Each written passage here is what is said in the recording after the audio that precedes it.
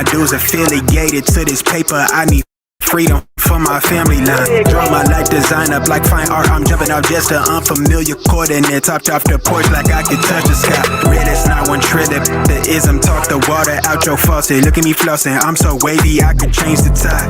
My intuition sense the hatred in your ways. You imitated forging lines, claim meaning means that's just to justify. Yeah, right. West side boy, maritime. Creole baby, my bloodline. My lungs clouded, my thoughts crowded. Say all I see is these dollar signs. Finna make a play and that sound delay. On mamas, I testify.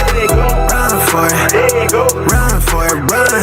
I'm out here paper chasing, looking for the funds. Run for it, run for it, run.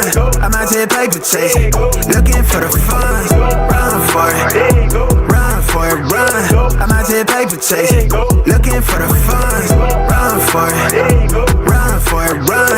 I'm out here paper chasing, looking for the funds. Game recognized game. I'm from the Bay, okay, I'm versatile and my slang is different. I'm lane switching with the same people that I came up in this thing with. My head swivel, I'm homebound. Got a target back on my backside. The cat peeling with the cast iron. Better run for it, run before I catch you. Niggas out ball it, block it. Trying to stop my blessing. Gamble with your life. Don't bet it, don't bet it. They can't stop my blessing. You do best not to test it. Yeah, you right. Real all in my blood supply. Get ball up top, finna make a play. I cast a lob like I'm Jalen, baby. No co-signer, no co-pilot. They pen pals, my flow designer. My brain signal out of range with it. My palm mission is a dollar sign. If I say it twice, then I meant it right. My brain signal out of range with it. My palm mission is a dollar sign. You know, co-signer, no co-pilot. They pen pals, my flow designer. My brain signal out of range with it. My palm mission is a dollar sign. Run for it, run for it, run. I'm out here paper chasing, looking for the funds. Run for it, run for it, run. I'm out here paper chasing, looking for the funds. Run for it, run for it, run. I'm out here paper chasing, looking for the funds. Run for it, run for it, run. I'm out here paper chasing, looking for the funds.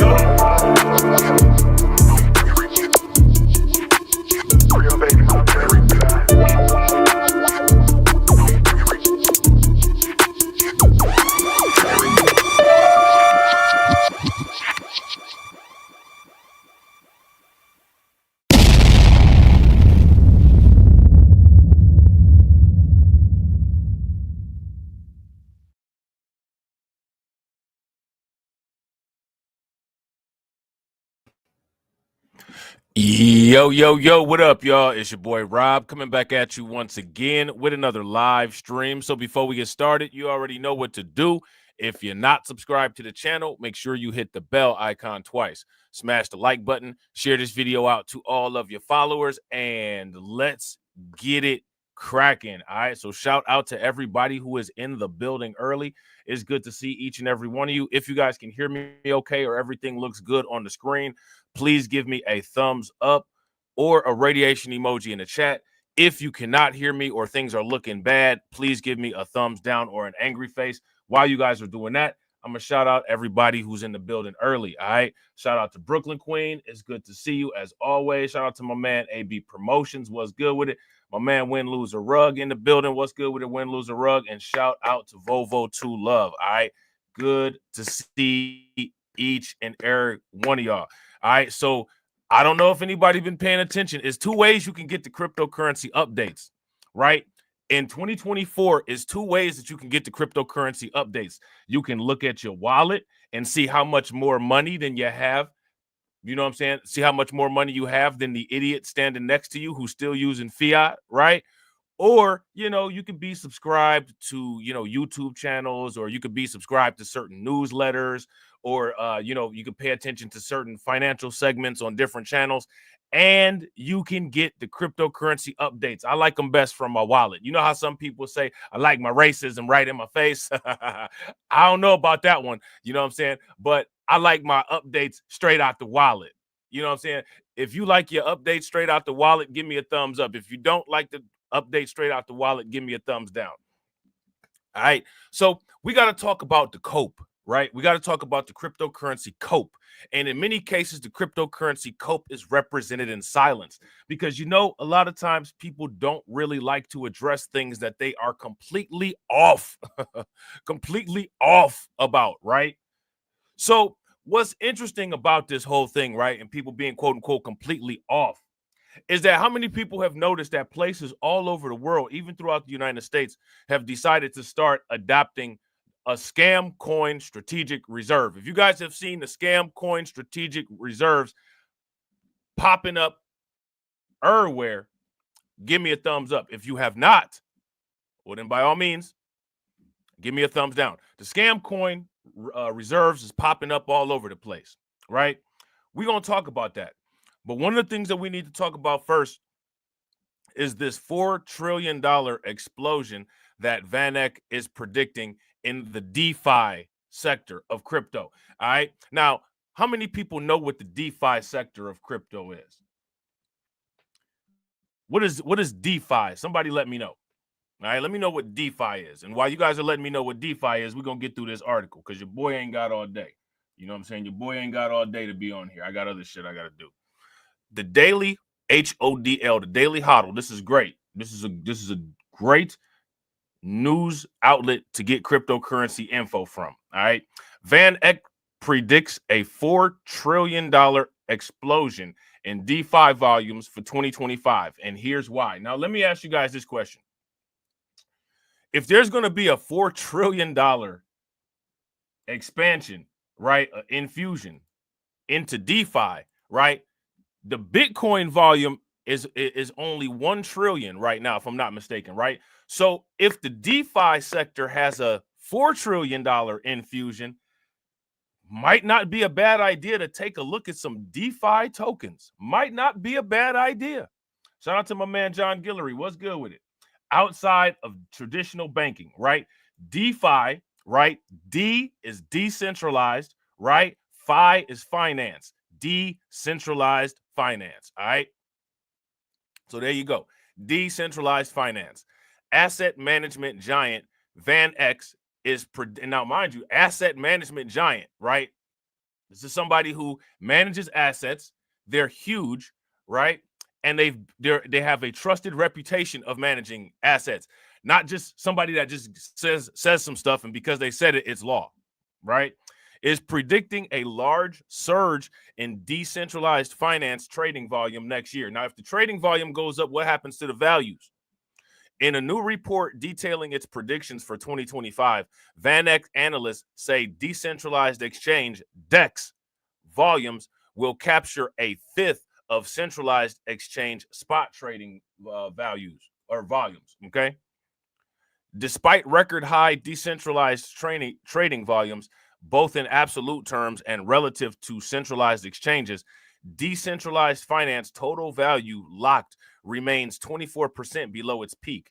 We anticipate that DEX trading volumes will surpass $4 trillion in 2025, capturing 20% of centralized exchange spot trading volumes, driven by the proliferation of AI, artificial intelligence related tokens, and new consumer facing apps, decentralized apps. All right. So now people should be really looking into the AI sector, if you ask me, and people should be looking into the DeFi sector, right? Shout out to Brooklyn Queen.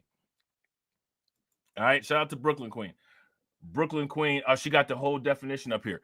DeFi stands for decentralized finance, referring to a system where financial services like lending, borrowing, and trading are conducted directly between users on a blockchain and a network without the need for traditional intermediaries like banks. This is what's called getting rid of the middleman, right? If you guys would agree, this is what's called getting rid of the middleman. Give me a thumbs up. If you guys would disagree, give me a thumbs down.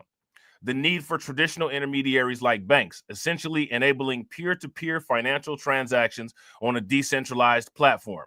Key points about DeFi: no central authority, right? No central authority. Unlike traditional finance, DeFi operates on a decentralized network, meaning no single entity controls the system. So people who are against this stuff are pro being controlled by a system. You are pro being controlled by a system. Okay? Understand that. People who are against this kind of stuff, who say that they're against the system, you're living in a dual reality. This is a double reality. This is the dual reality of nonsense that I'm talking about that proliferates all throughout the stone monolith, okay? DeFi operates on a decentralized network, meaning no single entity controls the system. Smart contracts, DeFi applications rely on self-executing smart contracts on the blockchain, all right? Now, speaking of quote-unquote control, let me ask you guys this question. If these strategic reserves pop up all over the place, right?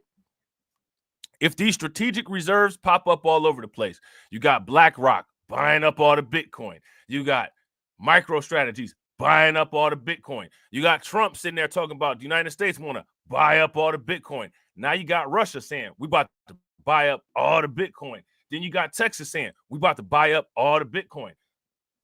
There might not be any Bitcoin pretty soon. We might get one Bitcoin left that's going to last for the rest of human history, and it's going to get broken into Satoshis. That's something that could realistically happen, right? So here's my question. When that happens, what happens next? What happens next? And here's the question, right? Bitcoin was created so that nobody could control it, right? It was created where it's supposed to give freedom from the quote-unquote financial system.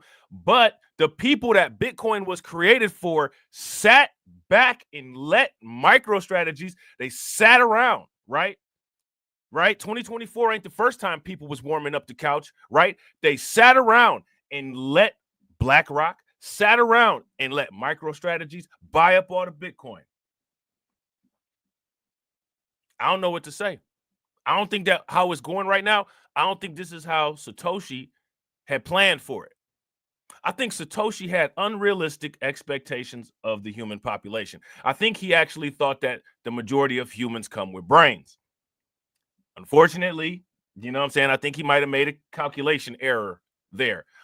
Thank goodness Bitcoin don't make too many calculation errors, but I think that might have been Satoshi's one calculation error, okay? So now here it says, additionally, the influx of tokenized securities and high-value assets will catalyze DeFi growth, providing fresh liquidity and broader utility. As a result, we project DeFi total volume levels to rebound to over $200 billion by year end, reflecting the rise in demand for decentralized financial infrastructure in an evolving digital economy, okay? The analysts also forecast that the broader crypto bull market will persist through 2025 with a correction beginning sometime in the first quarter. Okay, so check this. So now let me ask y'all this. If there's going to be a correction that occurs sometime in the first quarter, what does that mean? What should you be doing in the first quarter? What should you be looking for? What should you be looking at? And let me ask y'all this. What do y'all think is going to correct in the first quarter? Once the correction is finished, Van Eck has bullish price targets for some of the top crypto assets by market cap. We believe the crypto bull market will persist through 2025, reaching its first peak in the first quarter. At the cycle's apex, we predict Bitcoin to be valued at around $180,000, with Ethereum trading above $600. Other prominent projects such as Solana and Sui, shout out to Jaybird. Jaybird was asking about Sui, could exceed $500 and $10 respectively. Now, mind you, this is in 2025 that all this is supposed to occur in. So if you ask me, one thing that people should be doing is paying attention to the price fluctuations right now. Pay attention to the price fluctuations right now. Following this first peak, we anticipate a 30% retracement in Bitcoin, with altcoins facing a sharper decline of 60% as the market consolidates during the summer. And this is something that happens all the time. Now, when this happens, everybody will be making the videos. Everybody will be making the videos. The crypto people got scammed. You know what I'm saying? All them videos will come, right? But then when Bitcoin shoot right back up to $200,000, they're going to be silent like how they are now. They should be addressing the incorrectness. Because if it's one thing that people on YouTube do all the time, that is so irritating. You must not be right about a lot of shit. People always have to point out, I was right about this. I was right about this. If you guys notice that, give me a thumbs up. If you guys do not notice that, give me a thumbs down. If you write about so much, then when people listen to you, they should be listening to you because you're right. You shouldn't need to constantly reinforce that. To me, when I hear people say stuff like that and when I hear people do stuff like that, it reminds me of those horrible people that always have to reinforce, I'm a good person. You know what I'm saying? I just deleted a bunch of people. You know what I'm saying? I just cheated on my significant other. I just stole $500,000 from my job, but I'm a good person. I don't think so, man. I'll make the decision on my own. And based on your past actions, I don't see anything good about you except for the fact that you good Netflix content. You good Netflix content. I could write a hell of a video about you. I could write a hell of a movie about you. I could write a hell of a book about you, but I definitely don't want you anywhere near me or anybody that I care about. You know what I'm saying? If you guys would agree, give me a thumbs up. If you guys would disagree, give me a thumbs down. So, you know, and if you're wrong, you should be just as quick to come out and say, yo, I was off on this one, as you are when you're right. If I'm wrong about something, yo, I'll be the first one to tell you, yo, I was wrong about this. You know what I'm saying? I was way off on this. You know what I'm saying? If you're right, you keep it pushing because that's just what you do. You just be right. You know what I'm saying? So now here it says, following this first peak, we anticipate a 30% retracement in Bitcoin. So now let me ask you guys this question. Where we are right now, what's a 30% retracement? What are those price levels at? And shout out to everybody watching. I appreciate you guys. If you all haven't smashed the like button yet, please do me a favor. Take a moment, smash that like button. Also, if you guys haven't hit the bell, please take a moment, hit that bell. And also, please share the stream to your social media. Shout out to my man, Cameron. What's good with you, bro? Good to see you. With altcoins facing a sharper decline of up to 60. All right. So that means that it's some good deals, right? When this period of retracement comes, Bitcoin 30% off. Altcoins, depending on which ones you get, 60% off. And if the altcoins is going to 60% off, then you know that the meme coin's probably going to tank. And when the meme coin tanks, you already know. Yeah, shout out to AB, $75,000. $75,000. It's not a bad price. It's not a bad price. And let me ask you guys this question. When the crypto goes down to that price, who do you think is going to be copping? Let me know who y'all think is going to cop the crypto at those prices. Those are good prices. Those are really good prices. I wish, you know what I'm saying? I kind of wish that those were the prices right now, but I like how my wallet looks when I go look at it. So, you know, I'm okay with the prices, how they are. You know what I'm saying? So now check this out, right? Check this out. The Daily Hodl, they got a good article here, and it's talking about XRP, right? And I don't know if anybody's seen XRP, but XRP is doing amazing today. Right? Anybody got the XRP price? Somebody let me know what XRP is looking like. Analyst says XRP is primed to hit price last seen over 6 years ago. What's that price? That's that price I was telling you all about when I was down in Miami and I cashed out on XRP at like $3.90. It was close to $4. It's close to $3 and it's getting there. It's getting there. It's getting close to $2 or $3 today.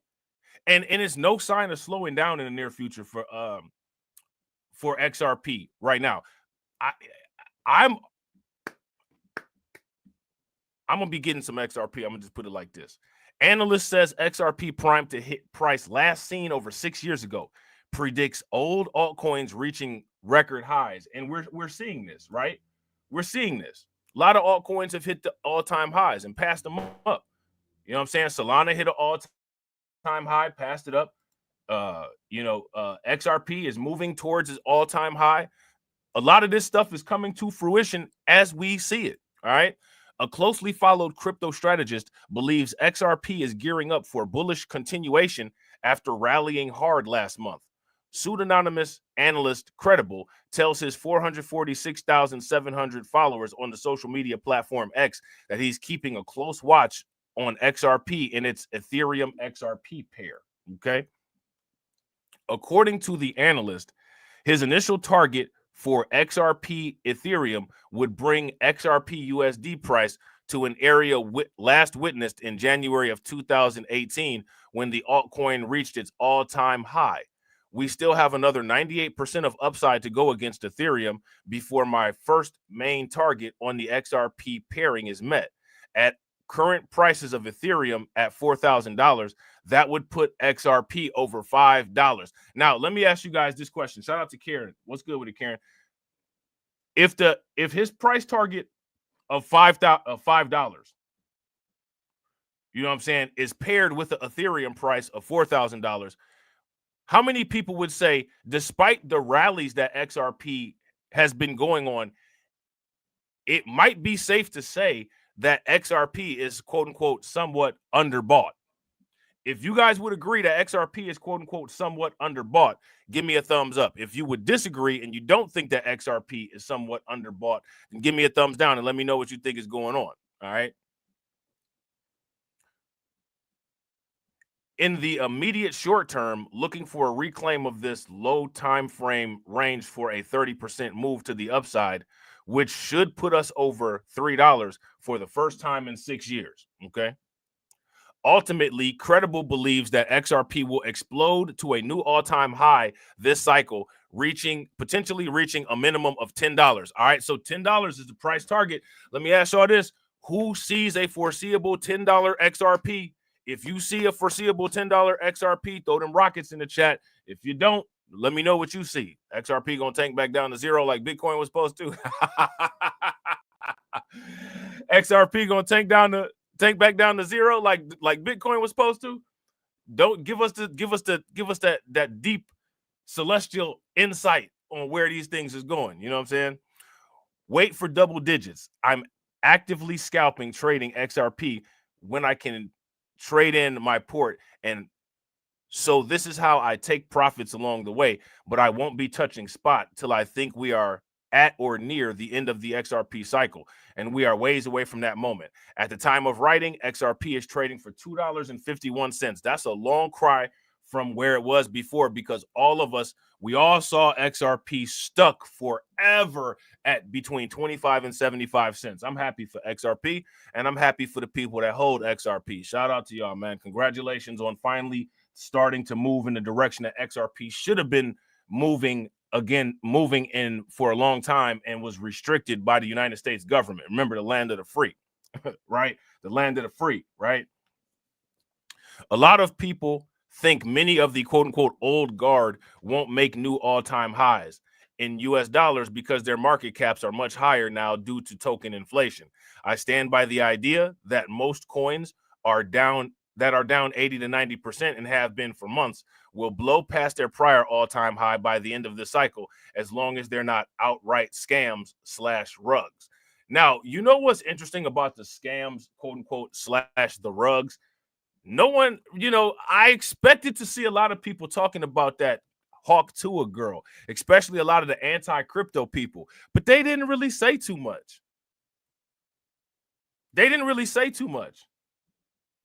Why do you think that is? I know they saw it because it was all over YouTube, and there were YouTube content creators making videos about it. You know what I'm saying?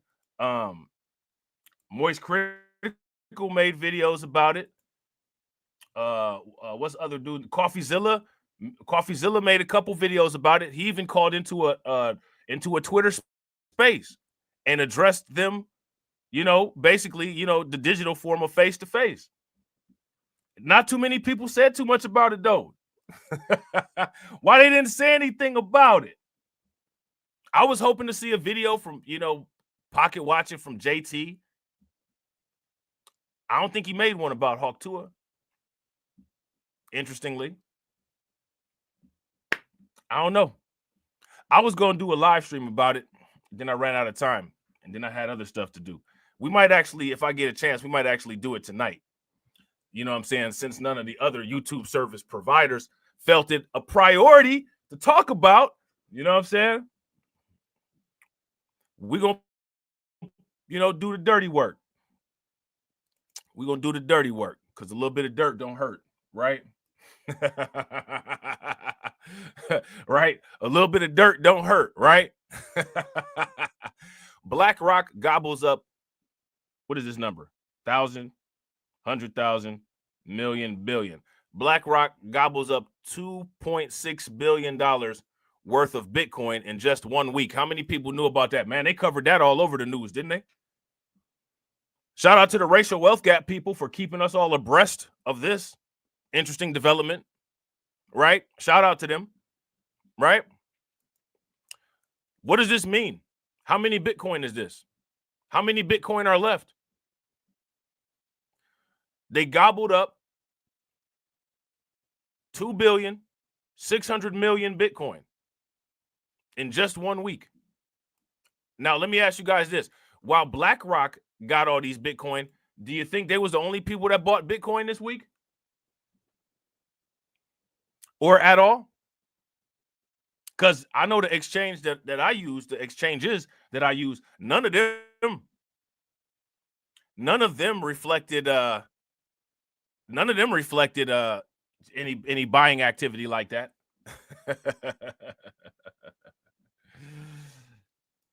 Shout out to Cameron Jones. Cameron Jones says they are attempting to wrestle back control over the world's money supply. Let me ask you this. Do you really think that they're wrestling? They got a lot of people helping them to maintain control of the money supply, right? And people, telling people that Bitcoin is a scam and Bitcoin is bad, and influential people telling people, you know what I'm saying, deal with the racial wealth gap in other ways and leave out asset classes that increase millions of % at the time. I wouldn't say that they're really wrestling. I would say that they're doing a slow absorption. I would say that they're doing a slow absorption because for the most part, the world financial system is voluntarily being handed to these people. Bitcoin had prices of around less than a penny, and people sat around and let these people buy it all up. And they did it knowingly, right? Bitcoin had made the news before when it hit $100. You know what I'm saying? So this is stuff that this is more proof people want control. They want to be controlled by the elites or whoever these people are. They want to be controlled by them. Most people beg for a leash around their necks and handcuffs on their hands. They want that. This is what they want. Now, they don't really want to admit that because who would actually admit that? But this is what they want. This is what they want. This is what the evidence shows, right? If you guys would agree, give me a thumbs up. If you guys would disagree, give me a thumbs down. People had since what? I mean, there was plenty of time when Bitcoin was affordable, and they had all that time. And instead of making it where people held most of the Bitcoin and these large financial institutions didn't, I don't know what they were doing, but they were involved in something else. They were doing something else. And so they handed the money to the BlackRocks. They handed the money to the MicroStrategies, and that's what they gave them. That Merry Christmas, BlackRock. Merry Christmas, MicroStrategies. Right? That's what they did. That's what they did. So there could have been a financial revolution that took place, right? Could have been, should have been, would have been, wasn't. Right? And that's where we at today. That's where we at. Shout out to everybody. I appreciate y'all watching. If you guys haven't smashed the like button yet, please do me a favor. Take a moment, smash that like button. Also, if you guys have not hit the bell, please take a moment, hit that bell, and share the stream to your social media, wherever you're watching from. People refuse to talk about these issues in relation to the 2024 election. Keep it a secret. Everybody's not ready for this information. I think that people are ready for whatever information they decide to take in. These are decisions, right? And people decided not to take this information in the same way they decided to hand over all the money to BlackRock and MicroStrategies. Same way they decided to, vote for Brandon Johnson so he could, throw all the migrants in Chicago. This is what they wanted. This is what they wanted. People, in most cases, people get what they want. They just don't like to admit that that's what they wanted. Or if it don't turn out the way as expected, then they get upset about it. But this is what they wanted, though. No, make no mistake. Make no mistake. You know what I'm saying? Make no mistake. This is what they wanted. You know what I'm saying? New data from blockchain analytics firm Ackham reveals that asset management titan BlackRock has gone aggressive on Bitcoin accumulation spree. All right. Now, speaking of BlackRock, let me ask you guys this question. BlackRock has recently put out a recommendation. They put out a recommendation, and they put this recommendation out to other financial firms, And they put this recommendation out to investors who follow BlackRock strategies and who follow BlackRock patterns. How many people know what this recommendation is? Because this is going to be something else that decreases the Bitcoin supply. So see, I ain't mad at it. Shout out to my man Win Lose a Rug. My man Win Lose a Rug looking for them airdrops. I'm not mad at it. They out here giving away money. You know what I'm saying? They out here giving away money. Shout out to Win Lose a Rug. Win Lose a Rug said, had to duck off for a second, looking up this airdrop for Pengu token. See? They out here giving away money. Shout out to Win Lose a Rug, because Win Lose a Rug was the one that told everybody about the airdrop for Blast. You know what I'm saying? So BlackRock has an investment strategy that is recommending. How many people know what that investment strategy is that BlackRock is recommending? I'll give you a hint. It's a number and it's a percentage. Of course, we're going to talk about it later, but it's a number and it's a percentage. Anybody know?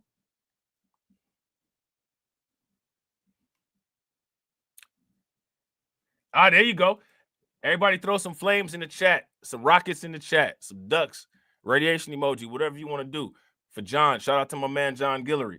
John Guillory said, I think they said you should have 2% of crypto, specifically 2% of Bitcoin. Allocate 2% of Bitcoin to your financial portfolio. This is what BlackRock has said. Now, if BlackRock is recommending people allocate 2% of their portfolio to Bitcoin, then you know that BlackRock is probably allocating much more than that to their portfolio. The same way that everybody that's telling you Bitcoin is a scam has Bitcoin.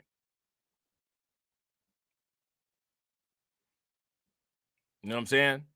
The same way that everybody who is telling you that Bitcoin is a scam has their own set of Bitcoin. You heard Eric Adams. You remember when I got my Bitcoins? Y'all remember when I got my Bitcoins? Y'all laughed at me, son. Y'all remember when I got my Bitcoins? I know you wish you had got yours in Bitcoin. Remember Eric Adams? Oh, man. So now here it says, in a new thread on the social media platform X, Arkham says that BlackRock, which has over $10 trillion in assets under management, bought billions of dollars worth of Bitcoin in less than a week. In less than a week, BlackRock bought $2.6 billion of Bitcoin this week. That's more than $500 million every day. Look at this. Here go the transactions right here. They bought them with Coinbase Prime. Look at all them. Look at all them. None of these transactions is under $10 million. Look at this. They're just buying the Bitcoin. Shout out to Mama Zeke. What's good with it? They just buying the Bitcoin. Look at it. Bitcoin is it's not trading for this price any longer, but Bitcoin is trading for $99,137 at the time of writing, a marginal decrease during the last 24 hours. Arkham also reveals that the asset management giant has been gobbling up the top smart contract platform, Ethereum, at a rapid rate as well. BlackRock is gobbling up Bitcoin. They're also gobbling up Ethereum. What does that mean? They already say that Ethereum is expected to have a wild rally.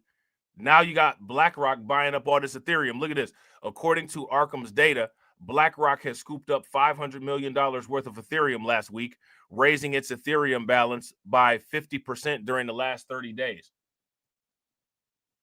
Ethereum is trading for $3,935 at the time of writing, a 1.33% decline in the last 24 hours. Arkham also reveals the Bitcoin holdings of SpaceX and Tesla, two tech companies owned by billionaire Elon Musk. Now, let me ask you guys this question. Do you guys think that it's in Trump's best interest to see Elon Musk's crypto pumped up so that he can have even more money?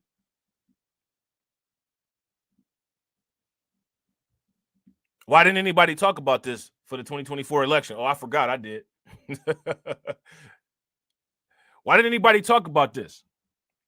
According to the BlackRock analytics firm, according to the blockchain analytics firm, the Bitcoin stacks held by SpaceX and Tesla are up nearly 3 times from their average cost basis. Elon Musk's company's Bitcoin is now worth over $2 billion. Tesla has 11,509 Bitcoin. SpaceX has 8,285 Bitcoin. This Bitcoin was acquired at an average cost basis of $34,980 per Bitcoin, meaning that they are up $1.3 billion on the purchases.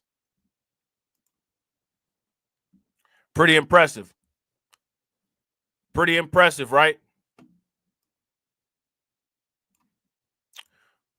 Pretty impressive. Still not enough to convince people, though. Still not enough to convince people. People rather eat hamburgers than broccoli. You know what I'm saying? Because the hamburgers taste good. Broccoli tastes good, too, if you do it right. MicroStrategies buys 15.3 thousand Bitcoin for $1.5 billion. Holdings reached to 439,000 Bitcoin. These people have 439,000 Bitcoin. This is just an issue that the monolith will ignore because they don't want to deal with it. And if you ask me, that's pathetic. It's pathetic. If you guys would agree, give me a thumbs up. If you guys would disagree, give me a thumbs down. No to central bank digital currency. Yes to Bitcoin. European MP calls for EU Bitcoin reserve. Oh, yeah, we're going to be talking about that, too. So more people can go ahead and continue to drop off. I thought that this stuff was supposed to go down to zero. It was for certain. The people stood up on Mount Sinai with the staff and the Ark of the Covenant and said, this shit is going to zero. What's happening is this stuff is acquiring zeros.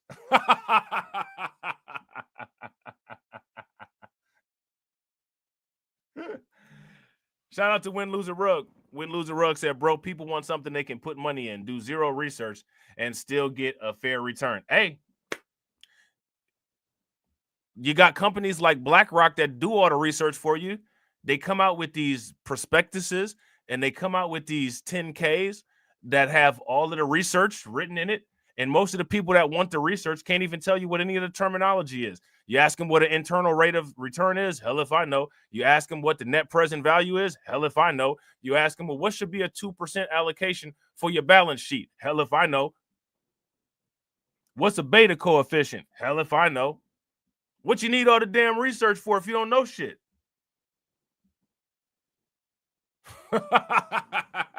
You don't know shit anyway. You know what I'm saying? Most of these people that want all of this extensive, expansive research, we need the Wall Street Journal's top analysts looking at this shit. They don't know shit anyway. These people are still buying CDs, certificates of deposit, thinking that they're going to retire on it. You know what I'm saying? I need research. They don't even know the type of qualification. If you ask these people, what's a Series 7? What's a Series 63? What's a derivative certificate? They don't even know the qualifications that you need to actually be considered a quote-unquote expert in it, but they want expert research. Shout out to TD, man. Shout out to my man TD. TD had done the video the other day on the Terry Time channel.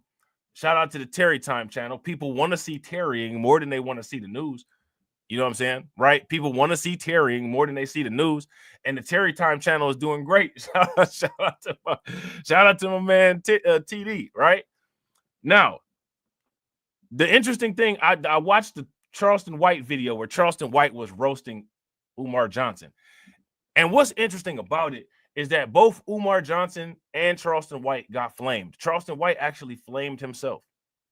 Charleston White said, I never saw a doctor that doesn't have an office. Just sit back and think about that. He actually said that. And people cheered it on. They said, yeah, I ain't never seen no doctor that ain't got no office. Like he actually thought that he did something with that. It's plenty of doctors that don't have an office. Every doctor is not a medical doctor, but this is the baseline. And Charleston White and both Umar Johnson, you know what I'm saying? You know, those little communities of the Charleston White people and the Umar Johnson people, those are intellectual gods to those people. And like Charleston White scored an atomic bomb by saying, I ain't never seen no doctor that ain't got no office. There's actual medical doctors that work at the hospital called residents and fellows, and they don't have an office. And they're doctors. They're actual medical doctors or doctors of osteopathy. Matter of fact, let me ask people this question. Which doctor do people prefer? Do you prefer a medical doctor or do you prefer a doctor of osteopathy?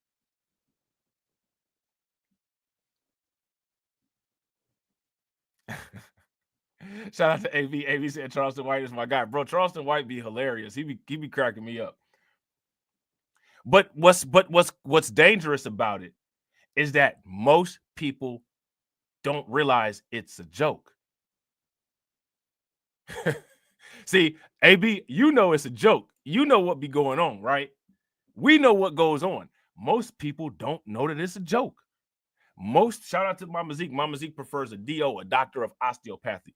Most people don't even know that there's a difference.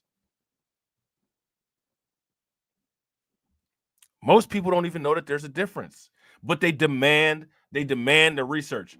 I want to know all of this. I want the research. You don't even know who to go to. You go into your oil change guy about a transmission.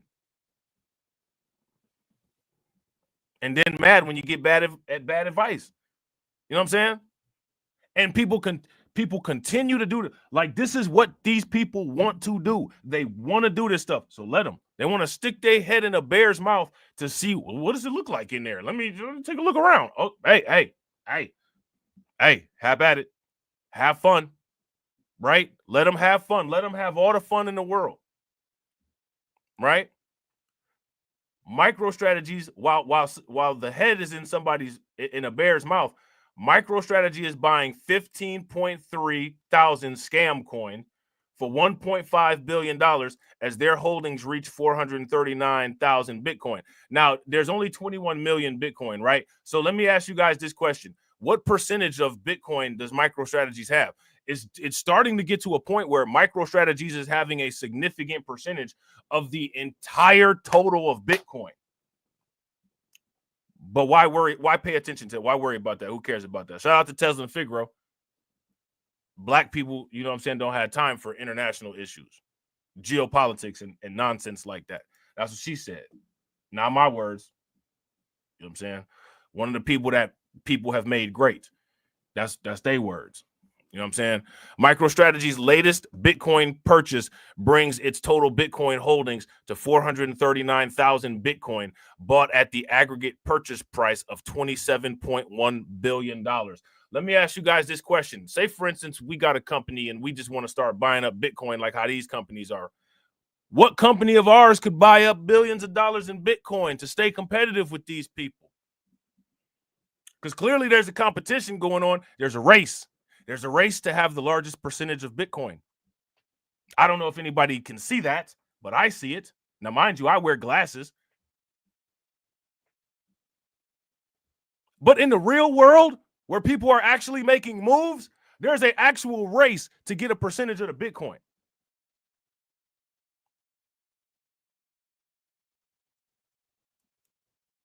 And as that race continues and as that race heats up, Bitcoin becomes more and more unaffordable. And it becomes more affordable only to the people who are in the race.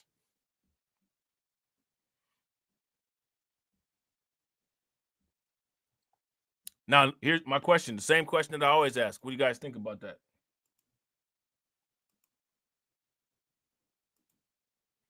I feel that people are not prepared for the events of the future. And what people have to understand, what people must realize, is that the lack of preparation for future events is a present choice. It's a present day choice. And if you've made the choice present day to not prepare for the future, no one should have any sympathy for your future calamities. If you guys would agree, give me a thumbs up. If you guys would disagree, give me a thumbs down. Shout out to AB Promotions. AB Promotions said, I heard Jason Black buy Bitcoin with his super chat money. Hey, what's that dude named? Warren Buffett? Warren Buffett forever said that he didn't buy Bitcoin. And then guess what? Come to find out, he's holding tons of Bitcoin. Most people that say that they don't mess with Bitcoin got Bitcoin.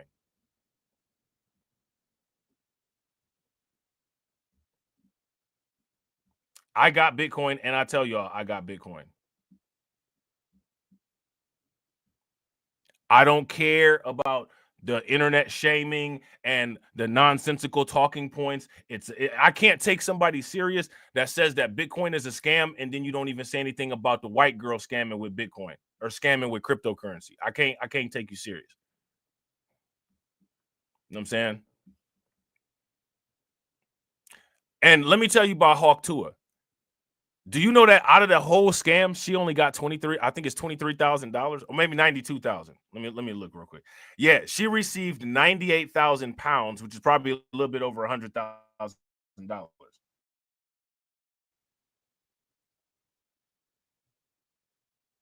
And I just heard something, right? And I don't know if this is true or not. Let me ask you guys, how many people heard that Trump has a plan to cap credit card interest rates at 10%? Did anybody hear about that?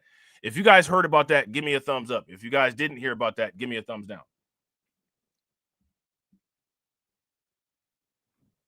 Yeah, I got to agree with win, lose, or rug. Facts. If you guys agree with win, lose, or rug, give me a thumbs up. If you guys disagree, give me a thumbs down. Win, lose, or rug said, I can't take any of the liths serious. They are self-destructive AF. Bro, super facts. And they have a self-destruction desirability. That's what they get off on, is self-destruction. I can't do that, man. I don't get off on self-destruction. You know what I'm saying? I get off on more traditional means, not self-destruction. You know what I'm saying? You know, self-destruction, maybe if I'm doing some of them traditional means, self-destructing, like with some alcohol or something like that. But you know what I'm saying? Other than that, nah. Yeah, nah. Sorry. You know what I'm saying? It's weird. You know what I'm saying? MicroStrategies, a major corporate Bitcoin holder, has added 15,350 Bitcoin to its reserves, spending about $1.5 billion in cash, the company said on December 16th. MicroStrategies acquired the fresh stash of Bitcoin between December 9th and 15th, the company announced. The latest purchase was made at an average price. So remember, Michael Saylor said, I'm buying the top, I'm buying the bottom. The latest purchase was made at an average price of $100,386 per Bitcoin, using proceeds from the issuance and sale of shares under a convertible note sales agreement. All right, so you guys know about that convertible note investment vehicle that Michael Saylor made for the shareholders of MicroStrategies, right? The acquisition brings the total Bitcoin holdings of MicroStrategy and its subsidiaries to 439,000 Bitcoin, which is $45.6 billion, bought at the aggregate purchase price of $27.1 billion, or an average price of $61,725 per Bitcoin. All right, that's a lot of money. Now, mind you, right, they made the majority of their money. With their Bitcoin holdings. They made the majority of the money with the Bitcoin holdings. Their Bitcoin holdings are outperforming their primary products. So if you have a business and your business is garbage, you know what I'm saying? You could have actually saved your business by investing in Bitcoin, because the Bitcoin yield, for the most part, right? If you pay close attention to how MicroStrategies is positioned, the Bitcoin yield would have taken your losses, right, and engulfed your losses in the Bitcoin yield. They got a 72% Bitcoin yield. 72%. MicroStrategies founder Michael Saylor highlighted the company's Bitcoin performance, noting a 46.4 yield quarter to date and a 72.4% yield year to date. Now, let's just line this up. Let me ask you about your savings bonds. Let's ask about your IRA. Is anybody getting these kind of returns on any of this stuff? Your 401k at your job? CDs, the certificates of deposit sitting there getting less than a percent at the bank, and they got control, total custody of your money.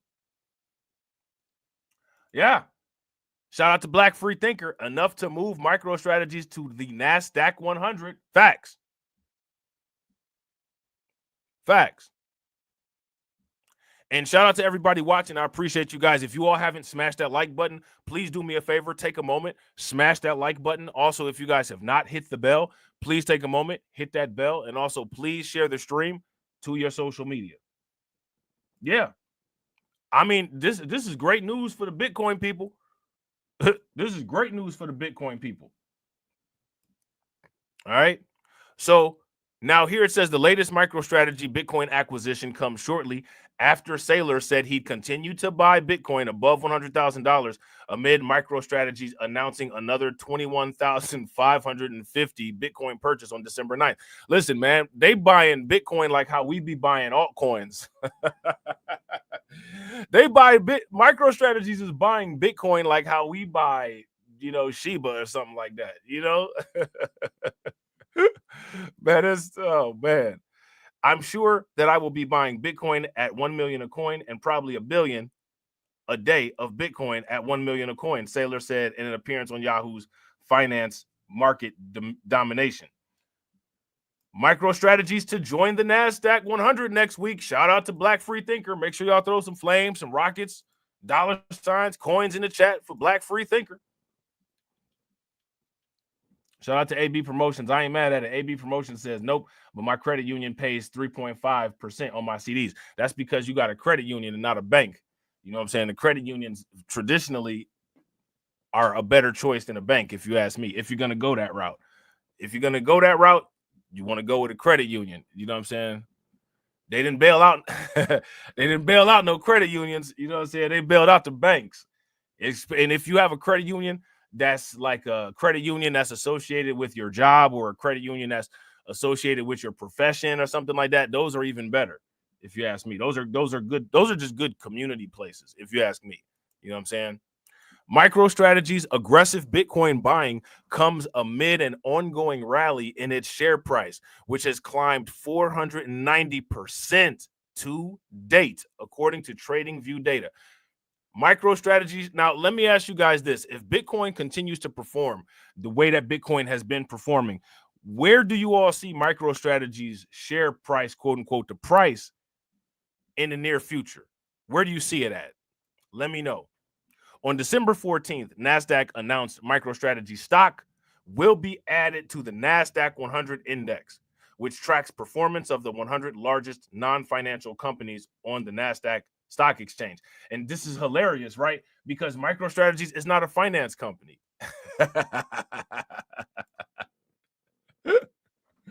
MicroStrategies is not a finance company. You know what I'm saying? But they're making masterful moves with the finances. I'm not mad at them at all. Although MicroStrategies is expected to join the index before the market opens on December 23rd, the announcement has fueled a rally in its stock price, edging up 3% in pre-market trading, according to CNBC. At the time of writing, the MicroStrategy stock traded in the pre-market for $408.70, according to data from TradingView. Bitcoin traded at $103,941, up around 1.3% over the past 24 hours, according to CoinGecko data. All right, according to CoinGecko data, man, they need to start making some Bitcoin emojis. That's what we're going to have to ask Apple to do. How many people think that they need to start making some Bitcoin emojis? I think they definitely need to make some. It's definitely going to have to do that, all right? So now what we're going to do is we are going to talk about some Bitcoin strategic reserves. All right, we're gonna talk about. Actually, you know what? Before we do that, we're gonna do this. 2% Bitcoin allocation. Now, let me ask you guys this question: 2% Bitcoin allocation. What does that do to the Bitcoin supply? How does it work? Give me the mechanics behind a 2% Bitcoin allocation. What does that do? How does that work? Where does this 2% Bitcoin allocation go? Just in, BlackRock compares Bitcoin to Magnificent 7, recommends a 2% allocation to Bitcoin. What does this mean? What if people take up this 2% allocation? As you guys can see, Microsoft made the same mistake that IBM made with Microsoft back in the day. So this literally proves that people can't change, right? You know what I'm saying? People are wired. People are machines. They operate off their programming, and they cannot escape their programming. You know what I'm saying? Microsoft is the company, for the most part, that sank IBM, and IBM more than likely is going to sink. They're going to sink based on their lack of foresight when it comes to using Bitcoin as an equity vehicle. Nobody cares. Nobody cares. You made a fatal mistake. Nobody cares. You'll be remembered in history for your fatal mistake, not for your success. It's just the way that it is. It's just the way that it goes. Some people leave legacies. Some people leave legacies against their will that they don't want. Right? So now here it says, again, just in, BlackRock compares Bitcoin to Magnificent 7, recommends a 2% allocation to Bitcoin. Now, it'll be a bunch of people that'll come out there and say that I don't know what I'm talking about. But now, where's the people to jump out the window to say that BlackRock don't know what they're talking about?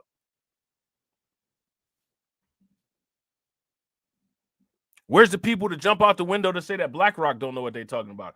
I would say that when it comes to dealing with finance, experience speaks for itself. I would be willing to have an open ear to what BlackRock has to say. If you guys would agree, give me a thumbs up. If you guys would disagree, give me a thumbs down. And shout out to everybody that's watching. I appreciate you guys. If you all have not smashed that like button yet, please do me a favor. Take a moment, smash that like button. Also, if you guys haven't hit the bell, please take a moment, hit that bell. And also, please share the stream to your social media. All right. The world's largest asset manager, BlackRock, has compared Bitcoin to the Magnificent 7 stocks and recommends a 2% allocation to Bitcoin. Now, if there's a 2% allocation to Bitcoin, who's going to be investing in this 2% allocation? People that manage retirement funds, people that manage mutual funds, all of these people that manage diversified financial instruments. This is where this recommendation is going. Hey, if you call yourself diversifying and you have a financial portfolio, your portfolio is not a diversified portfolio unless you got 2% Bitcoin in it. That's what BlackRock is saying. People gonna listen to BlackRock. BlackRock had to buy up all the Bitcoin. I want y'all to understand the chain of events. Nobody listened to cryptocurrency, 7, 8, 9 years ago. No one listened to us. People still aren't listening now. But they say they want financial control. Nobody listened to us. Few people, no one listened to us. They say they don't want to be controlled. MicroStrategies and BlackRock gets into cryptocurrency, buys up a large amount of Bitcoin, and now because they make a statement, what they say is legitimate. I want y'all to understand that. These are the very people that people say they don't want controlling them, but it's not legitimate until they do the action and make the recommendation. This is the hypocrisy of the monolith.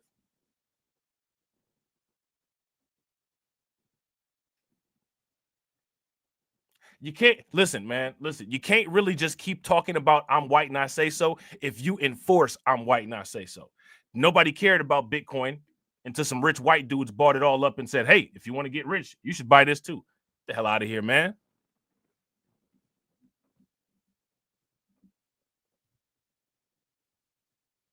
People been telling people to buy Bitcoin.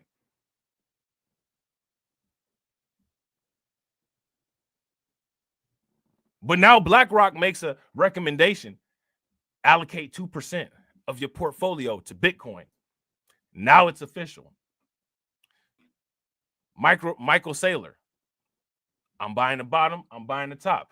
Fiat currency, that'll make you poor. Shout out to Michael Saylor. I don't have no problem with Michael Saylor. I don't have no problem with BlackRock. I'm just saying, this is the hypocrisy.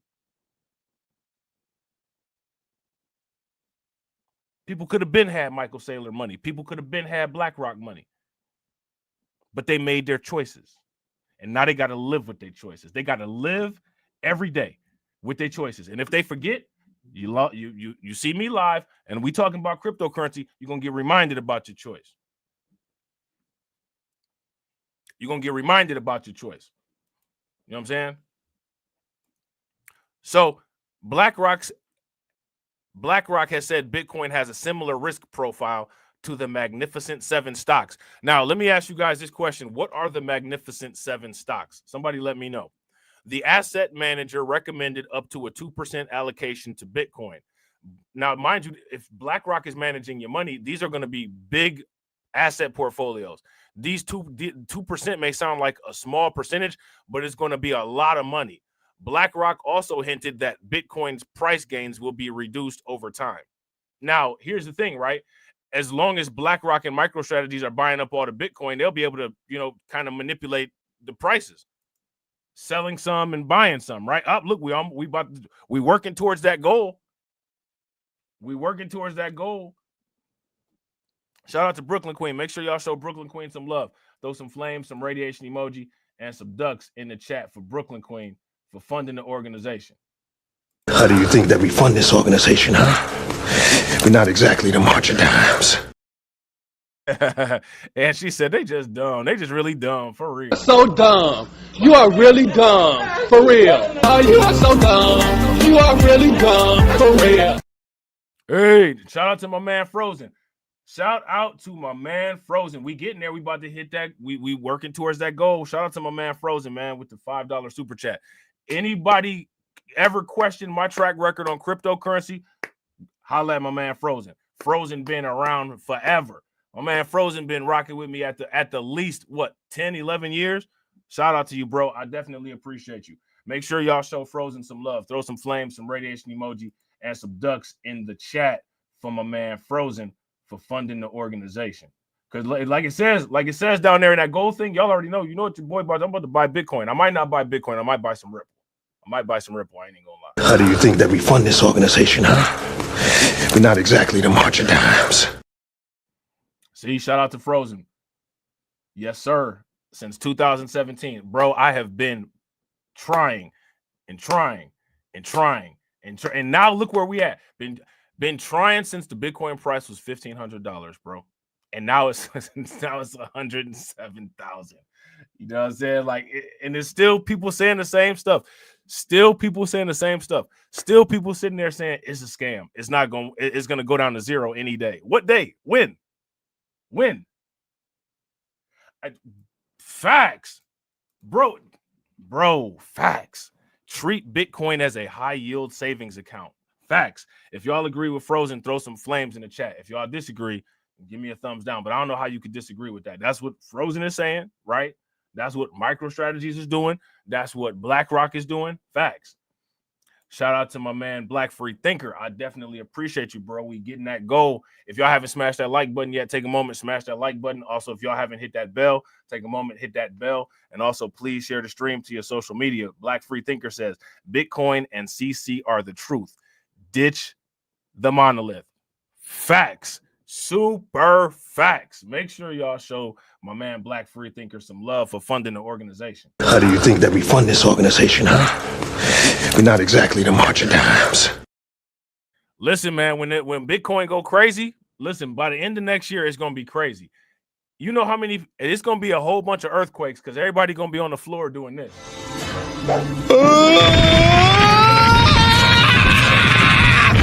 You cheated! I'm going to start on you!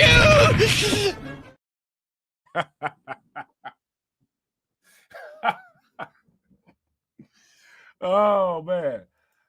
Hey, listen, every single time Bitcoin go up 100x, bro, they're going to be mad at Myron Gaines. They're going to be like, it's at $1 million. It just 100x. Again!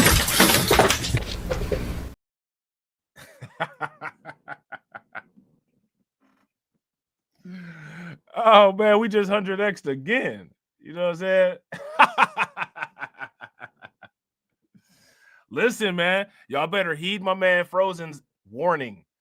Heed my man Frozen's warning. If you're not getting into this asset class, you're going to be sorry. Just invest what you can afford, but get in the game. Facts. If y'all think that that's sound advice, give me a thumbs up. If y'all don't think that is sound advice, then give me a thumbs down. That's sound advice right there. That's the best advice you're going to get in 2024. We about to round the year out. You know what I'm saying? We only got 14 more days. That's as good as it's going to get for 2024. Y'all heard it first from Frozen. That's facts. You know what I'm saying? That's facts. The world's largest asset manager, BlackRock, has made a compelling case for Bitcoin. The asset manager asserted that the flagship crypto shares a similar risk profile to the Magnificent Seven stocks and recommended that investors allocate up to 2% to Bitcoin. Okay, so if you invest $100 every week, say for instance you save out $100 from your paycheck every week, and you invest 2% in Bitcoin, how much is that? How much money you putting into Bitcoin? Shout out to my man Patrick. What's good with you, bro? Out of $100, if you put in 2% in Bitcoin, that's only $2. Don't have somebody sitting up there talking crazy to you like Eric Adams. You remember when I got my Bitcoins? You remember when I got my Bitcoin, son? Y'all was laughing at me, son. I bet y'all wish y'all had got yours in Bitcoin. They gonna be talking to you crazy. They gonna be talking to you crazy like Eric Adams.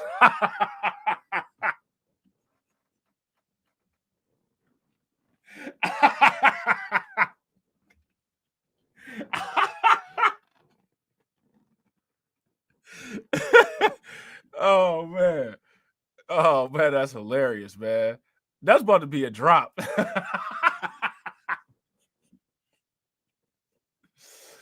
Oh man.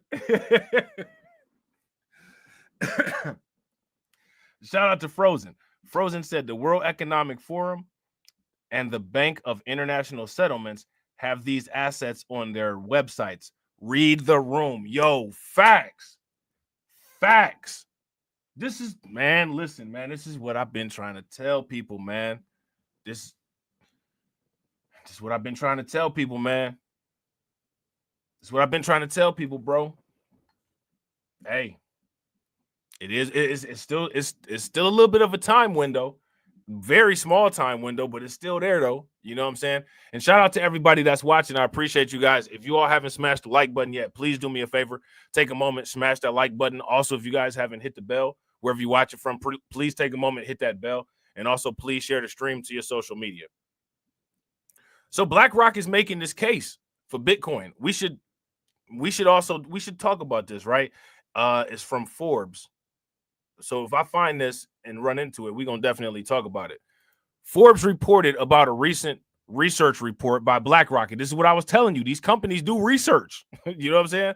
Which made a case for why investors should look into investing in the flagship crypto. The report, written by the firm's analysts, stated that Bitcoin offers a risk profile similar to that of the Magnificent Seven firms: Apple, Amazon, Tesla, Nvidia, Meta, Google, and Microsoft. In line with this, these analysts have determined that a 1% to 2% allocation to Bitcoin brings about a similar risk profile to these stocks. Meanwhile, the asset manager highlighted that the correlation between Bitcoin and these traditional assets, but suggested that there might be a divergence soon enough. Okay. BlackRock claimed this will happen because of factors such as the global fragmentation of the financial system, growing geopolitical tensions, and a lack of confidence in the financial system and growing deficits. You got the finance people saying that. Shout out to why? Shout out to Patrick Tyler, man. Why? Patrick said just bought $50 in Bitcoin just now. Shout out to you, bro. Hold it. Never sell it. I'm gonna just put it like that. Yeah, may as well do $25 a week. There you go. Yeah. Man, listen. And yeah, I gotta agree. Shout out to Black Free Thinker. Black Free Thinker says this is great news. Bro, facts.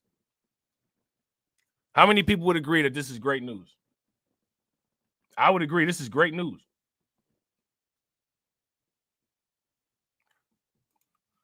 Frozen says, and we haven't even reached the utility phase of these assets. We're near the end of the speculate. Bro, facts.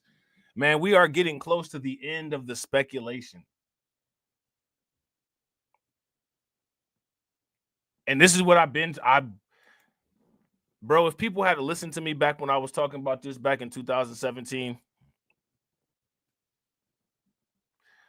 look at the amounts of all the money that MicroStrategies and all the money that BlackRock got. People could be enjoying those amounts of money had they bought back in the day. If you was buying, listen, if you was buying $25 in Bitcoin every week back in 2017, how much money would you have today? Yeah, facts. Shout out to Black Free Thinker. Big facts. Yeah, if y'all ain't subscribed to both, make sure y'all go and subscribe to the Tales from the Cryptocurrency channel.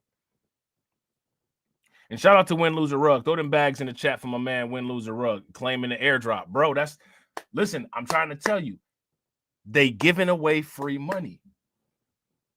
Whether you stake it, you know what I'm saying? They giving away free money. I don't know what to say. You know what I'm saying? I be trying to tell people this stuff, man. Like, I don't know what to say, you know? Despite the strong case for Bitcoin, companies like Microsoft are still uncertain about its potential. Microsoft shareholders recently voted against the Bitcoin proposal. Now, here's the thing, right? Let me ask you guys this. I want to propose something to you guys. This is true. Microsoft recently voted against. They recently voted against holding Bitcoin, right? But the Bitcoin price didn't even react. It didn't react. Nobody cares. Nobody cares that Microsoft decided not to hold Bitcoin.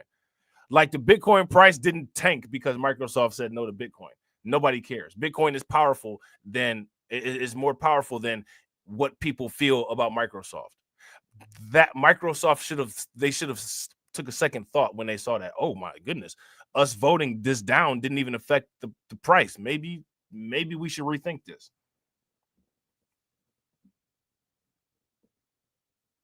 You know what I'm saying? Maybe we should rethink this. Did they rethink it? Of course not. Of course not. So now here it says, meanwhile, the world's largest asset manager hinted that the Bitcoin price may find it harder to record the kinds of gains to which it has become accustomed to as time passes. I disagree. And here's why I disagree. Because back like up until now, it's been people, for the most part, small buyers, nickel and diming, buying Bitcoin. People like us, nickel and diming. Now when you got countries, companies, millionaires, billionaires, and entire mutual fund portfolios, now you have people buying Bitcoin at the same levels that people like us buy meme coins at. That's gonna absolutely drive the price up.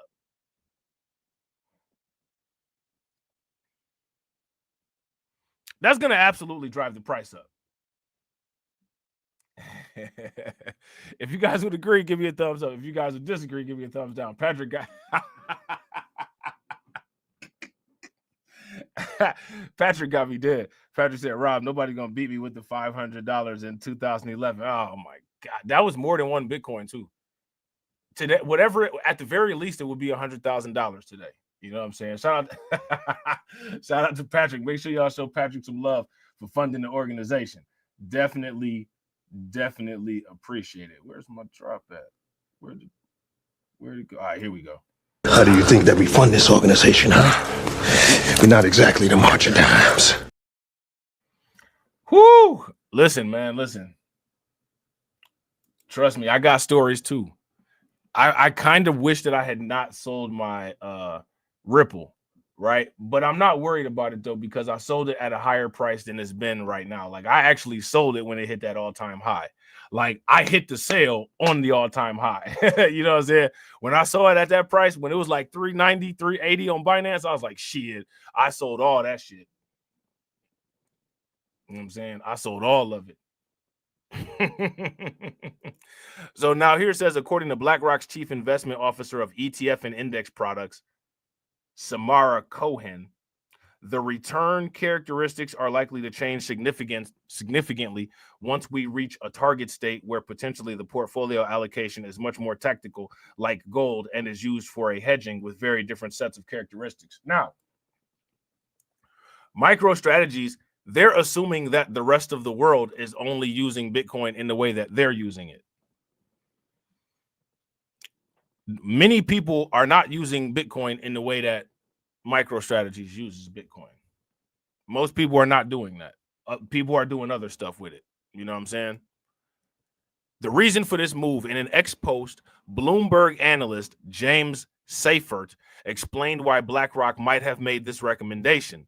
He stated that the asset manager is likely receiving many questions from clients about how to size an allocation to the firm's spot Bitcoin ETF. And now, again, they're not talking about it very much, but we've also seen the evidence that Bitcoin is BlackRock is also investing in Ethereum as well. They're investing in Ethereum as well. Listen, I wouldn't be surprised if they're experimenting with Pepe and Doge and Shiba either. I wouldn't be shocked if they weren't doing that. If you guys think that they're doing that, give me a thumbs up. If you guys don't think that they're doing that, then give me a thumbs down. Seyfart's remarks were in response to, okay, we already read that. Hold on, let me go down here. It is worth mentioning that the firm's, let me see, hold on real quick. All right, yeah. It is worth mentioning that the firm's spot Bitcoin ETF is the most successful so far, with 53.86 billion in assets under management. Thanks to the asset manager, the spot Bitcoin ETF recently surpassed Satoshi Nakamoto's Bitcoin holdings. Look at that. The ETF has surpassed Satoshi's holdings. Okay. That's a lot of Bitcoin. Think about this, man. Like, Bitcoin came to prominence because people believe in it. And people decided to self-advocate for Bitcoin.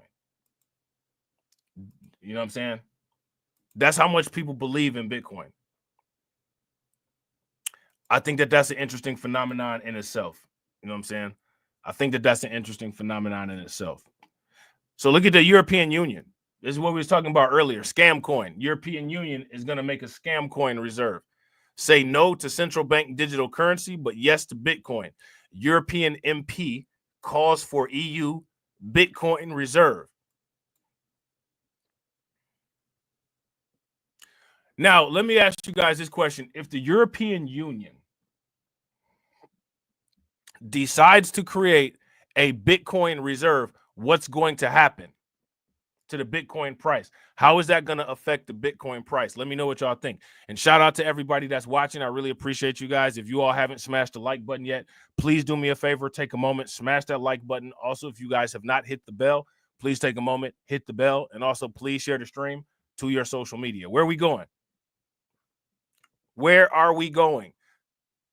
The European Parliament's Sarah Nafo says it's time to stop totalitarian temptations by the European Central Bank and adopt Bitcoin. Let me ask you guys a question. Is this right wing?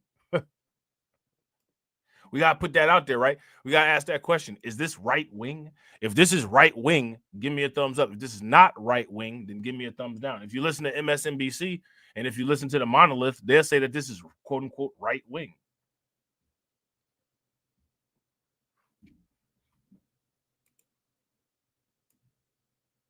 Right? European lawmaker Sarah Nafo called on the European Union to establish a strategic Bitcoin reserve while rejecting the proposed adoption of the digital euro, a central bank digital currency under development by the European Central Bank. Now, this is what I'm telling you, and this is what a lot of Bitcoin detractors try to do. A lot of Bitcoin detractors try to say that Bitcoin is a quote unquote central bank digital currency. It's not a central bank digital currency.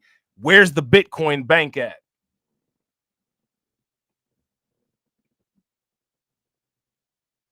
Where's the Bitcoin bank at?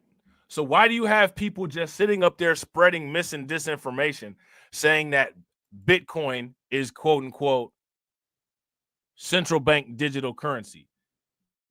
Bitcoin is not central bank digital currency. I repeat, Bitcoin is not central bank digital currency. People need to stop saying that. YouTube needs to start being fair with its mis and disinformation policy. And when people say such nonsense like that, they need to go right ahead and put down a little embedded message that says that this message contains disinformation. You know what I'm saying? If you guys would agree, give me a thumbs up. If you guys would disagree, give me a thumbs down. Holy shnikey. Holy shnikey. We about to hit our goal. Shout out to Mama Zeke. Make sure y'all show Mama Zeke some love. Throw some flames, some radiation emojis, some ducks in the chat from Mama Zeke. Mama Zeke says, I've missed your streams. They put my day on the right track with sensible conversation. Here is something for your red kettle. Hey, I appreciate you, Mama Zeke. This is something for the Bitcoin kettle. And hey, we might have to make some Springfield cat and dogs on pump.fun. What do y'all think? What do y'all think? Because we about to eat. She just bought everybody lunch or breakfast. It's 9 o'clock on the East Coast. Breakfast. In Springfield. So don't push me, ain't Donald Trump trying to grab him by the... Said it was some Haitians somewhere out in Springfield. Women doing cartwheels. Have you seen Garfield? Have you seen Snowball? This about to snowball. I'm about to go off. I can't let this go on. Miss me like an airball. Tell me when my cat is coughing up like a hairball. I gotta tell them if they even put the fingernail on Santa's little helper to turn them to hamburger helper. Somebody better help them, cause I'm going to jail for showing them fellas helter skelter.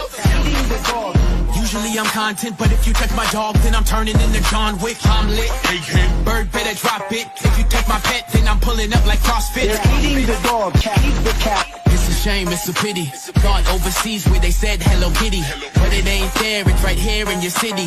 When I turn my back, now the cat goes missing and where my peoples is at. Does anybody know where he flipping at? Cause I heard they putting claws on felines, I'm mad. And my cat disappeared just like Felix the cat. And they eat the cat. Got paid back. Thought she was a goner, but the cat came back. If you ain't a pussy cat, say drop that cat. Drop that cat. Drop that cat. Got paid back. Thought she was a goner, but the cat came back. If you ain't a pussy cat, say drop that cat. Drop that cat. Drop that cat. They're eating the dogs, they're eating the cats. Eat the cat, eat the cat. They're eating the cats, they're eating the dogs. Eat the cat. Drop that cat.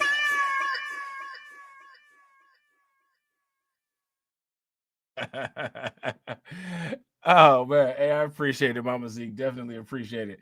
Hey, Black Free Thinker said we need a cat dog coin. Jim Clyburn gonna be like, stop tokenizing everything. Hey, Jim Clyburn about to be like, stop tokenizing everything. You know what I'm saying? All y'all young folks do is just tokenize every damn thing. Stop tokenizing things.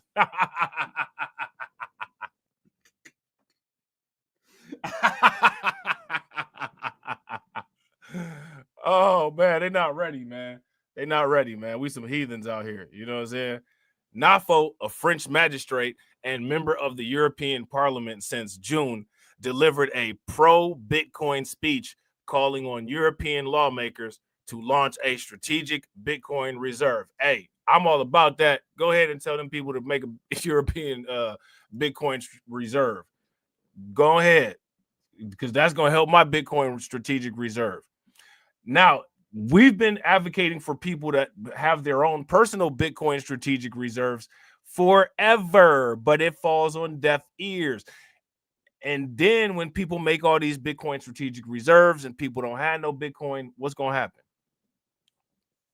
What's going to happen? What's the world going to look like? What's people going to be saying? No to the digital euro and yes to a strategic Bitcoin reserve, Nafo said in an X post, which included a video of her speech before the European Parliament. Now, I might have to find this speech. Let me see. Hold on real quick. Oh, look at this. They got the X post. Hold on real quick. Let me see.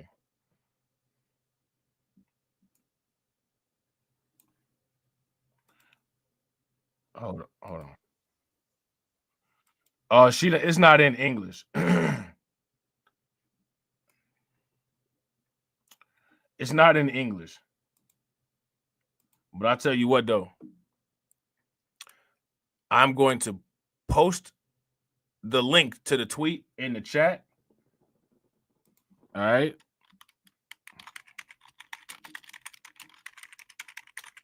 And I'm going to post the link in the Discord, too. If y'all not part of the Discord, make sure y'all hit that link and join the Discord.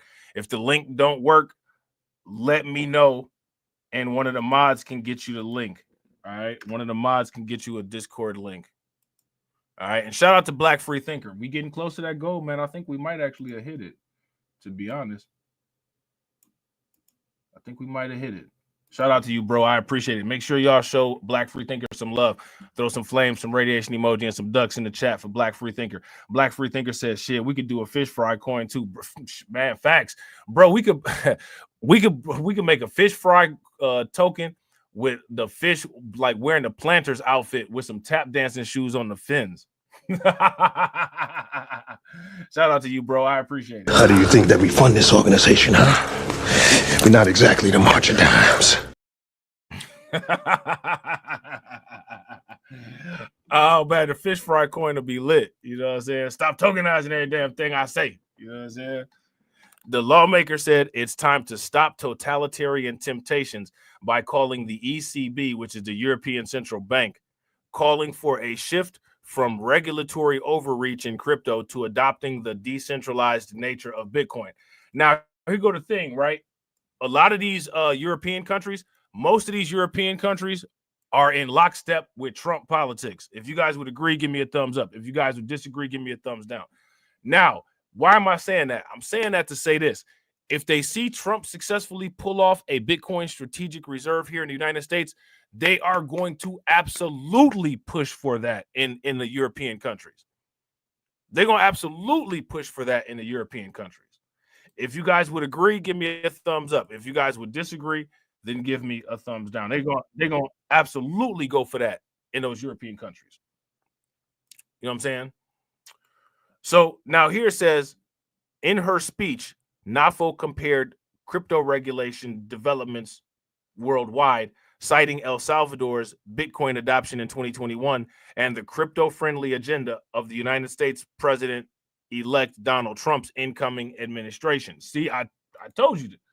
You know what I'm saying? I told you. She also mentioned that the U.S. Federal Reserve Chair Jerome Powell referred to Bitcoin as digital gold in early November. Now, mind you, what's interesting about this is that the United States Federal Reserve Chair Jerome Powell did not refer to Bitcoin as a scam. He referred to Bitcoin as digital gold. Why do you think that there's a scam gold gap? See, there's a difference between what people who are not financial people are saying versus what people who are financial people, what they're saying. And I'm trying to figure out where, if we all live in the same reality, if we all live in the same world, I'm trying to figure out where this gap is coming from. The gap doesn't make much sense. Oh, you know what? Hold on. Let me put that link in it. I thought I had pressed send on that. I didn't even press send on that. Yeah, and I wouldn't disagree with that. Shout out to Black Free Thinker. Black Free Thinker says that, and a lot of the left of center governments in Europe, like the Scandinavian countries and Canada, are in trouble. Yeah. I mean, them places, you know what I'm saying? Those are the examples of like leftist policies gone bad. Like a lot of the migrant crisis and all that, they've been dealing with that in like Sweden and Norway and them places. The Scandinavian companies been and the Scandinavian countries, and they voted for that stuff. You know what I'm saying? They put that stuff into place. Just like the people in Chicago voted for the migrant crisis. They got it, now they don't want it. You know what I'm saying? You ask for a migrant crisis with your vote, and then when it comes, you don't want it. I don't understand. You know what I'm saying? Europe has taken a different approach to crypto regulation, NAFO said, adding that local regulators have been primarily focused on regulation, taxation, and stifling innovation. It's time to change the paradigm. It's time to protect our people from inflation and the poor economic choices of our states. It's time to say no to the totalitarian temptations of the European Central Bank, which wants to impose a digital euro entirely in its hands. NAFO said, adding, we do not want this dystopian world where a European bureaucrat will be able tomorrow to ban certain transactions and even eliminate us from the banking system with a click for a simple comment made on social media networks or an opinion that it displeases. It's time to bet on freedom. I don't know where this woman is living at or what state of denial that she's in, but it's been like that. Shout out to my man Lehman Lucas. What's good with it, bro? It's been like that. This lady living in a delusional reality. And it's absolutely European bureaucrats who have that ability to do it. It's majority European bureaucrats that are able to do it. European bureaucrats worldwide are able to do this. But if I say that, and I'm not European, or even if I am, I'm woke. I'm woke. Matter of fact, I'm surprised nobody quote unquote woke shamed her. You know what I'm saying? So now, ECB plans to decide on a digital euro in 2025.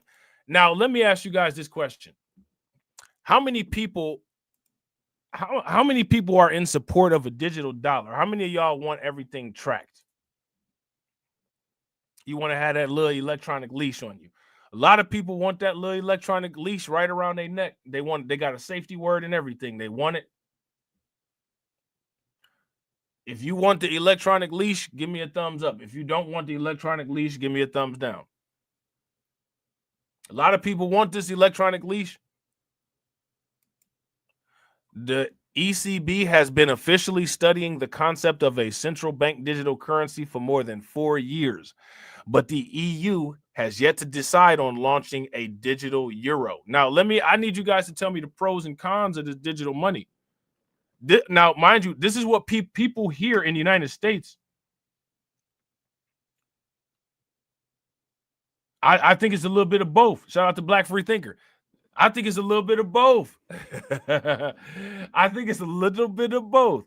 Black Free Thinker said, is she living in a delusional reality, or has she finally found the proper occasion to say such things? I think we got a little bit of a hybrid thing going on here. If you guys would agree with Black Free Thinker, give me a thumbs up. If y'all disagree, give me a thumbs down. And shout out to everybody watching. I appreciate you guys. If you all haven't smashed that like button yet, please do me a favor, take a moment, smash that like button. Also, if you guys have not hit that bell, please take a moment, hit that bell, and also please share the stream to your social media. Shout out to Black Free Thinker. Black Free Thinker said, man, I don't even want a leash for the sake of kink.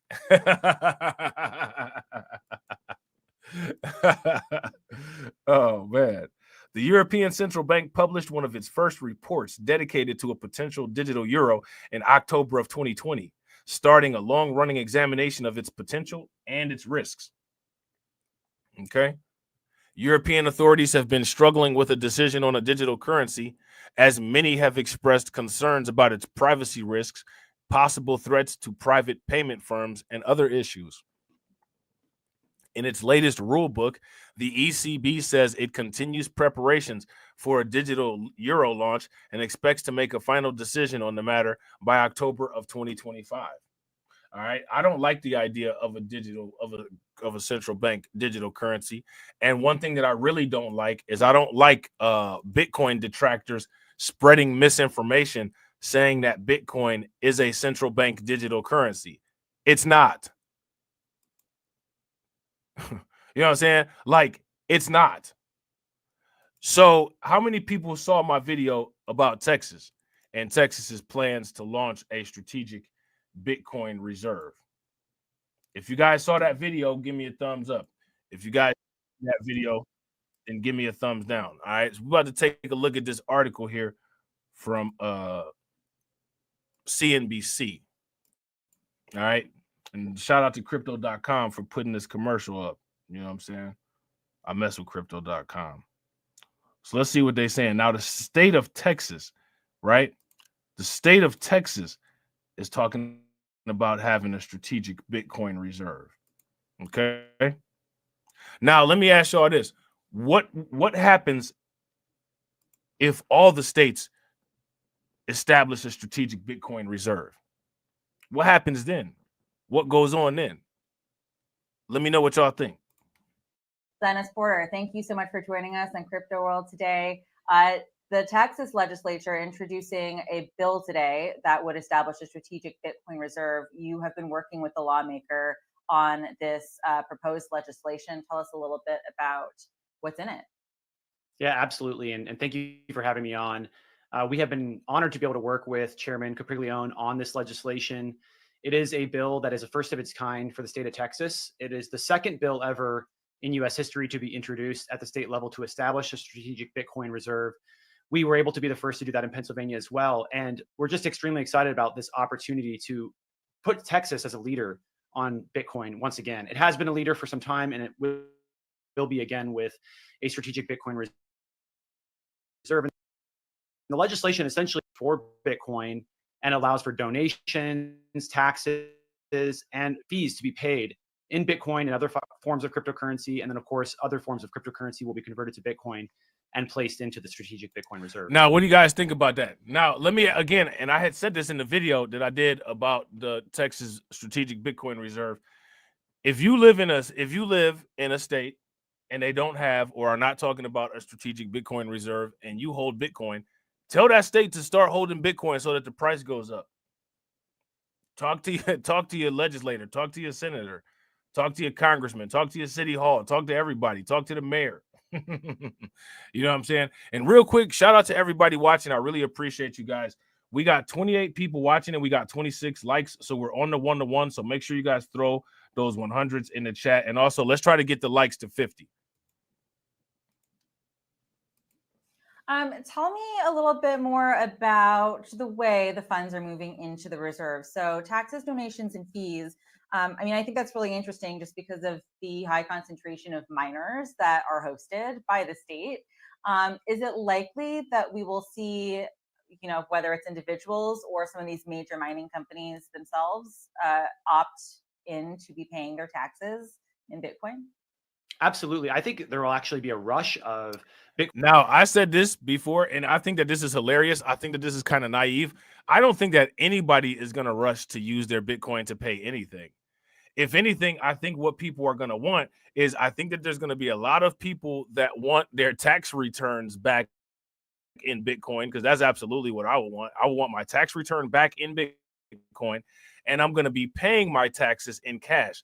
I am never going to be doing anything where Bitcoin is going to be leaving my hands or my wallet.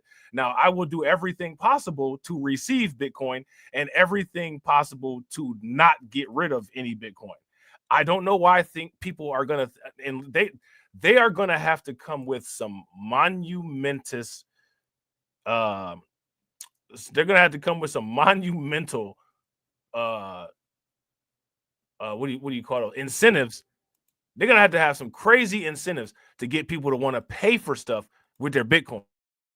No one's trying to pay for anything in Bitcoin. Everybody's trying to swap or trade or whatever they can, whatever it is that they have in order to receive Bitcoin. Everyone is trying to receive Bitcoin. No one is trying to evacuate Bitcoin. If you guys would agree, give me a thumbs up. If you guys would disagree, give me a thumbs down. So I think they might be very much off about that. I think that they're very much off about that. I don't think that that's true. You know what I'm saying? Shout out to my man, Black Free Thinker. Black Free Thinker says, imagine if Rust Belt cities were to start a Bitcoin reserve. Bro, the Rust Belt should become the Bitcoin belt. That's what the Rust Belt, if the Rust Belt became the Bitcoin belt, the Rust Belt will be back alive again. Bitcoin mining companies who will want to pay their taxes in Bitcoin just purely to show man, that shout out to my man, Win, Lose, or Rug, man. Definitely appreciate it, bro. Make sure y'all throw my man, Win, Lose, or Rug some flames, some rockets, radiation emoji, ducks, coins, everything in the chat. All the black light emoji in the chat for my man, Win, Lose, or Rug. I definitely appreciate it, bro. Win, Lose, or Rug says, gotta share some of this airdrop, though. Yo, I appreciate y'all. Y'all airdropping the super chat. Yo, I definitely appreciate it. It's about to be raining cats and dogs, too. Do that count as an airdrop? In Springfield. Don't push me, ain't Donald Trump trying to grab him by the... Said it was some Haitians somewhere out in Springfield. Women doing cartwheels. Have you seen Garfield? Eat the cat. Have you seen Snowball? This about to snowball. I'm about to go off. I can't let this go on. Miss me like an airball. Tell me when my cat is coughing up like a hairball. I gotta tell them if they even put the fingernail on Santa's little helper to turn them to hamburger helper. Somebody better help them, cause I'm going to jail for showing them fellas helter skelter. Usually I'm content, but if you touch my dog, then I'm turning into John Wick. I'm lit. Bird better drop it. If you take my pet, then I'm pulling up like CrossFit. On overseas where they said Hello Kitty, but it ain't there, it's right here in your city. When I turn my back, now the cat goes missing in the where my peoples is at. Does anybody know where he flipping at? Cause I heard they putting claws on felines, I'm mad. And my cat disappeared just like Felix the cat. And they got paid back. Thought she was a goner, but the cat came back. If you ain't a pussy cat, say drop that cat. Drop that cat. Drop that cat. Got paid back. Thought she was a goner, but the cat came back. If you ain't a pussy cat, say drop that cat. Drop that cat. Drop that cat. They're eating the dogs, they're eating the cats. Eat the cat. Eat the cat. They're eating the cats. They're eating the dogs. Eat the cat. Drop that cat.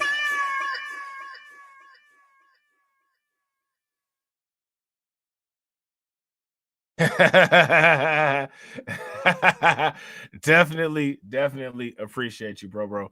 Definitely appreciate you. So let me ask you guys this question. What do you guys think about this Texas strategic Bitcoin reserve? And my question is, do you all think that other states will follow suit with this? Where do you think the next Bitcoin strategic reserve might be? Imagine if now, right, the 2024 election has shown that there's a lot of red states, right? A lot of states is red now. The whole United States almost red. You know what I'm saying? So my question for you all is, do you all think that more red states will come out and adopt this idea of a state Bitcoin reserve? And then do you think that cities will start coming with Bitcoin reserves? Because think about this, right? Okay, we got countries, right? So you got the European Union. They talking about a Bitcoin strategic reserve, right? That's an economic block. Then you got countries, right? So now you got the United States talking about it, Russia talking about it, right? Now you got Texas, which, you know, Texas is a state in the United States, but on the world scale, Texas may as well be a country. Like Texas, California, New York, Illinois, those places may as well be countries on a world scale if we're looking economically, right? So imagine that, right? Imagine that. Then imagine if cities start developing strategic Bitcoin reserves. Then what happens when banks stop using FDIC and start trying to deposit insurance with Bitcoin? Because if you ask me, if the banks were smart, they would start backing their FDI insurance on fiat deposits in Bitcoin. If I was a banker, I'm buying all this Bitcoin, and I'm gonna tell y'all I got Bitcoin as a strategic reserve asset in case the financial system crashes, on top of FDIC insurance. What y'all think about that? Let me know what y'all think about that. They support this new establishment of the strategic Bitcoin reserve. A lot of the Bitcoin miners that we speak to, some of the largest Bitcoin miners in the world, in fact. Hey, shout out to Win Loser Rug. Win Loser Rug said bullish AF. I watched the video you dropped on this. I was 100% who the hell paying taxes in Bitcoin. That's like giving money away. Like, ain't nobody about to do that. Who finna do that? No one's doing that. I'm not doing. Only people that's going to do it is like people that's like kind of Bitcoin naive and crypto naive, and like they don't really know, and like they're like, oh, this is convenient. I can pay my money in Bitcoin, and like they don't really understand. Like them Bitcoin naive people, yeah, they might do it the first or second time, but even them, they're gonna be like, wait a minute. After they look at the payments over time, I'm not doing this anymore. Ain't nobody about to do that. No one's doing that. Have endorsed strategic Bitcoin reserve legislation and are advocating for it, not only at the state level, but at the federal level as well. So we are certain to see those Bitcoin miners want to be the first to pay their taxes in Bitcoin because they support the strategic Bitcoin reserve in Texas. No, they're not, dude. Listen, the miners are the only people that are guaranteed getting nominal nominal income decreases over time. You know what I'm saying? Every 4 years, miners get their rewards cut in half, and the algorithm of Bitcoin increases in difficulty. They're definitely not about to give up their fractions of a Bitcoin that they earn for solving a block. They're not doing. If they do that, man, that's crazy. Texas, but also I believe there's going to be a number of Bitcoin companies and Bitcoin individuals that are Texans that will want to donate to the strategic reserve as well. Are there any arguments against doing that? I mean, it's an ever-changing market and landscape, and there are so many questions around filing taxes in crypto and tax implications in crypto. I mean, does that not assume that people paying their taxes in Bitcoin will have to pay taxes on their taxes, if that makes sense? Yeah, certainly. That is a great question. I think what would happen most likely is that the taxes that are paid in Bitcoin by some of these companies are the Bitcoin that they just received. So they're not going to spend the Bitcoin that they've been holding for the last 4 or 5 years, which has significant capital gains implications.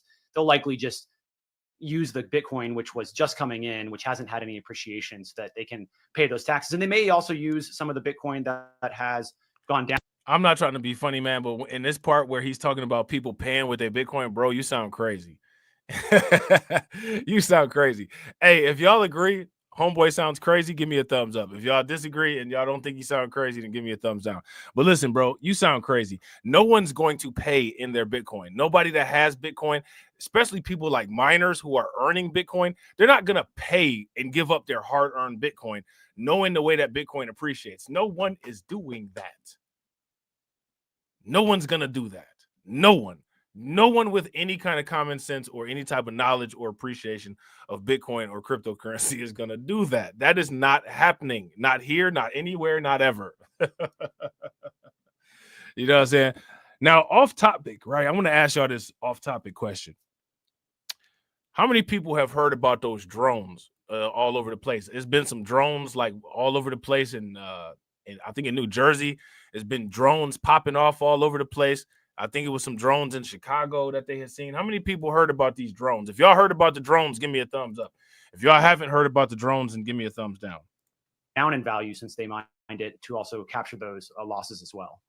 Talk to me about Bitcoin buying strategies. So, you know, it's not a piece of legislation that I believe outlines, you know, a planned buying schedule of a certain amount. I think you said at the top that the Bitcoin would have to be held for a minimum of 5 years through the taxes, donations, and fees.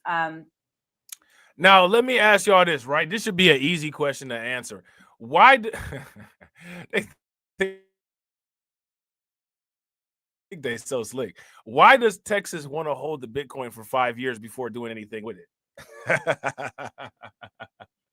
We just got to hold it and make sure it's safe and legit. You know, like, come on, man, stop it. Real quick, shout out to everybody, man. We got 33 people watching. We got 27 likes. We off the 1-to-1. If we can get, let me see, if we can get 7 people, if we can get 6 people to hit the like button and get us to 1-to-1, that'd be great. And let's try to get the likes to 60. All right. What have your conversations been like with the lawmaker? And is there anything that has come up that has sort of deterred him from, in this initial proposal, at least, wanting to buy Bitcoin directly? Yes, certainly we want states to buy Bitcoin directly or to find other avenues that they can add Bitcoin to their reserves. But for the state of Texas, you know, it's a very big state, and getting this type of legislation, which is really, I mean, it's cutting edge legislation, to get it across the finish line, we believe at Satoshi Action that it is critical to establish the reserve, enable taxes and donations to be paid in Bitcoin. Hey, now I don't come back for the other. I don't know if y'all I don't know if y'all caught this, right? But the name of this Bitcoin advocacy organization here is called the Satoshi Action Network. I was dying laughing when I heard that. The other half later, the other half being, let's get actual purchases of Bitcoin being made and added to the reserve. This is the strategy that we're pursuing across the country. We have over 10 states now that are going to be introducing this legislation, and also multiple countries have reached out to us as well, asking us. Hey, that's a good thing, man. That is a good thing. He said that over 10 states are moving towards this legislation now. 10 states.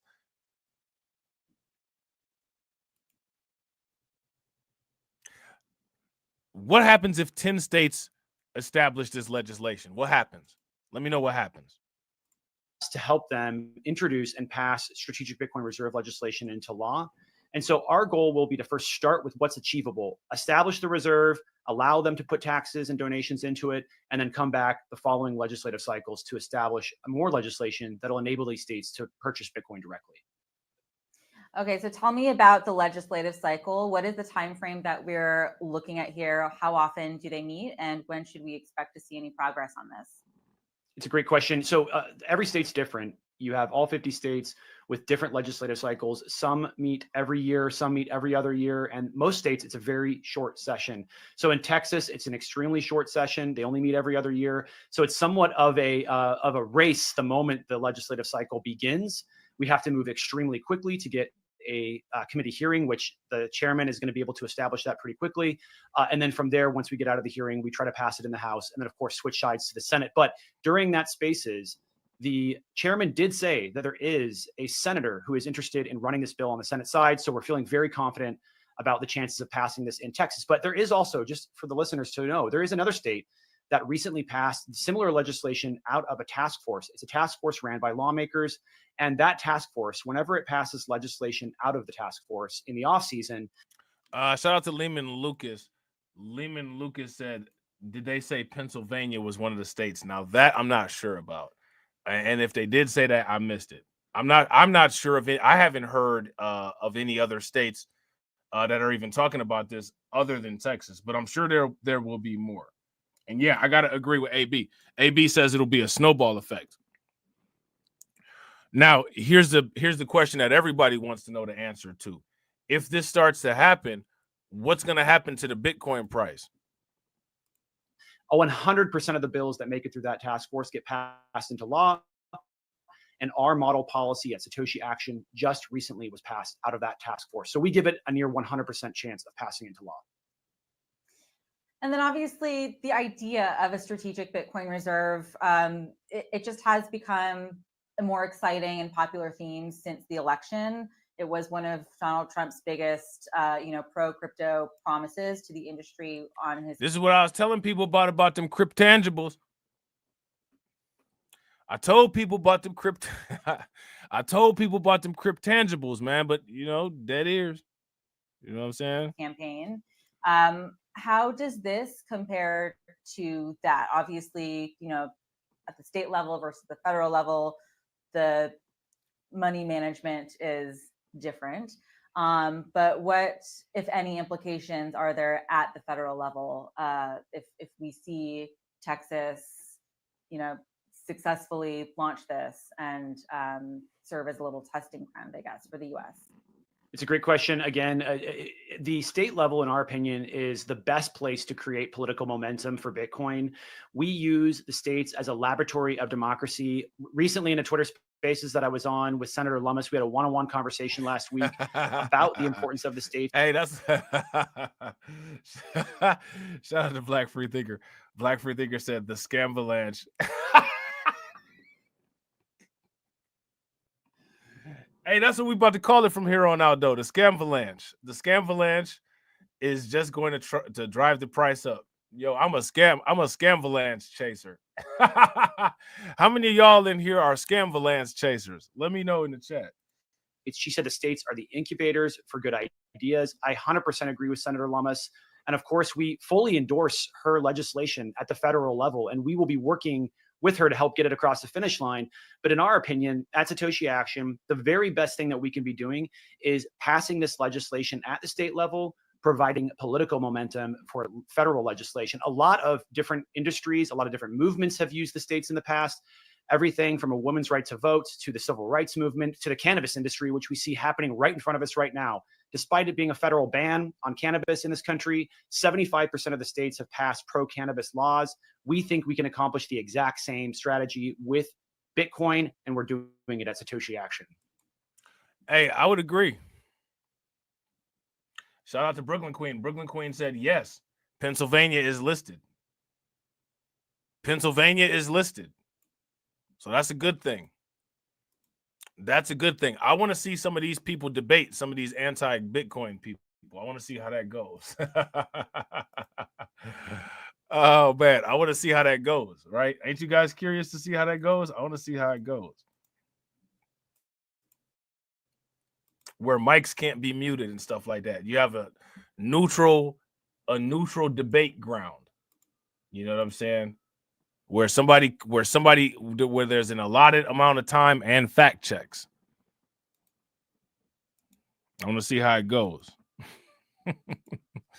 I don't think it's going to do good. I don't think it's going to go well for the anti-Bitcoin people. You know what I'm saying? I don't think it's going to go well for the anti-Bitcoin people. And then once the pro-Bitcoin people annihilate the anti-Bitcoin people in a debate, then the anti-Bitcoin people are going to try to shame their audiences into, if I catch you watching these people, you know what I'm saying? If I catch you watching these people, you're going to get spanked right on your diaper. Like, seriously? You know what I'm saying? So now we got another article from the Daily Hodl. Bitcoin could become neutral reserve asset as Bitcoin is now a national security issue, says investor Luke Groman. Now, let me ask you guys this. How and why is Bitcoin a national security issue? That's interesting, right?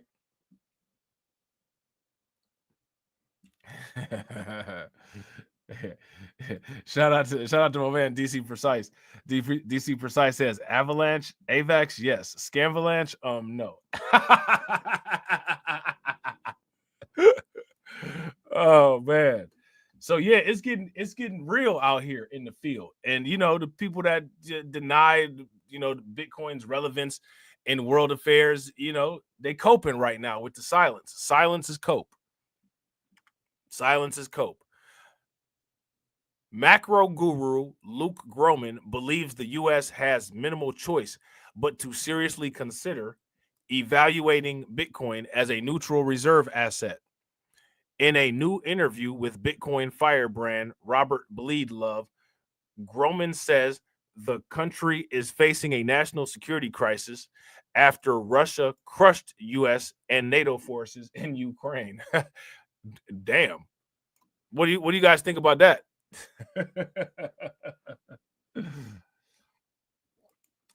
Yeah, shout out to Frozen. Frozen said if China is mining more Bitcoin than the US, then the narrative is that it's a national security issue. Yeah, facts. If you guys agree with Frozen, give me a thumbs up. If y'all disagree, then give me a thumbs down. Yeah, that's facts, bro.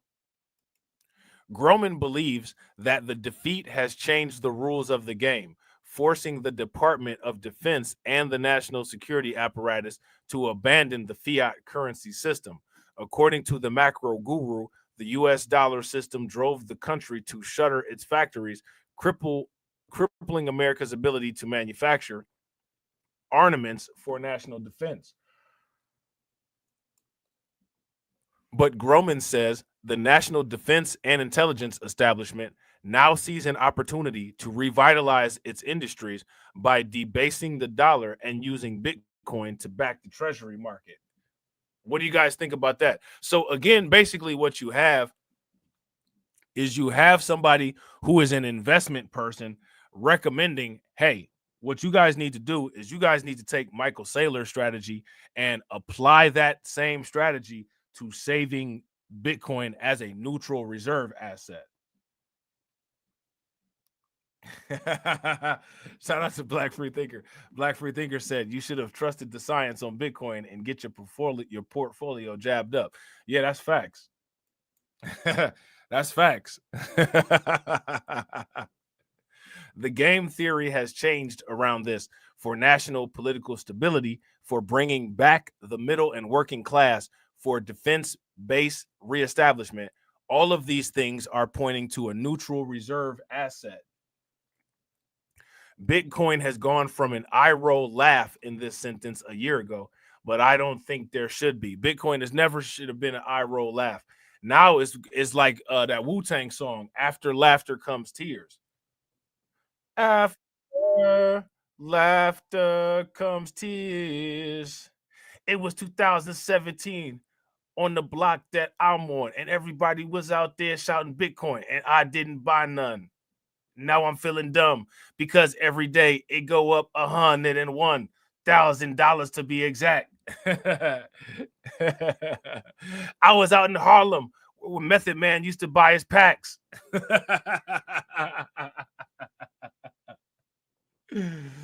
Bitcoin used to be cheap, and now we're here. I guess after the laughter comes the tears. After laughter comes tears.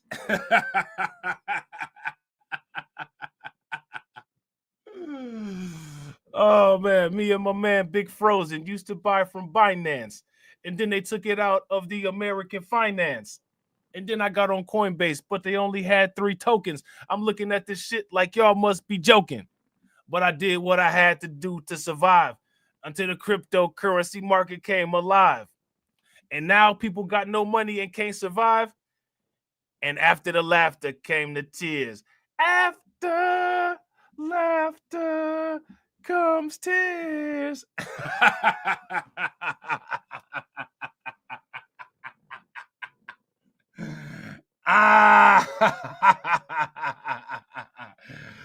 Oh man, shimmy shimmy y'all, shimmy shimmy shimmy yay. Oh man, hey, it is what it is, man. It went from an eye roll to a bank roll. You know what I'm saying? But I don't think that there should be. The Treasury Department is now talking about how to use stable coins to create a balance sheet, basically for T-bills to finance deficits. Listen, they trying to use stable coins to create a balance sheet. They trying to use US dollar tether. They trying to use US dollar coin, right? They said it was no use case for crypto.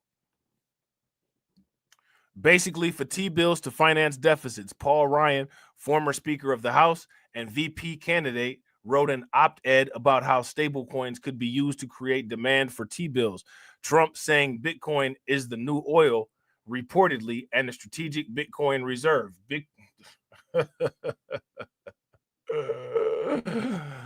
Trump said that Bitcoin is the new oil.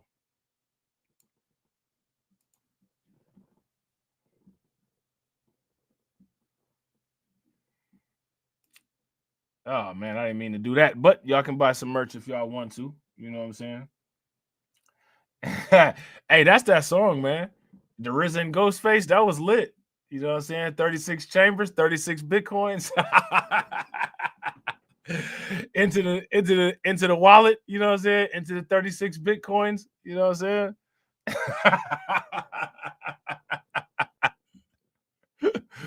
Oh man, DC Precise said Michael Saylor was on CNBC yesterday breaking down the host on this same talking point. Yeah, man, Michael Saylor be all over the place. Shout out to Michael Saylor, man. You know what I'm saying? Shout out to Michael Saylor. Michael Saylor been trying to he trying to tell these corporations how they could win with Bitcoin and everything else, and you know, it's the same thing. The same thing we go through. Ain't nobody listening. And then they want to borrow some money. You know what I'm saying? So Groman says that the statements of politicians in the Treasury Department tell him that the U.S. is gearing up to massively boost the market cap of Bitcoin, similar to what happened to oil in 1973 when it surged 400%. What that oil price did by moving up that way was it effectively made oil big enough to back the dollar, to back U.S. deficits, all right? According to Groman, elevating Bitcoin as a neutral reserve asset will allow the U.S. To finance the reestablishment of its industries for national defense without making Americans poor. I don't think they really care about making Americans poor. I think that's just a little bit of icing on the cake that they could say to get more people to listen. But the United States don't care about making nobody poor. The United States is one of the reasons why we in this situation as it is. You know what I'm saying? The Treasury Borrowing Advisory Committee report has a chart. Here's the market cap of crypto. Here's the market cap of stable coins. Here's how many T-bill stable coins have bought, and it's linear. That's how they're looking at it. When you think about it in that way, in the context of political stability issues that you need to address, the national defense issues you need to address, the game theory is turned on its head. Bitcoin isn't a threat that is rising. It needs to go up faster so that we have more balance sheet capacity, and so that our people, as we reinflate, to restore all of this stuff, because it's going to be inflationary. That's not a bad thing, to compensate your people, to keep them on a real, to keep them whole on a real basis while that happens. So as you guys can see, what's going on here is that the United States government is working on some mathematical money manipulation here to try to inflate the price of Bitcoin. Now, let me ask you guys this question. Who benefits from an inflated Bitcoin? Is there anybody that you know that would benefit from an inflated Bitcoin price?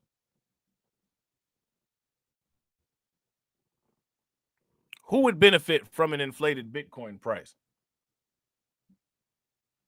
And shout out to everybody watching. I appreciate you guys. If you all haven't smashed that like button yet, please do me a favor, take a moment, smash that like button. Also, if you guys haven't hit the bell, please take a moment, hit that bell, and also please share the stream to your social media. We got 33 people watching, and we got 28 likes. We only need, let me see, what do we need? We need 5 people to hit the like button to get us to the 1 and 1, and let's try to get the likes up to 60. All right, smash that like button, hit that bell, share the stream. That's a good thing, man. That would definitely help us out. Go ahead and inflate that Bitcoin price.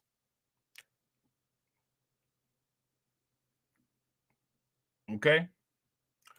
So next, what we're going to do is we are going to take a look at this video here that's talking about Trump's crypto approach. Now, I want to ask you guys this question. Why is it that a lot of the majority of the mainstream media is not really covering anything in regards to Trump and cryptocurrency? Why not doing that? Now, here's one of the rare occasions. CNBC, right, which is a financial based channel, but you know, it's part of the it's part of the NBC network, right? They did this video where they're talking to Bill Haggerty about Trump's crypto approach, but you're not really seeing like the Joy Reids of the world or any of that, you know, any of those Democrats or fake Democrats, the Democrat adjacent people. You're not seeing any of those people mention anything about Trump or cryptocurrency. Why not? Why not?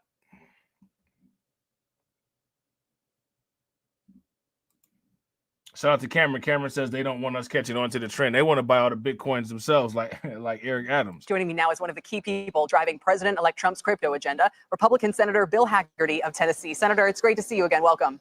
Likewise, Kelly. Good to be with you today. Do you personally own crypto? I mean, you can imagine. Now, here go the thing, right? Shout out to Cameron. Cameron said the media has been told to keep quiet. It's mainly the blue media that's quiet because they talk about crypto on Fox all day. All day. They talk about crypto on Fox. You know what I'm saying? Fox Business, Fox, they talk about crypto all day. Imagine it based on your knowledge. And ironically, right? Ironically, the quote unquote for us media is the media that doesn't talk about crypto. And when they do talk about it, it's all negative and it's all bashing and it's all pseudoscience and pseudo-factual shade. Interest in the space, if you had been owning it for the past, I don't know, 5 or 10 years, you must be doing pretty nicely right now. Kelly, this is a sore point in my family. My kids wish I would have allowed them to do it, but if I want to be able to do my job here in the United States Senate, I just felt it best not to invest in the crypto space, even though I see tremendous potential here in America. And as President Trump said, and by the way, I want to congratulate him on his Time Man of the Year award, but as President Trump said, we want to be at the cutting edge of innovation here. If you look at the Biden administration, at this SEC, you look at the regulatory onslaught that they've had to deal with, the fact that they're using, the legal framework that they are, the lack of a legal framework, I should say, to just come in and regulate this industry by litigation. What we're going to look for is a great opportunity for crypto to expand here, again, putting the United States at the cutting edge of the innovation. And I think we're going to attract a lot of brain power. The for us media ignored crypto tangibles. They ignored the cryptangibles. here and a lot of opportunity as a result of it. So your kids, they're like, we could have been multi-millionaires. Like, Kelly, great, thanks for doing this. This is a tough conversation at Thanksgiving and Christmas, as you can imagine. But yeah, see, people don't like talking about that. Even he don't like talking about that. She said, ha, ha, ha, he could have been a millionaire. Ha, yeah, shut up. What we're going to look for is a great opportunity for crypto to expand here, again, putting the United States at the cutting edge of the innovation. And I think we're going to attract a lot of brain power here and a lot of opportunity as a result of it. So your kids, they're like, we could have been multi-millionaires. Like, Kelly, great, thanks for doing this. This is a tough conversation at Thanksgiving and Christmas, as you can imagine. But I'm curious, Senator. There's a lot of people, and a lot of your peers probably, people who I talk to, who really think that crypto is a waste of capital and is not something that United States should double down on and get so. Now, let me ask you guys this question. How many people here believe that cryptocurrency is a waste of capital? If you believe that cryptocurrency is a waste of capital here, give me a thumbs up. If you don't believe that crypto is a waste of capital, then give me a thumbs down. So upset when they hear this talk of different states, whether it's Pennsylvania, now Texas, or us doing something nationally with the Bitcoin reserve. What was your... Okay, so shout out to Lehman Lucas. There you go. Yeah, they just mentioned Pennsylvania in this video too. So Pennsylvania and Texas. Get so upset when they hear this talk of different states, whether it's Pennsylvania, now Texas, or us doing something nationally with the Bitcoin reserve. What was your aha moment? Why do you think this has real value for this country? Well, it's taken some time, and my viewpoint has evolved. As you remember, Kelly, I was the U.S. ambassador to Japan. I saw a massive heist take place there with CoinCheck. I was deeply concerned about, where that cryptocurrency might have landed. But as I dug into the technology and saw the potential of the blockchain, where this could go, it's absolutely amazing. And then I think, right. Shout out to DC Precise, bro. Facts. DC Precise says CNBC be up there running Hegelian dialectic exercises, confuse retail, and make you uncertain about exponential growth possibilities. Buy some bonds and keep getting 0.01% on your savings. Facts. Because I guarantee you that they all have a fat bag. Bro, facts. Super facts. And they know, like, people will listen to that. People will listen to that. And it doesn't have to be the only thing that it has to be based in is that, oh, well, that's quote unquote real news, right? That's quote unquote real news. This is just a YouTube channel. And this YouTube channel is a YouTube channel that has under 10,000 subs that never gets an audience of greater than 100. This is nonsense right here. This is nonsense right here, right? About just basic principles of a decentralized currency like this, the freedom and the liberty that it supports. There's a lot of very positive aspects to this, and I think America should be at the forefront of it. All right. You mentioned Japan. And this is what I'm talking about people and their qualifiers, people and their qualifications, right? That is what some people believe as a qualifier, right? Well, if that's what you believe is a qualifier, well, good luck to you. More power to you. How has that worked for you? And shout out to everybody watching. I appreciate you guys. If you all haven't smashed that like button yet, please do me a favor. Take a moment, smash that like button. Let's try to get to that 1-to-1. Hit that bell, and also please share the stream to your social media. And because we do have you, I would really love to know where you stand. Would you potentially be breaking with the president you support if you said that Nippon Steel should go ahead and acquire U.S. Steel? But if the whole point, if the president-elect is trying to incentivize people to invest in this country, and that's exactly what Nippon Steel, one of our close allies, what they want to do, doesn't this make a lot of sense to you to allow this deal to go forward? This is not about our strategic alliance with Japan and the United States. This has to do with a critical strategic industry here in America, that is steel. President Trump has acknowledged that he worked on it in his previous administration. Steel is an absolutely vital strategic industry for us, and it warrants, a very careful look. And I might add, that Nippon Steel comes to this with unclean hands. They've got an unfair trade practice history here. What we want to see is a robust steel industry happen here in America. President Trump has been clear about that, and I'm not surprised at all that he wants to do everything he can to incentivize the growth. Now, let me ask you guys this question. I need everybody in the chat to list all of the industries, right? And shout out to the replay gang. If you're watching this on the replay and you get to this point in the video, list this in the comment section, okay? What are all of the businesses, all of the industries that Trump is talking about going all in on with subsidies? Let me know in the comment section, because the next question then, shout out to John. Well, not 2 hours is not, that's a short stream for me, right? I had only planned on going about 2.5, you know what I'm saying? Because I actually, it's some other content that I want to do. I want to make some videos, and then I might go live on one of the other channels about some other stuff. And shout out to AB. Yeah, the Perpetual 50. The Perpetual 50. The perpetual 50. Hit them hashtag 50s. You know what I'm saying? Because, you know what it is, man. But now if Trump is talking about the steel industry and these other industries, these defense industries, shouldn't people be profiling a lot of these companies that they think is going to get this monetary infusion? Because if they get this monetary infusion, right?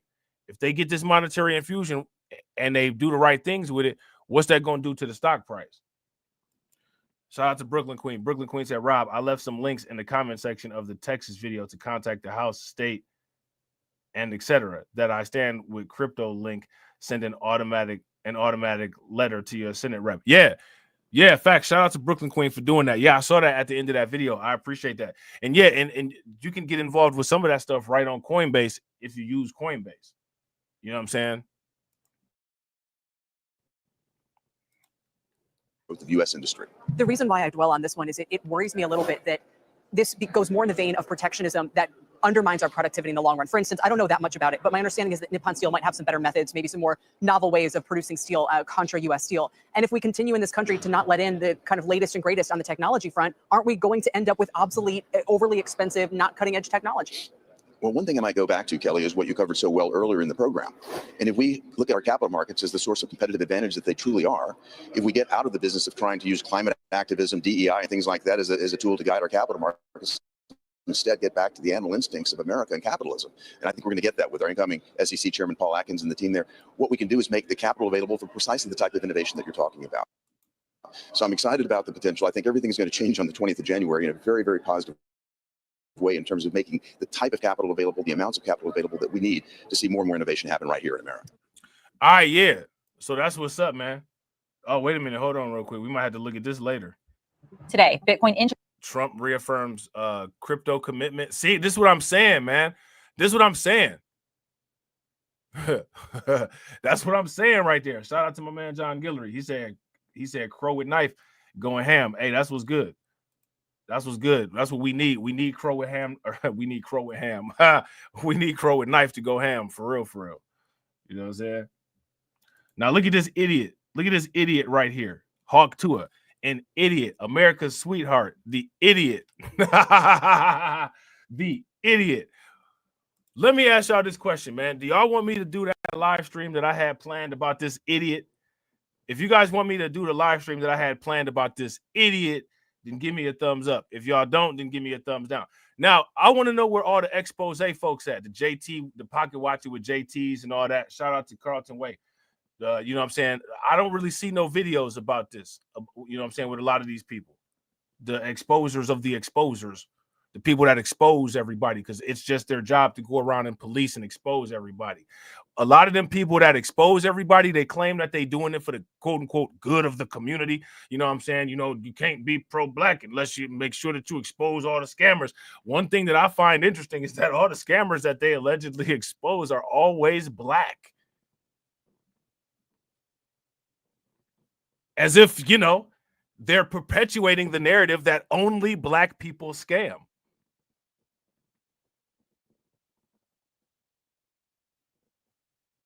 I'm on the lookout for scammers of all different persuasions because I deal with people of all different persuasions. If I listen to some of these people on YouTube, I would think that if I listen to the pro-black sector of YouTube, I would think that only black people scam if I listen to the pro-black sector of YouTube. Shout out to the Black Free Thinker. Oh, you mean the simp coin chick? Yeah, the simp coin chick with her Clark Kent, the guy named Doc Hollywood. I think shout out to shout out to Moist Critical. Moist Critical called him Cock Hollywood. Man, I was dying laughing.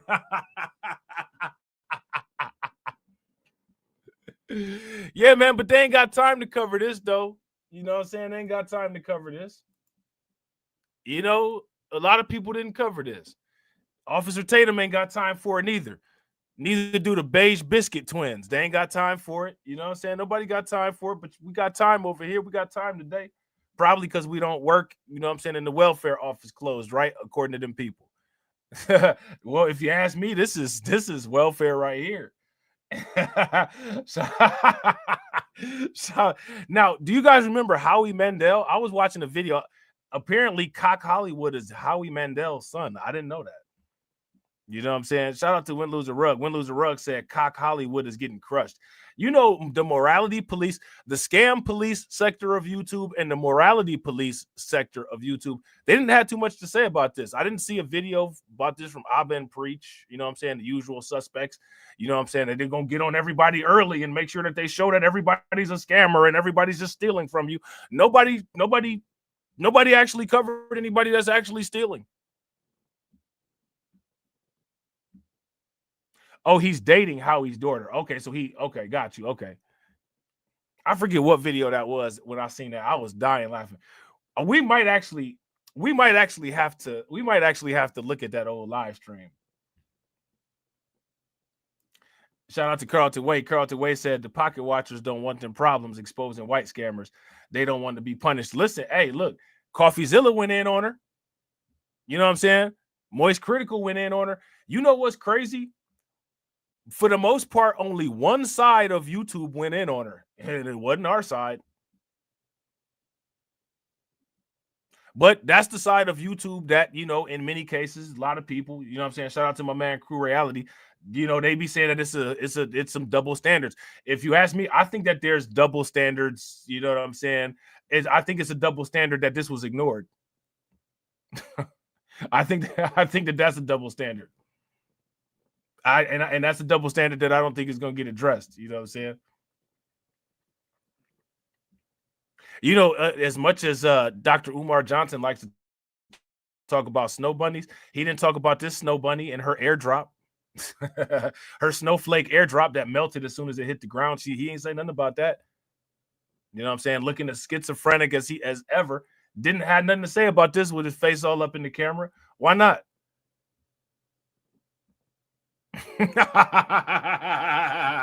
Well, we're going to talk about it. You know what I'm saying? We're going to talk about this idiot, you know what I'm saying, Southern Belle, you know what I'm saying, Hawk Tua, Haley Welch. Crypto team nets 2.59 million pounds amid botched token launch. And now her fans, shout out to Thai City, and now her fans getting them people in her life.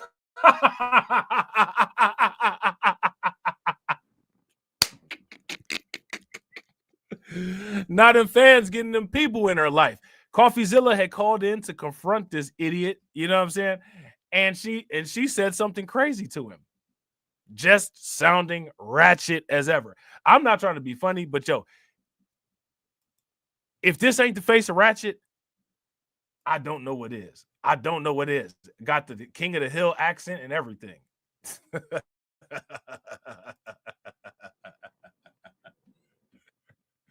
But you better be careful, though. You know what I'm saying? This is the type of chick that Trump would take to an Army-Navy game. You know what I'm saying? This is the type of chick Trump would take to an Army-Navy game. You know what I'm saying? So now here it says the launch of Hawk, the meme coin, spearheaded by social media influencer Haley Welch, has devolved into controversy as a report reveals that her crypto team profited 2.59 million pounds, which is $3.3 million, during a chaotic rollout. Now, let me ask you guys this question. What kind of utility would a Hawk Tua coin bring? How does the Hawk Tua coin make the world an easier place to represent? What community does the Hawk Tua coin bring utility to? Shout out to Win Lose a Rug. Win Lose a Rug said they be using Sandy from SpongeBob to reference her. Look, and if she heard us say that, she'd be like, Sal what?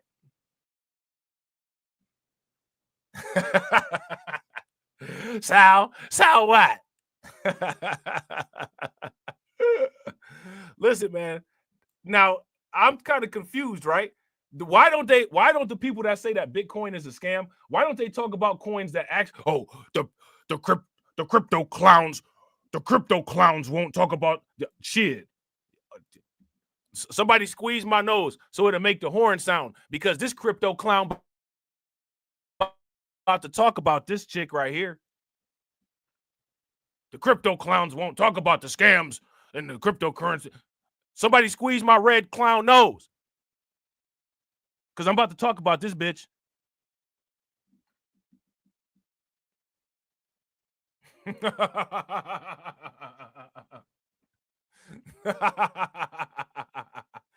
Now, this is what they said was supposed to happen to Bitcoin, right? All them crypto people won't talk about this. Who they're not talking about this, right? The token's value crashed by 95% shortly after the launch. Let me ask you guys this question. Is 2024 shortly after Bitcoin's launch?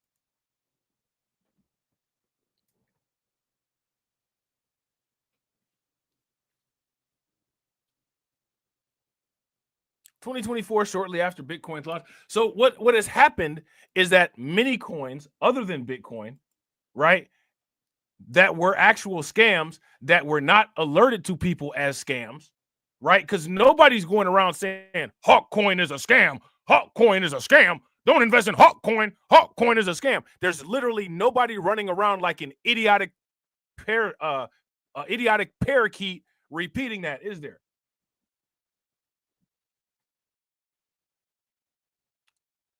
There's no one going in like an idiotic parakeet or an idiotic parrot repeating that. Yet, this is the coin you might want to warn people about because it's a scam. But the coin that has actually increased in value millions of dollars over the last 10 years, that's the one that everybody's saying stay away from because it's a scam. If you compare Bitcoin to an actual scam, how is it a scam? Anytime this type of stuff happens, this does nothing but puts gunpowder in our cannon. Shout out to the specialist. What's good with it, bro? Shout out to Carlton. Carlton said the monolith will be treating us like the new rappers. They got all that money. One check from them can change the community. I'd be like, yo, I got a whole channel of content that could have changed the community. If you didn't pay attention to my channel, you definitely ain't gonna pay attention to no check with my signature on it. Which is why you ain't getting one. If y'all agree, give me a thumbs up. If y'all disagree, give me a thumbs down. Go ahead and keep paying attention to that shit you was paying attention to before I got rich. Because I got rich because I don't pay attention to the shit y'all pay attention to. You know what I'm saying? Yeah, in fact, shout out to Win, Lose, or Rug. I'll change it the way I see fit. Dictator made. Facts. Facts. And if you ask me, that's the attitude that everybody should take. Ain't nobody playing games with these adult children no more. You know what I'm saying? No one's playing games with these adult children no more. You want to operate and move like an adult child, you're going to get treated like one. Except for the fact that we ain't paying child support. We ain't doing that.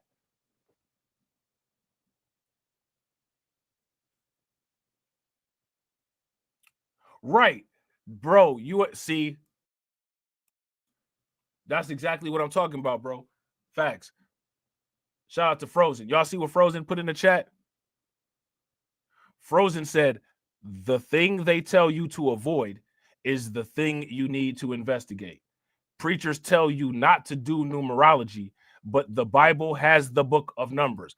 Facts. If y'all agree with Frozen, give me a thumbs up. If y'all disagree, give me a thumbs down. Bro, that's facts. The token's value. Why would anybody invest in this? Why would anybody in their right mind invest in Hawk Tuah coin? Can somebody help me out with this? Why would you invest in Hawk Tuah coin? Shout out to Tammy. What's good with you, Tammy? Why would anybody invest in Hawk Tuah coin? Why would you invest in such idiocy? Who would invest in this damn Hawk Tuah coin?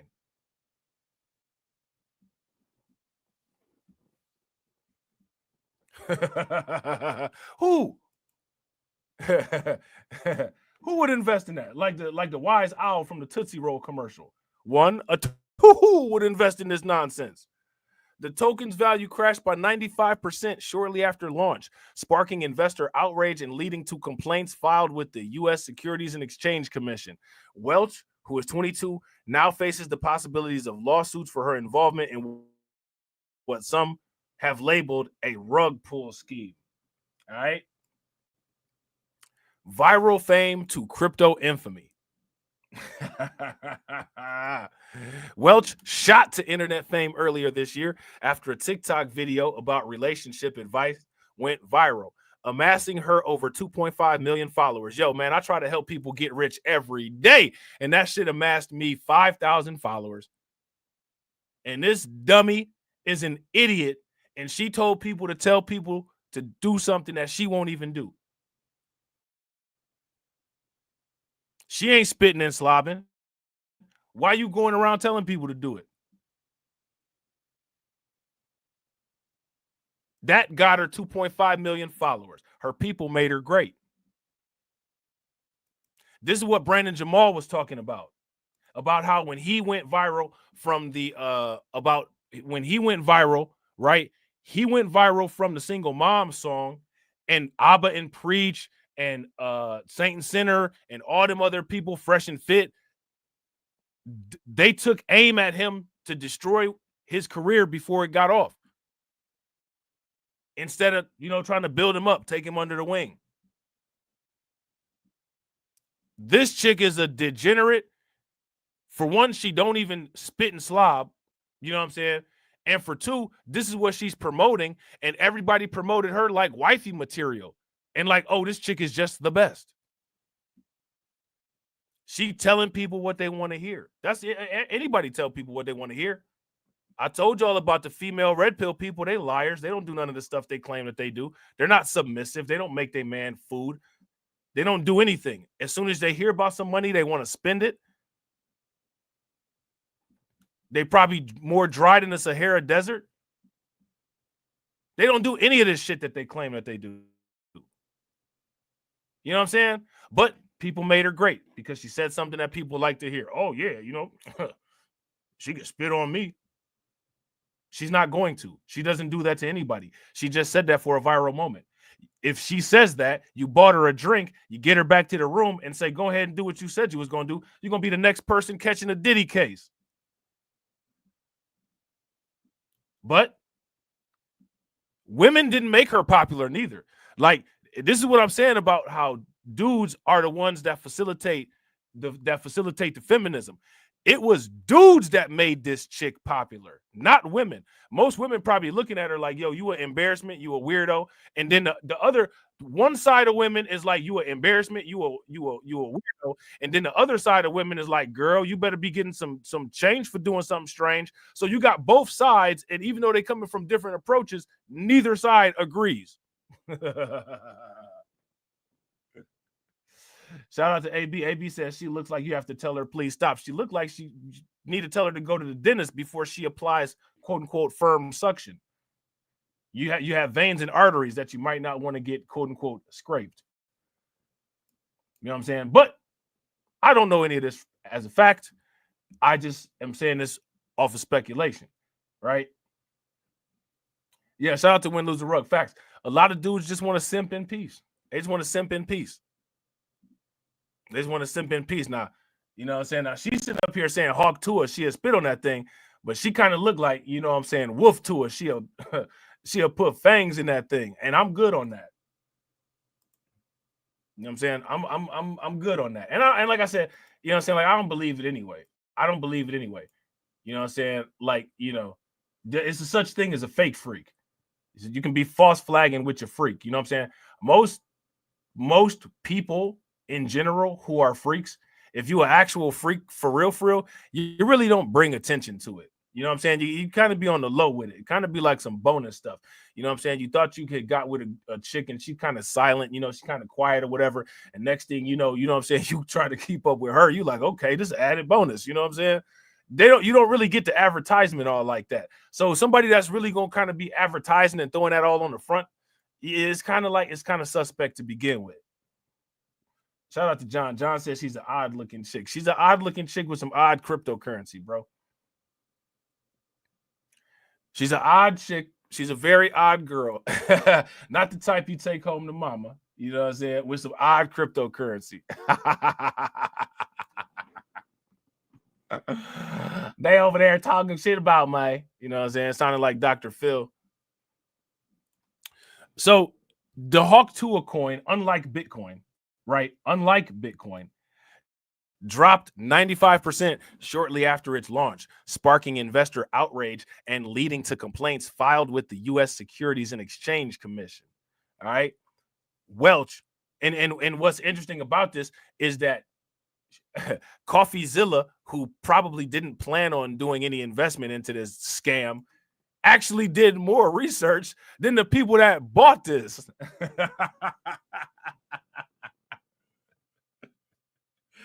He actually did more research than the people that bought this coin, man. You know what I'm saying? Welch, who is 22, now faces the possibility of lawsuits for her involvement in what some say to have labeled a rug pull scheme. Now, here go the thing, right? I feel bad for the crypto team on her end, right? Because I'm gonna tell you about this Hawk Tua chick. If this end up going to court, Hawk Tua is Hawk Tuaing and spitting on everyone.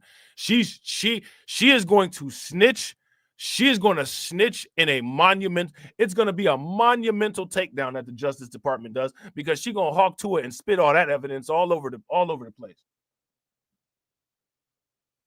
So, he did it. He did it. He did it. She did it. It's going to be Hawk Tua evidence dripping down the wall.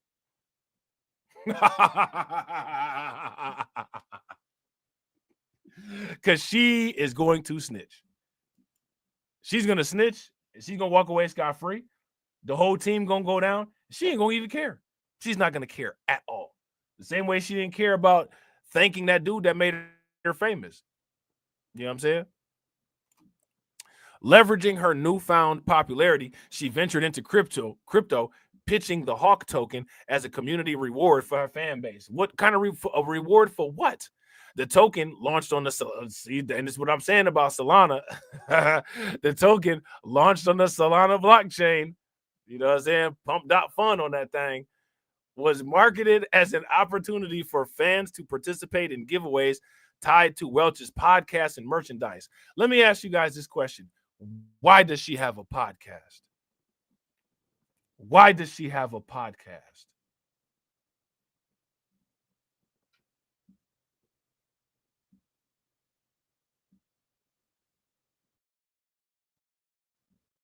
Her people made her great. She got a podcast.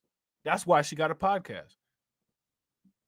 Whether it depends, whoever her people are, whatever you want to say her people are, whether her people are simps, whoever her people are, they made her great. They gave her a podcast. They gave her all their money too, and then it crashed.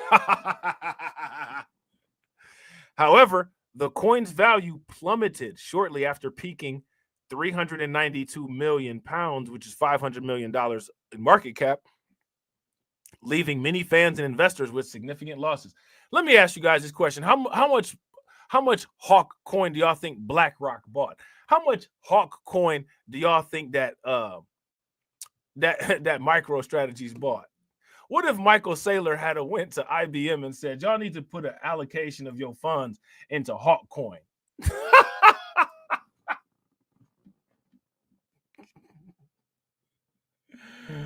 Oh man, what if that had to happen, man? What would have happened then? Yes. Shout out to Win Lose a Rug. Her people made her great. Facts.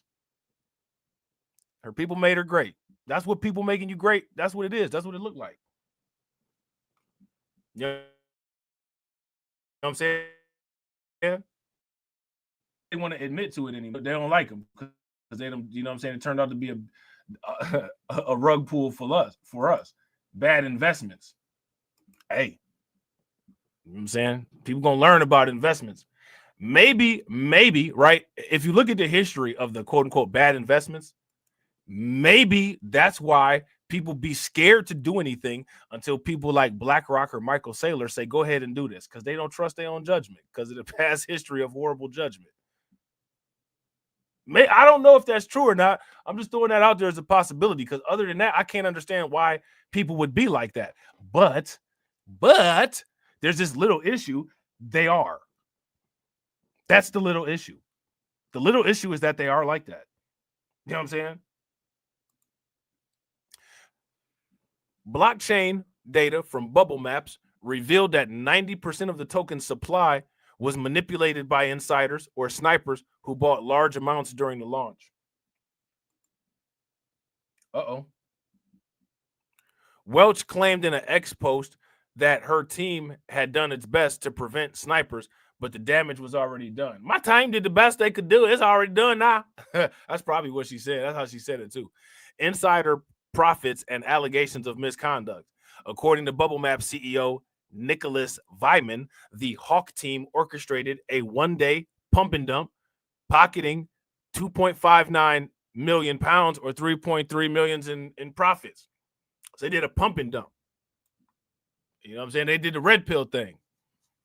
That's what you do to Sims. You know what I'm saying? That's what gets done to Sims. Sims get pumped and dumped.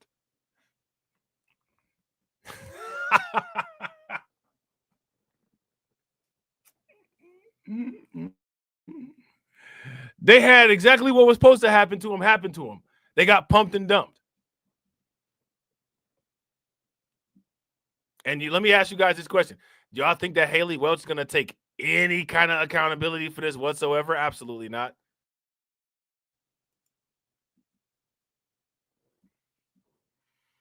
Absolutely not.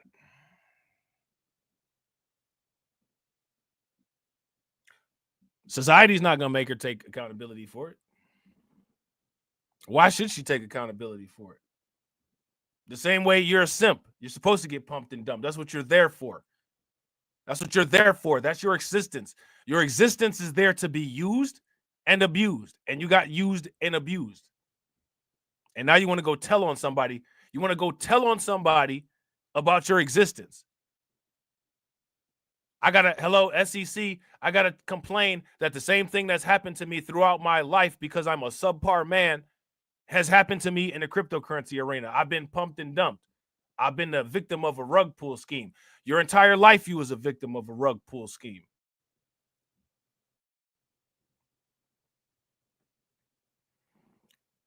Shout out to Cameron. Cameron says, funny thing to me is that's literally how Warren Buffett makes all his bread, with pump and dump. Yeah. The thing is that Warren Buffett, he can do it. You know what I'm saying? The only thing Haley Welch can do is hawk Tua and spit on that thing. Shout out to Win Lose a Rug. Win Lose a Rug says she's been dodging accountability since that night it happened. And none of the accountability police have slapped handcuffed on her. You notice that? Notice that? None of the black Gestapo accountability police have slapped handcuff on her.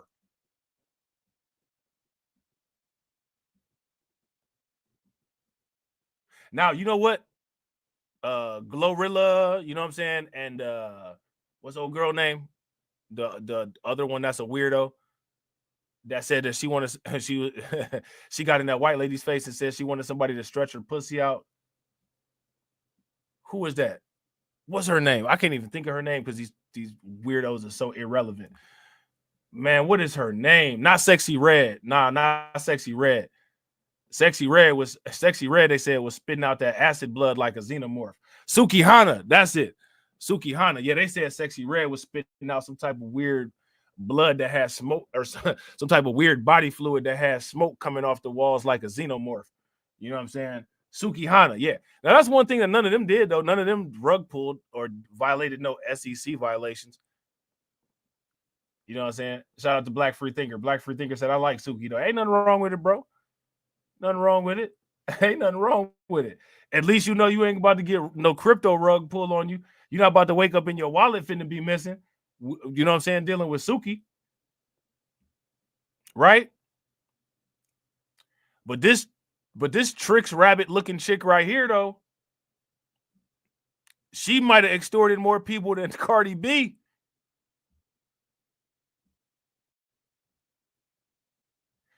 Oh, did Sexy Red? She did.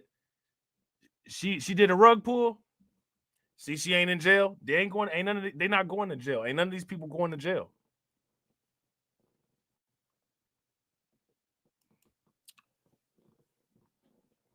Haley Welch ain't going to jail neither. Sounded like Blanche on the Golden Girls.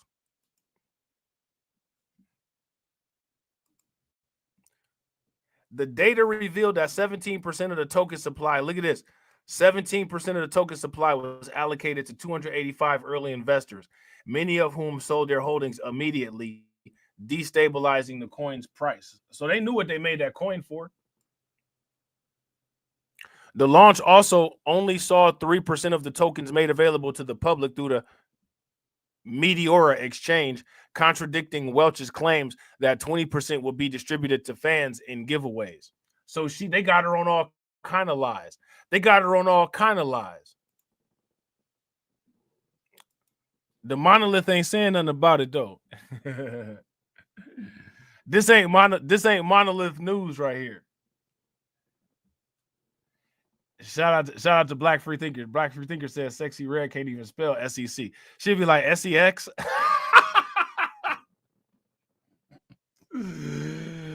People love they idiots, man. Like everybody got a favorite idiot that they love. You know what I'm saying? Yeah, it is what it is. Let me ask y'all this question. What do y'all think? I think that stupidity should be re-examined as a form of inbreeding. If you have brothers and sisters in stupidity, I think that should be looked at as a possible, you know what I'm saying, form of inbreeding. You know what I'm saying? Seriously, I know that people be like, man, wow, Rob, wow, that's extreme. It actually isn't. It actually isn't. I don't think it's extreme. You know what I'm saying? I don't think it's extreme. Shout out to Win Lose a Rug. Win Lose a Rug said, yeah, they didn't release the whole supply of tokens to later dump at random. Yeah, facts. Shout out to John. John said Sexy Red said she got chlamydia twice and said that junk like it was cool. Yeah, I mean, why you even telling people about your medical history like that? Something, you know, I mean, like just, you know. But then if you say anything, if you say anything about that, you know, it's just not normal for people to go around and talk about communicable diseases that they got off of living reckless. How dare you criticize? How dare you criticize? You know what you are. You are kind of everything except for the point that's bringing up, yeah, you know, why should you be up there talking about that? You know what I'm saying? So, additionally, the team collected an estimated 1 point. You know who else didn't talk about Hawk Tua? Anton Daniels. Anton Daniels didn't make a video about this walking through the mall or walking through the airport. And I thought that Anton Daniels was one of the female accountability experts. None of the female accountability experts. Did Fresh and Fit talk about this? These people, I'm trying to tell y'all, man, these people are all the same. They're all clowns. All of them.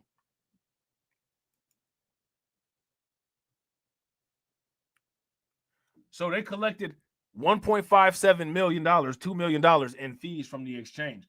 So if you ask me, they should actually look at the exchange as well. All right. So journalist Stephen Findeisen, I hope I'm saying that right, known as CoffeeZilla, confronted Welch's team during a heated audio event on X Spaces. All right. He criticized the launch as one of the most miserable, horrible launches I've ever seen and accused the team of insider trading. These allegations were denied by Alexander Larson Schultz, a team member nicknamed Doc Hollywood, who has ties to the Canadian entertainer Howie Mandel. I remember Howie Mandel, but I don't remember what Howie Mandel was doing. What was Howie Mandel famous for? Shout out to Win Lose a Rug. Win Lose a Rug said Anton didn't talk about it because he told you to spend that money on his Patreon. Better not have any crypto, bro. Facts. If you about to put money into Bitcoin, stop. Don't do it. Put that money into my Patreon. The link is right in the chat on Tales from the Cryptocurrency. You know what I'm saying? Anybody, yo, listen, anybody that's an anti-Bitcoin person, if you're a Bobby World, shout out to AB Promotions, Bobby's World, okay. Wasn't he a talk show host too, though? I thought he had a talk show. Didn't he have a Howie Mandel show or something like that? I can't recall Bobby's World. Oh, shout out to John. John said, I just checked. Fresh and Fit made a Hawk 2 video 10 days ago. Now, I wonder how many times they called Hawk 2 a PWT. Y'all know what PWT is? Who know what PWT is? If you know what PWT is, put it in the chat. I wonder how many times they called that bitch that. Probably not very many. And I wonder if they invited any of their WS Twitter Space friends to be guests on that show where they decided to go in on Hawk Tua and her scamming ways, which if you ask me, right? Oh, deal or no deal. All right, shout out to DC Precise. Okay. I thought he had like some type of show or something.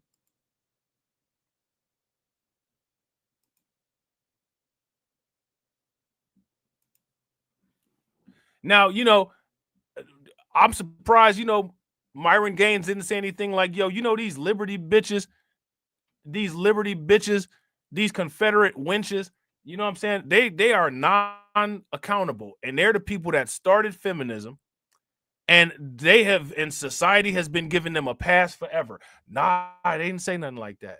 You know who else didn't say nothing like that? Fresh and Fit didn't say nothing like that.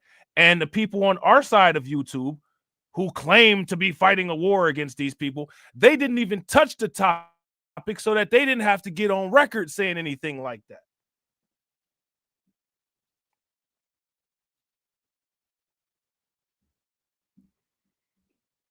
They made sure to ignore this topic so they didn't even have to touch it.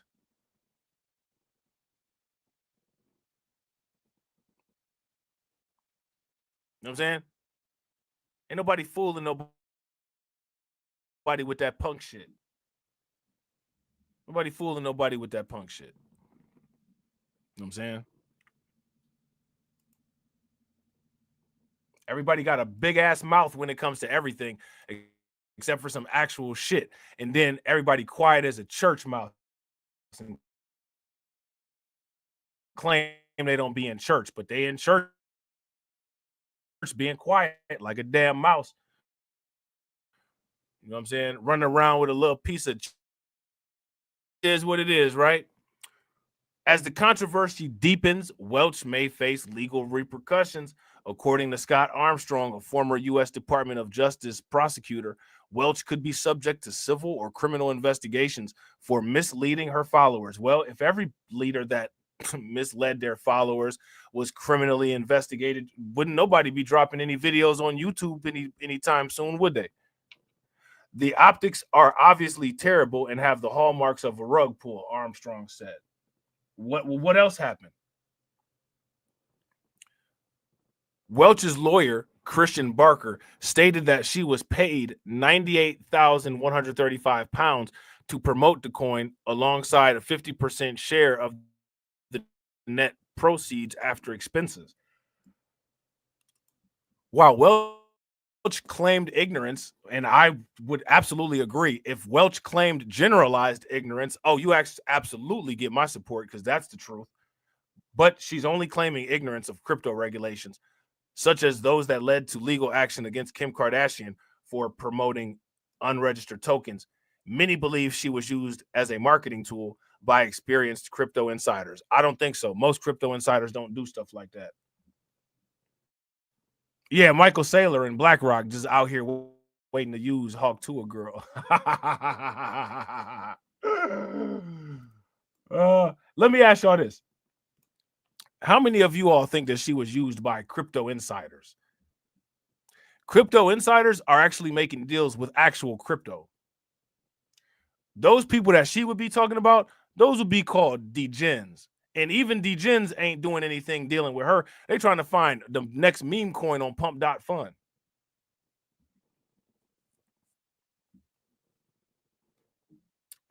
Degens would look at Hawk 2 and be like, nope, I pass. Rising complaints and SEC involvement. Disgruntled fans have filed complaints with the SEC accusing Welch and her team of fraudulent practices. Meanwhile, blockchain analysts suggest that the token launch involved coordinated efforts to maximize insider pockets at the expense of public investors. The Hawk debacle highlights the risks associated with speculative meme coins, with cryptocurrencies gaining mainstream attention from figures like Donald Trump and Elon Musk. Experts warn that scams involving unregulated tokens, hold on real quick, my bad, John, are likely to increase. I highly doubt it. Investors are advised to steer clear of volatile, low-cost tokens promoting quick returns. Instead, experts recommend focusing on more established cryptocurrencies like Bitcoin and Ethereum, which offer stability and can be accessed through regulated exchange-traded funds. And this is what I'm telling you. You see, they keep trying to get people go back to where the regulations are. Everybody wants control. Everybody needs to stop lying about not wanting control. That is a lie. That is a lie. And we need to start calling out that lie. Most of these people want to be ruled by a tyrant. They want to be ruled by a tyrant with an iron fist. Shout out to Cameron Jones. Yo, somebody should check that out real quick. Shout out to Cameron. Cameron says, how many subscribers does she still have? She still probably got a lot of subscribers. She still, you know, them simps, bro. Them simps ain't going nowhere. Them simps ain't going nowhere, bro. You know what I'm saying? Look at this. We're going to, let me see something real quick. Now, we should talk about this other situation. How many people heard about this Bitcoin millionaire that got put in jail in Texas for not paying capital gains tax? If you guys, now, he should get pardoned, if you ask me. Anybody involved in a crypto crime, they need to get pardoned. I'm about to go on my political pardon campaign. Anybody involved in a Bitcoin crypto crime, Haley Welch, she need to have her ratchet ass in jail. But anybody else that was dealing with Bitcoin or something like that, nah, they need a pardon. This dude need a pardon. This dude right here, he needs a pardon. How many of y'all agree this dude needs a pardon? Early Bitcoin investor jailed for unreported crypto gains in $4 million Bitcoin sale.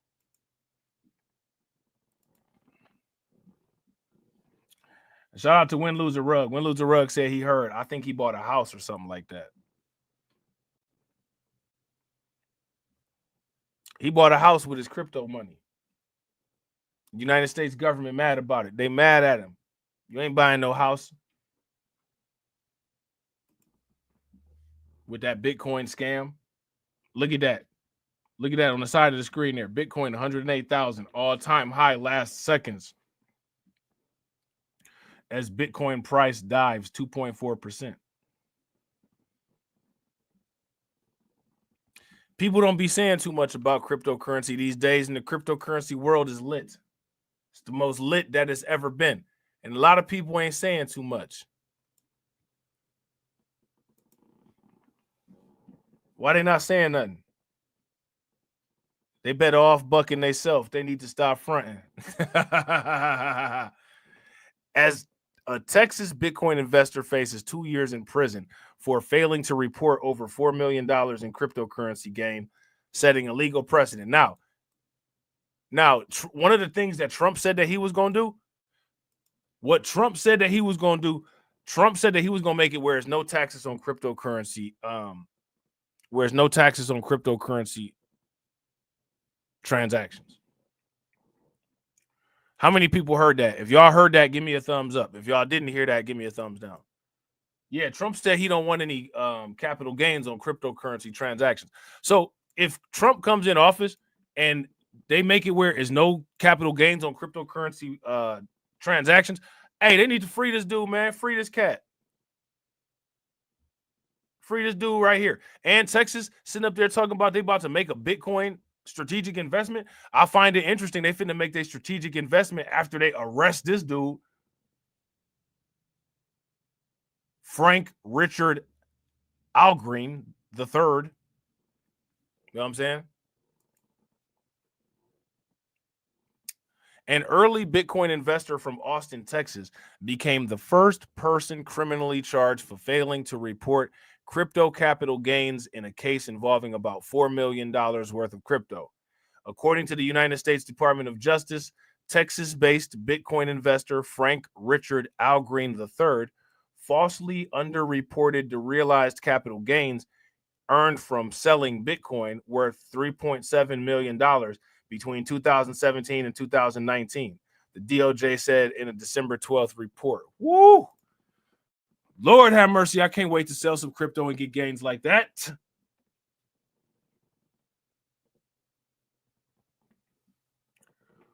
Woo! Man, you know what I'm saying? I can't wait. Listen, I can't wait to be a part of a scandal like this. I'm not gonna lie. You know what I'm saying? I'm not gonna lie. I cannot wait. If y'all can't wait to be part of a scandal like this, give me a thumbs up. If you're hesitant or you kind of worried, you don't know, give me a thumbs down. And shout out to everybody watching. Speaking of thumbs up, thumbs down, I appreciate y'all. If y'all haven't smashed that like button yet, do me a favor. Please take a moment, smash that like button. Also, if you guys haven't hit the bell, please take a moment, hit that bell, and also please share this stream to your social media. Algreen has invested in Bitcoin since 2011. Look at this. Oh my God, look at this. He purchased 1,366 Bitcoin on the crypto exchange Coinbase in 2015 when Bitcoin was trading under $500. Lord have mercy. He sold about 640 Bitcoin in October 2017 on the average market price of $5. He ain't even made the real gains yet. This motherfucker had 1,366 Bitcoin. And he reinvested the $3.7 million in real estate. Wow.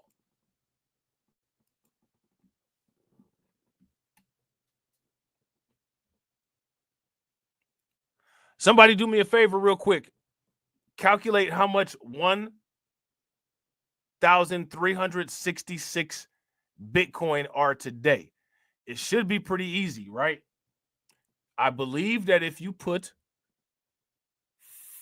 5 zeros behind it, you will get the price.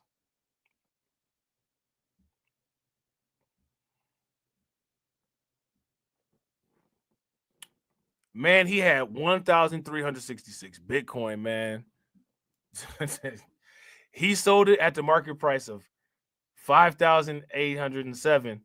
The average price, right? The ones that he sold 640. Good Lord, man.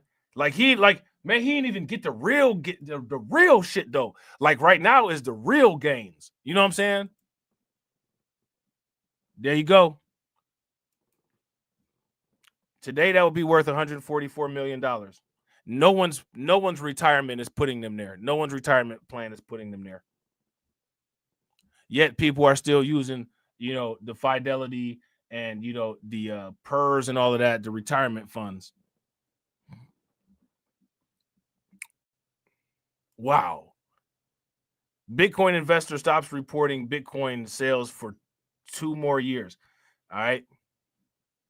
So Algreen then filed a false 2017 federal income tax return that substantially inflated the cost basis of Bitcoins, thereby underreporting his true capital gains from his sale of Bitcoins. Bitcoin investor stops reporting Bitcoin sales for 2 more years. Additionally, Algreen did not report more than $650,000 worth of Bitcoin sales in 2018 or 2019. According to the DOJ, he attempted to conceal the movement of his funds through multiple wallet transfers, crypto mixers, and in-person cash transactions. Look, hey, let me ask y'all this. Do y'all think he knew what he was doing?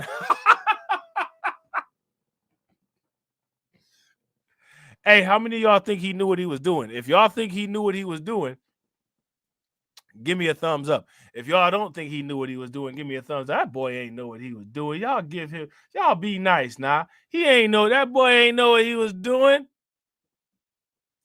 That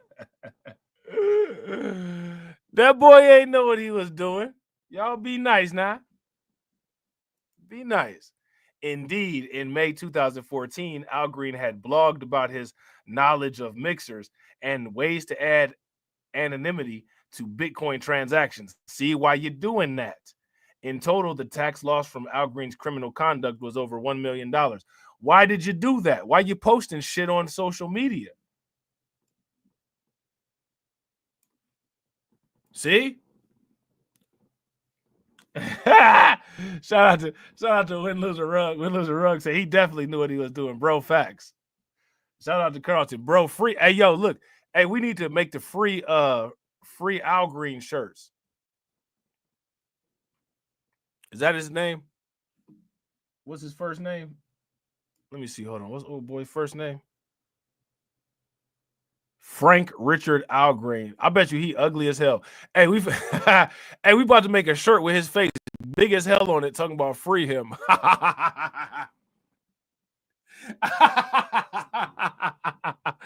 Hey, how many of y'all want to make a shirt saying free that fool?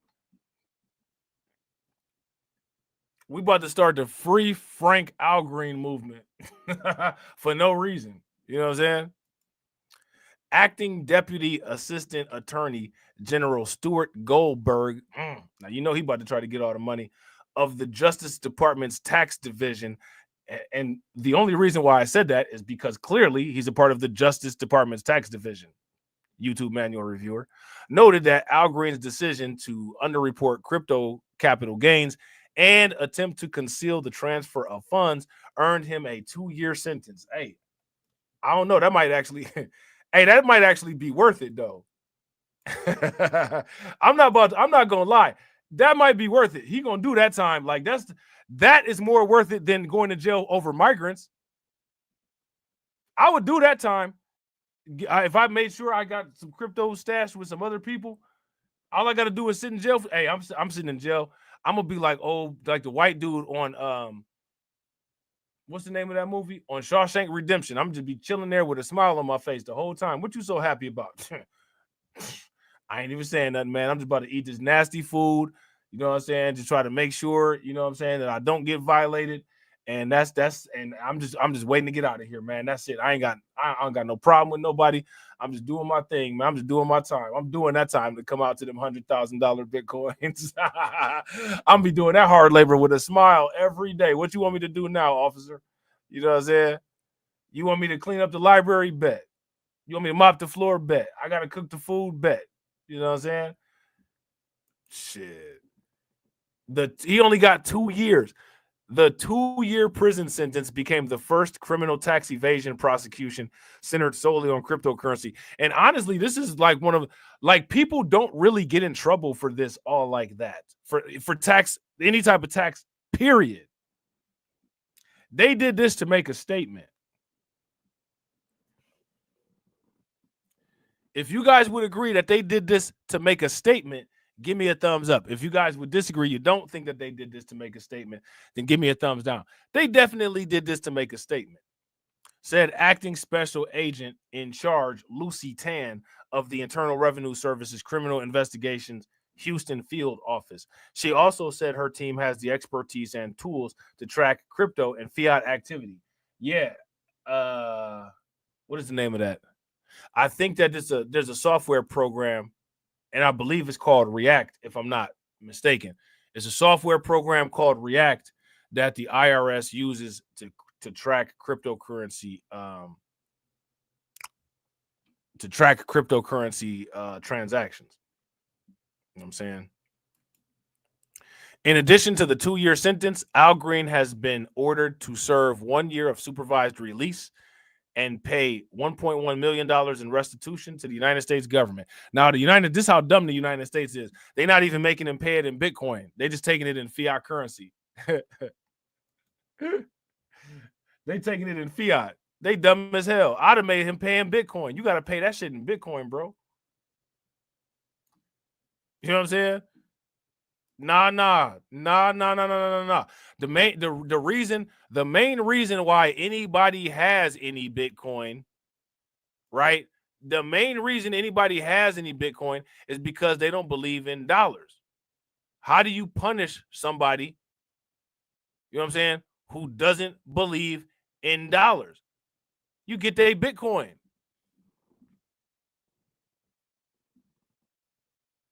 Shout out to DC Precise. Look, well, look, look, watch this. Shout out to y'all already know. Here come the troll comment. You know what I'm saying? DC threw it up there. I'm about to slam dunk on the alley-oop. DC says, shit, bread like that, and they'll get my black ass expeditiously. Thank goodness for all these wonderful leaders that have told black people not to buy cryptocurrency. Now none of us ever have to worry about getting in trouble for that. We never have to worry about getting in trouble for that. Shout out to our fearless leaders. You know what I'm saying?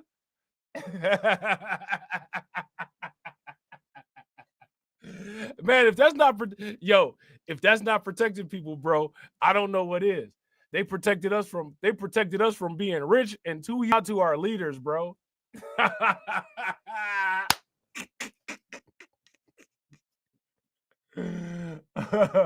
Oh man, shout out to my man John Guillory. John said, bro, if he sold John Guillory said, bro, if he sold the 600 coins now, oh my God, I know. The 600 coins now would have been 63.3 million, and the capital gains of that 20%, 12.7 million. I'll pay. This is what I'm saying, bro. I'll pay the IRS 12.7 million and get 50 million in cash, bro. Facts. Shout out to Black Bitcoin Keep. What's good with it, bro? Bro, listen, I'm trying to tell you, bro, I would do that time in a heartbeat. In a heartbeat, bro. I would do that time. I would do that time in a heartbeat. Now, look, check this out. Look at this. We're going to talk about Trump real quick, all right? And shout out to everybody watching. I appreciate y'all. Y'all already know what I'm about to ask. If y'all could do it, I would definitely appreciate it. How many people have heard of this Trump-backed WL-Fi? If you guys have heard of this, give me a thumbs up. If you guys have not heard of this, give me a thumbs down. But this Trump-backed WL-Fi buys 12 million in Ethereum, Link, and AAV. Total Ethereum holdings reach 56 million. I've never heard of this. But apparently Trump backs it. Okay? Apparently Trump backs it. WL-Fi acquired 2,631 Ethereum for $10 million at an average price of $3,801 per token. Listen, the value chain, it's World Liberty Financial. Okay. Shout out to Black Bitcoin Keep, bro. Facts. Super facts. The dude even posted on social media. I'm about to hide this big. Like, why would you post that?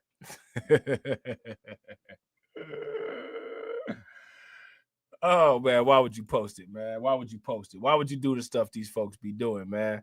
World Liberty Financial. See, shout out to Win, Lose, or Rug. All I had to do was read. Bro, that's all I had to read, but my brother had my back, though. Shout out to... Hey, look. Hey, Win, Lose, or Rug. Look, that's all I had to do was read, but my bro had my back. You know what I'm saying?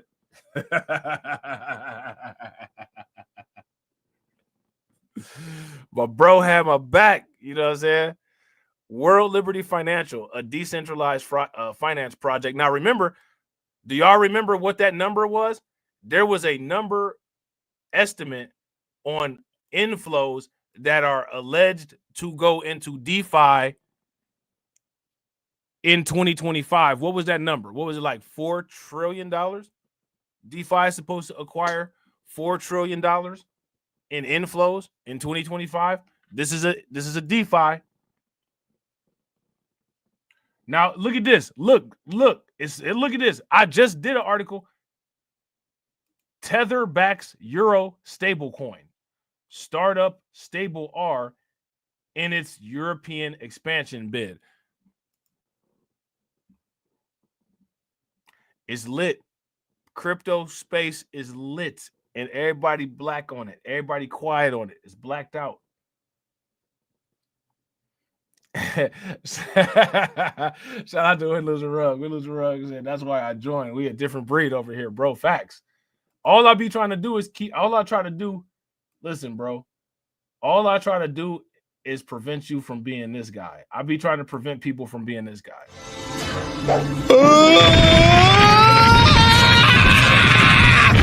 You cheated!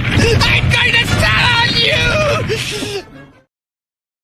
That's all I try to do, man.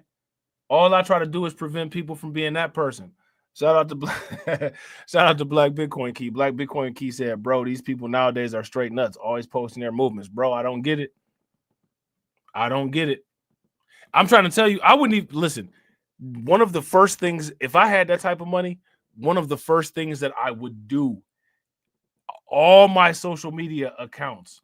Shout out to my man Dwayne Rhodes. What's good with it, bro? All my social media accounts gone. They're all gone. I will holler at y'all when I make YouTube videos and go live, and I'll holler at y'all in the Discord. But besides that, all my social media shit, that shit is all gone. shout out to Win Lose a Rug. Win Lose a Rug said, bro, that's a hella underrated clip. Bro, that shit is hilarious. I just be trying to prevent people from being him, though. You don't want to be out in public and, you know what I'm saying, you see somebody had jumped on something before you did, and you like, oh, damn it.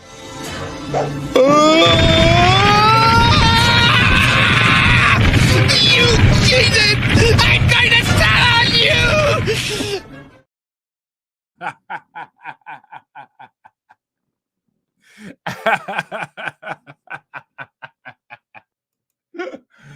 Oh, man, that's hilarious, man.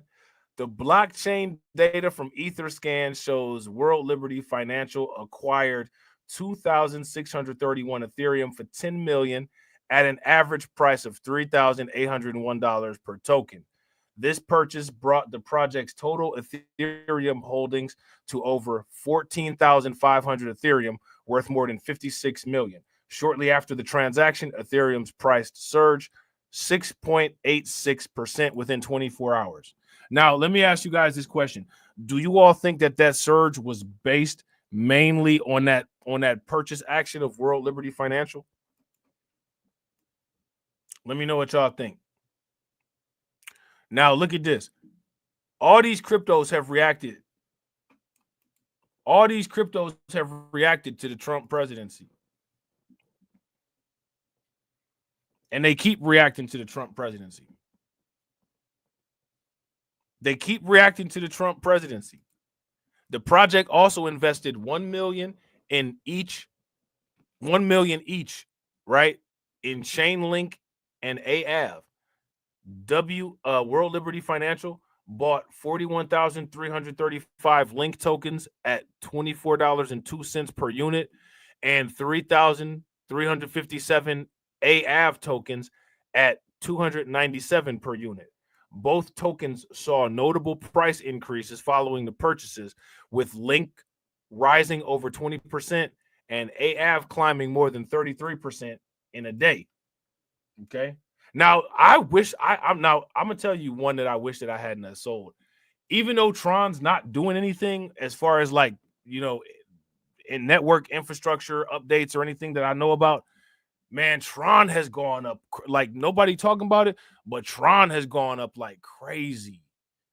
Because Tron used to only be a penny, man. It's up to like 24, 25 cents now. I had hella Tron. You know what I'm saying? Listen, man, I'm glad that I did not sell my Cardano. I had no idea. Like Cardano has gone up a lot.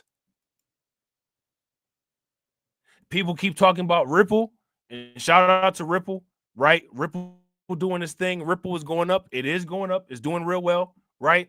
But nobody's talking about Cardano, and Cardano is doing very well also.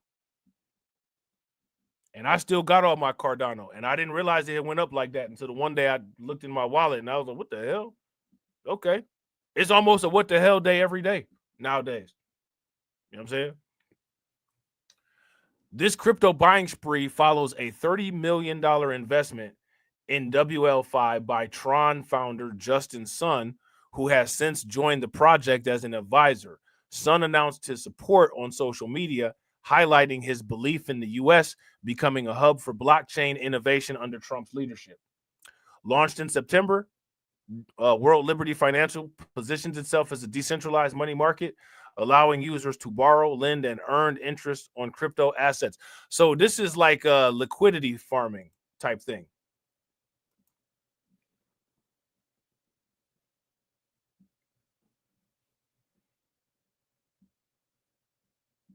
This is like a liquidity farming type thing.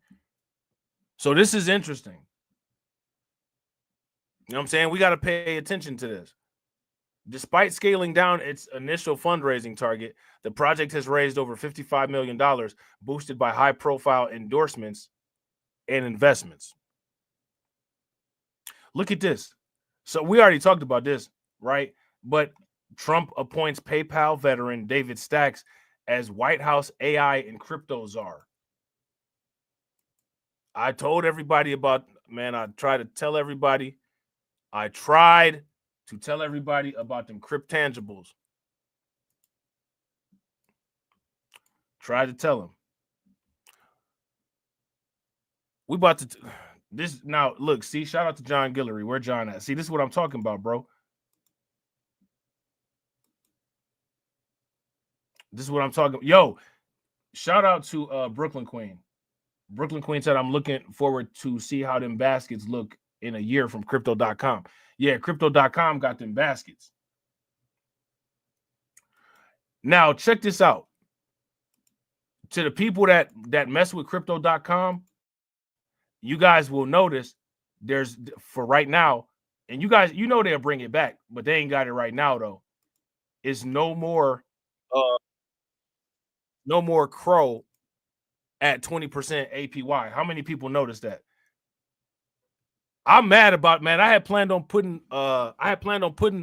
more Crow in the wallet, and you know what I'm saying? They turned to 20% APY off. Kind of annoyed about that. Once again hovering around $100,000. President-elect Donald Trump reiterates his commitment to crypto while ringing the opening bell on Wall Street. And Texas is introducing a bill to create a strategic Bitcoin reserve. We speak with Dennis Porter from the Satoshi Action Fund.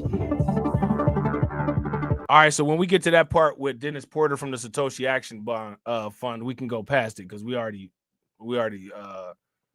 saw that, right? Welcome to CNBC's Crypto World. I'm Tanea McKeel. Crypto markets in the green for a second day after economic data showed inflation ticking higher. As of noon Eastern, Bitcoin crossed above $101,000. Ether traded at $39.36, and Solana inched higher to $230. Now, I want to look at these prices, right? Where's Solana's price going?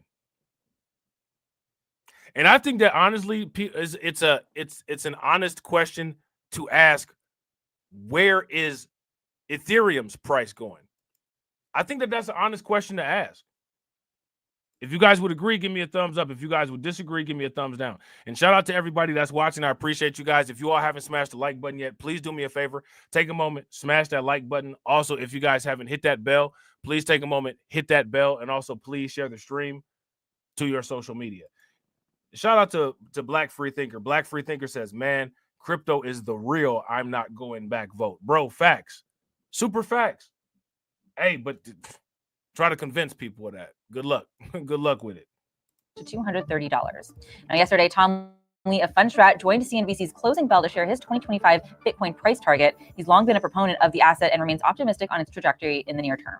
We think it's going to follow a similar halving cycle that we've seen in the past that would imply something around 250,000 for Bitcoin in 2025.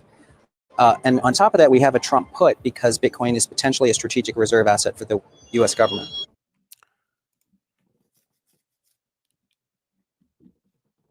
I think we're beyond the quote unquote scam.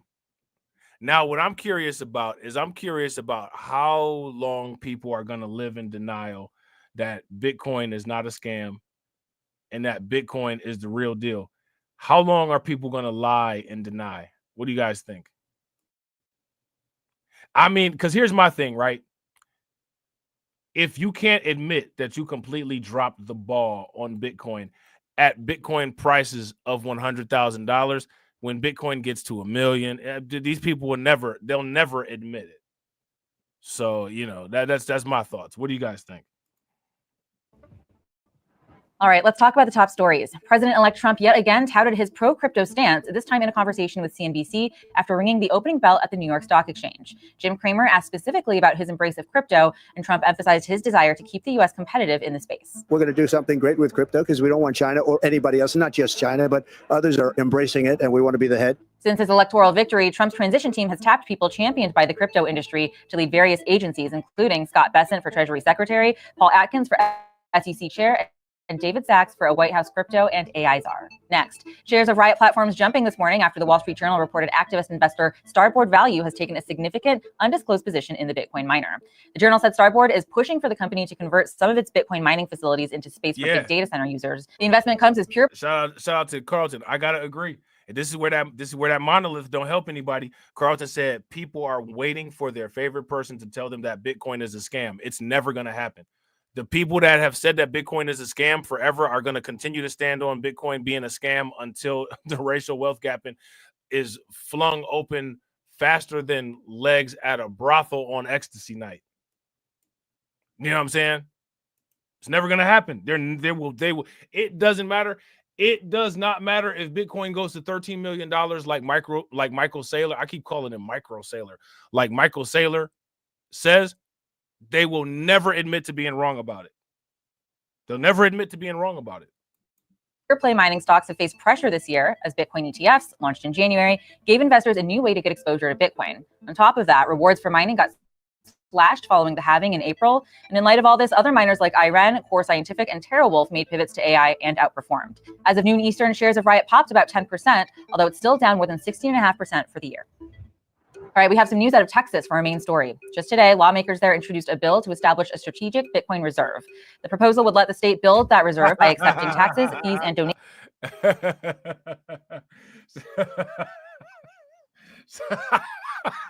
Shout out to Black Free Thinker. Black Free Thinker said, last time I checked, villainy verse 5:8 says, not my problem. Nah, that's the right verse. That's the right verse. That's definitely the right verse in the book of villainy. Facts. Facts, not my problem. You know what I'm saying? Hold on, we about to go past this real quick. Let me see.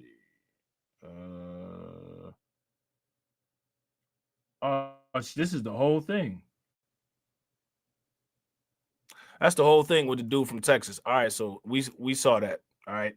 So let's talk about these picks. And shout out to everybody watching. I appreciate you guys. If y'all haven't smashed that like button yet, hit that like button. All right. Share the stream. Join the Discord. Look at this. Trump appoints PayPal veteran David Sachs as White House AI and crypto czar. Now, let me ask y'all this, right? Most people probably didn't really know that Trump had all of these crypto plans. Despite the fact that the information was out there, it's not something that people were really on. Look, I didn't even know that they had this. Shout out to John Guillory. John says, you know what's funny? Fidelity's prediction is $1 billion for Bitcoin. I didn't even know. Can you, man, listen. And it's not, we're not even dealing with mass adoption yet. Like what we're going, like, shout out to my man Frozen. Like what Frozen has said earlier, we're not even in mass adoption yet. You know what I'm saying? Like we're getting close to the quote unquote end of the speculation stage. You know what I'm saying? Trump appoints PayPal veteran David Sachs as White House AI and crypto czar. Okay. David Sachs, a PayPal co-founder, collaborated with Musk and Thiel and invested in their ventures, SpaceX and Palantir. Now, you know, it's interesting, right? We got to talk about these organizations and these value chains, right? Now, Peter Thiel, right? That's J.D. Vance's boy, right? If you guys would agree, give me a thumbs up. If you guys would disagree, then give me a thumbs down. Look at that. We about to hit that goal, man. We about to hit that goal. We about to hit that goal. We about to hit that goal. I appreciate you, Dwayne. Make sure that you guys show Dwayne some love. Throw some flames, some radiation emoji, and some ducks in the chat for my man Dwayne for funding the organization and helping us get closer and closer and closer to that goal. Definitely appreciate you, bro. How do you think that we fund this organization, huh? We're not exactly the march of dimes.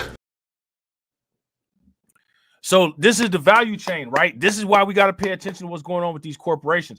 This is one of the reasons why I've been trying to like hit a video each day. Even if I don't have time to stream, I try to put up a video. Even if it's some old news, because I can't keep up with all this stuff, I try to put a video up because there's so much stuff going on.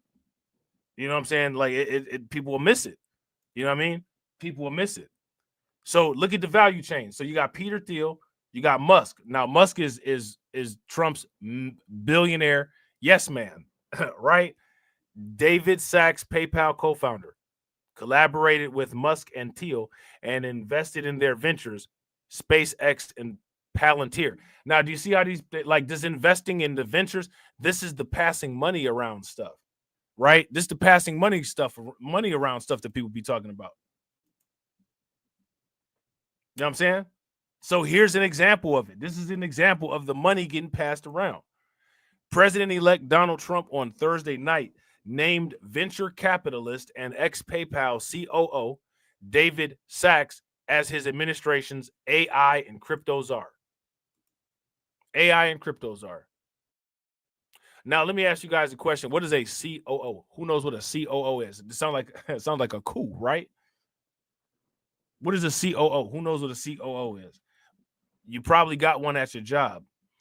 In this important role, David will guide policy for the administration in artificial intelligence and cryptocurrency, two areas critical, right, to the future of American competitiveness. Now, if they actually believe this, yeah, shout out to Dwayne and shout out to Carlton, Chief Operations Officer, Chief Operating Officer, facts. Shout out to my man, John Guillory, helping us with that goal. Definitely appreciate you, bro. Make sure y'all show my man, John Guillory, some love. Throw some flames, some radiation emoji, and some ducks in the chat for my man, John Guillory. John says, not financial advice, but I would invest in crypto, even if it's just $10 per check. Bro, facts. Listen, not financial advice, but I would tell people, even if you don't know, like, what crypto am I going to get? Every time you get $50, an extra $50, pick a basket on crypto.com and just buy you a bunch of baskets. Buy you a bunch of baskets over time and see how I do. You know what I'm saying? Buy you a bunch of baskets over time and see how it do, right? I bet you would do pretty good. I bet you won't do bad. Shout out to you, bro. Make sure you guys show John some love. Throw some flames, some radiation emoji, and some ducks in the chat for my man John funding the organization. Definitely appreciate it, bro. How do you think that we fund this organization, huh? We're not exactly the march of dimes. Shout out to my man Black Bitcoin Key. Black Bitcoin Key says, JB keeps shitting on Bitcoin, like the U.S. government can really do something about Bitcoin growth, maybe for a quick minute, but that's it. But here goes the thing, right? What is the United States, like, honestly, at this point, it's not even the United States government who would be able to, first we got to deal with this. When it comes to Bitcoin growth, the only thing that's going to grow or shrink is the price, right? The amount of Bitcoin, as we all know, is fixed. It's only 21 million. There's not going to be any printing of any Bitcoin. Like, that's not going to happen, right? So the price can change. So people who have a lot of Bitcoin will be able to manipulate it the same way people who have a lot of anything can manipulate it. So if black people had a lot of Bitcoin, we'd be able to manipulate it, right? But we've been told, you know what I'm saying, right? We've been told, you know what I'm saying? And a lot of people listen to what they've been told. That's why they complain about being told. I don't know why people listen, but they listen, right? So people listen to what they told, even though they claim to want, you know, independence and freedom and power and empowerment and all this, but they listen to what they're told, then complain about being told stuff, right? So they're told to not deal with Bitcoin, right? So because people listen and they're not listening to what they're told, people like the Michael Saylors of the world, people like the Blackrock corporations of the world, they buy up all the Bitcoin.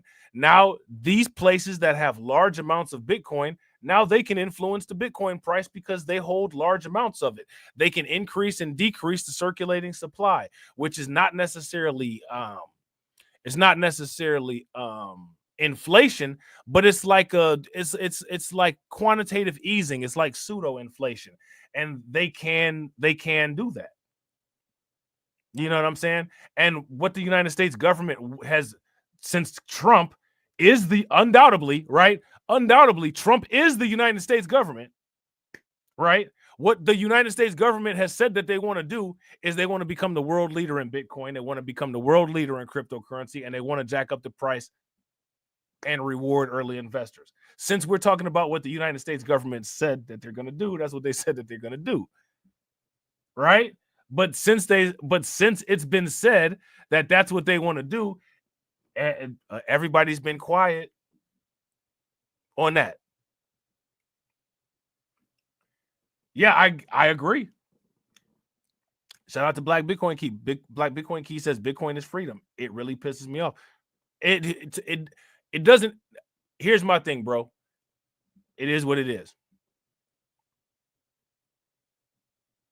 People just got to understand that. You know what I'm saying? It is what it is.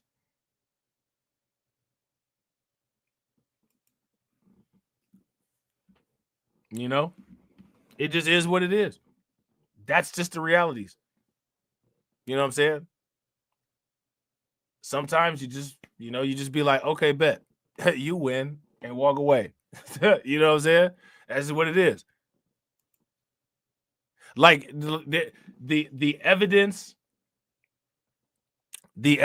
is beyond realistic. And if you ask me, Bitcoin is everything. Look, think about this, man. Trump is sitting up here saying he wants to try to deal with the national debt with Bitcoin. The fact that nobody really talks about the racial crypto gap, that tells me everything that I need to. That tells me everything that I need to know. That tells me everything that I need to know. Why somebody's not discussing. People claim that they care about the racial wealth gap, and we're going to leave an asset that's gained millions in percentage out of the discussion just because I feel a certain kind of way. And there's not even a justifiable reason. How can you feel a certain kind of way about a cryptocurrency? It's a damn coin with zeros and ones behind it. You know what I'm saying? The fact that people purposely leave that out of the discussion, that tells me everything I need to know about that person and those people.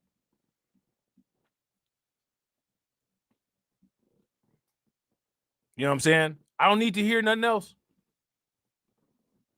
I'm cool. I feel you. I hear what you're saying. I see what you're selling. That's cool, man. Good luck with it. I wish you the best. You know what I'm saying? That's all I got to say. That's all I can say is I wish you the best. But, you know what I'm saying? When it's time for me to have discussions about these particular issues, who we going to blame the Michael Saylors of the... What if Michael Saylor just decided, I'm about to just come out and start just being a wild radical racist? Just out of the blue. Like I got hit on the head by a rock and I'm no longer the mild-mannered Michael Saylor that you see humbly trying to sell everybody Bitcoin. Now I'm the Grand Dragon, you know what I'm saying, riding in on a horse with a burning cross. Now what? Hey, guess what? Nothing. You know what I'm saying? Like now he's just a Grand Dragon with all them damn Bitcoin. and we ain't got none. You know what I'm saying? That's what it is.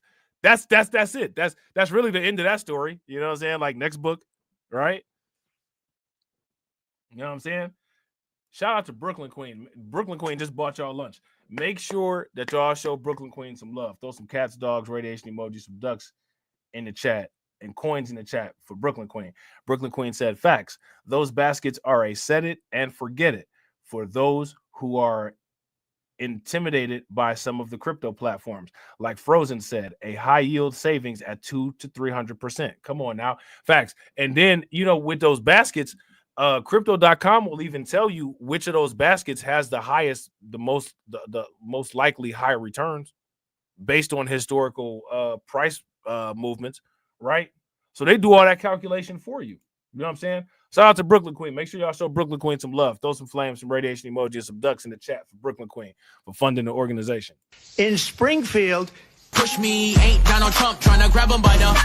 Said it was some Haitians somewhere out in Springfield. Women doing cartwheels. Have you seen Garfield? Eat the cat. Have you seen Snowball? This about to snowball. I'm about to go off. I can't let this go on. Miss me like an airball. Tell me when my cat is cough it up like a hairball. I gotta tell them if they even put the fingernail on Santa's little helper to turn them to hamburger helper. Somebody better help them, cause I'm going to jail for showing them fellas helter skelter.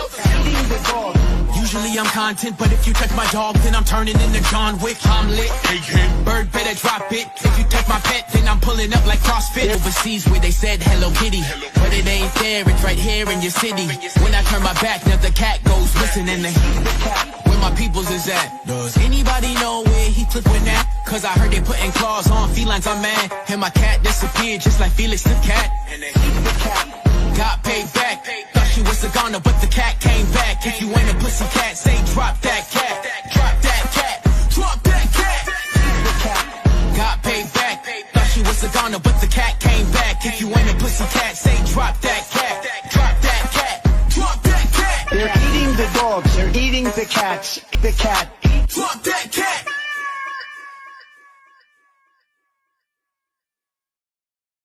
Yeah, man. I keep trying to tell people, man, that, I mean, that's not a bad idea. Or another thing that people can do is, you know, you can use those, like, you can stake Polkadot and you can stake Atom on Coinbase, 15-16%. They giving out crazy staking bonuses. If you find another, you can go to some wallets, even have crazier staking bonuses than that. You know what I'm saying? One thing that you got to understand about these, like, people got cryptocurrency derangement syndrome. The same way they be talking about people got Trump derangement syndrome, they got cryptocurrency derangement syndrome. And this is what we got to understand, bro. Shout out to Black Bitcoin Key. No one's missing out on this. No one's missing it. It's right. Listen, every time you see the number go up on the live stream in the live number and it goes down, somebody clicked off of the video, somebody clicked over the video. You know what I'm saying? People choose to not listen to this type of information. They make a choice. There's no law preventing anybody from hearing this kind of stuff. There's nobody with a gun pointed at anybody saying you're not allowed to download Coinbase or crypto.com or Kraken or what's the name of that other one? What's the name of that one with the horse, the exchange? I can't think of it. No one's doing that. These are choices that people are. So if people are making these choices, they're not missing them. One thing that when people start getting paid off of crypto, one thing that we should not allow anybody to do, we should not allow the people who are broke to sit there and say that they missed out on anything, because you did not miss out on anything. You made a choice and you're going to live with your choice now. There's a different story between, you know what I'm saying, Jim Crow and you're not allowed to go to school and you're not allowed to read versus I'm a just not pay attention to this. Or I'm gonna be a fanboy. Okay, be a fan of being broke then. You know what I'm saying? Be a fan of being broke then. Be a fan of being. Let me ask y'all this. We talked about lockout, blockout. Man, can you? I'm not trying to be funny, man, but the lockout, block, it's almost a done deal with Bitcoin. It's done. Now, shout out to Black Bitcoin, but here go the thing. Black Bitcoin Key says true, but people are putting too many doubts in their heads that they follow. That's their responsibility to deal with that. If you follow somebody and you feel like the person that you follow is not doing the right things by you, then it's your responsibility as a person that's a follower and a quote unquote supporter to either get that person on the right page, on the right side of history, or you evacuate the following. And people make the choice to not do either one of those. And because they don't do either one of those, they live and die with their choice written on their headstone. And that's just what it is. That's just what it should be. You know what I'm saying? Look at what happened with Jim Jones in Guyana. Shout out to Carlton Way with the wisdom, with the knowledge. You know what I'm saying? Carlton Way bestowing knowledge on y'all. Jim Crow is not stopping anyone from downloading crypto.com. The only thing segregated is my wallets. You know what I'm saying? I'll be segregating my Bitcoin from my Ethereum. You know what I'm saying? I'll be segregating my Floki from my Crow with knife. That's the segregation. You know what I'm saying? We'd be segregating like that. You know what I'm saying? Shout out to Black Free Thinker. Black Free Thinker said, Lord ASOE commands, thine shall not show pity, ancient spirits of evil. Bro, facts. That's part of the villainy Bible, right? Ancient spirits of evil, transform this decayed form to Mum-Ra, the ever-living!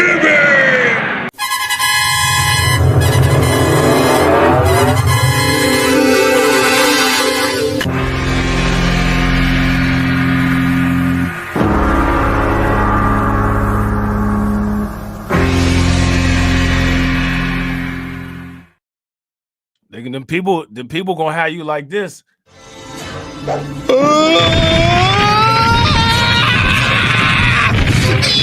cheated! I'm going to start on you!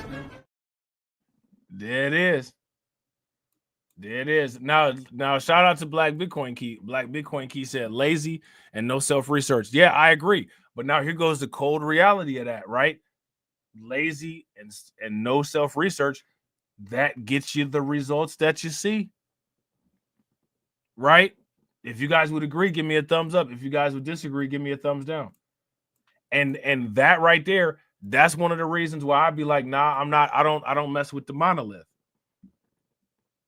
I don't mess with the monolith.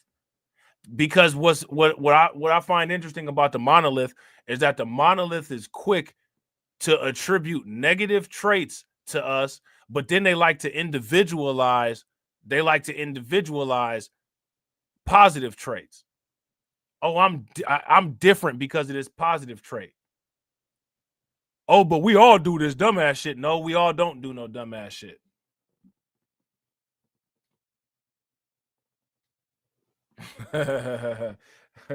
Yeah.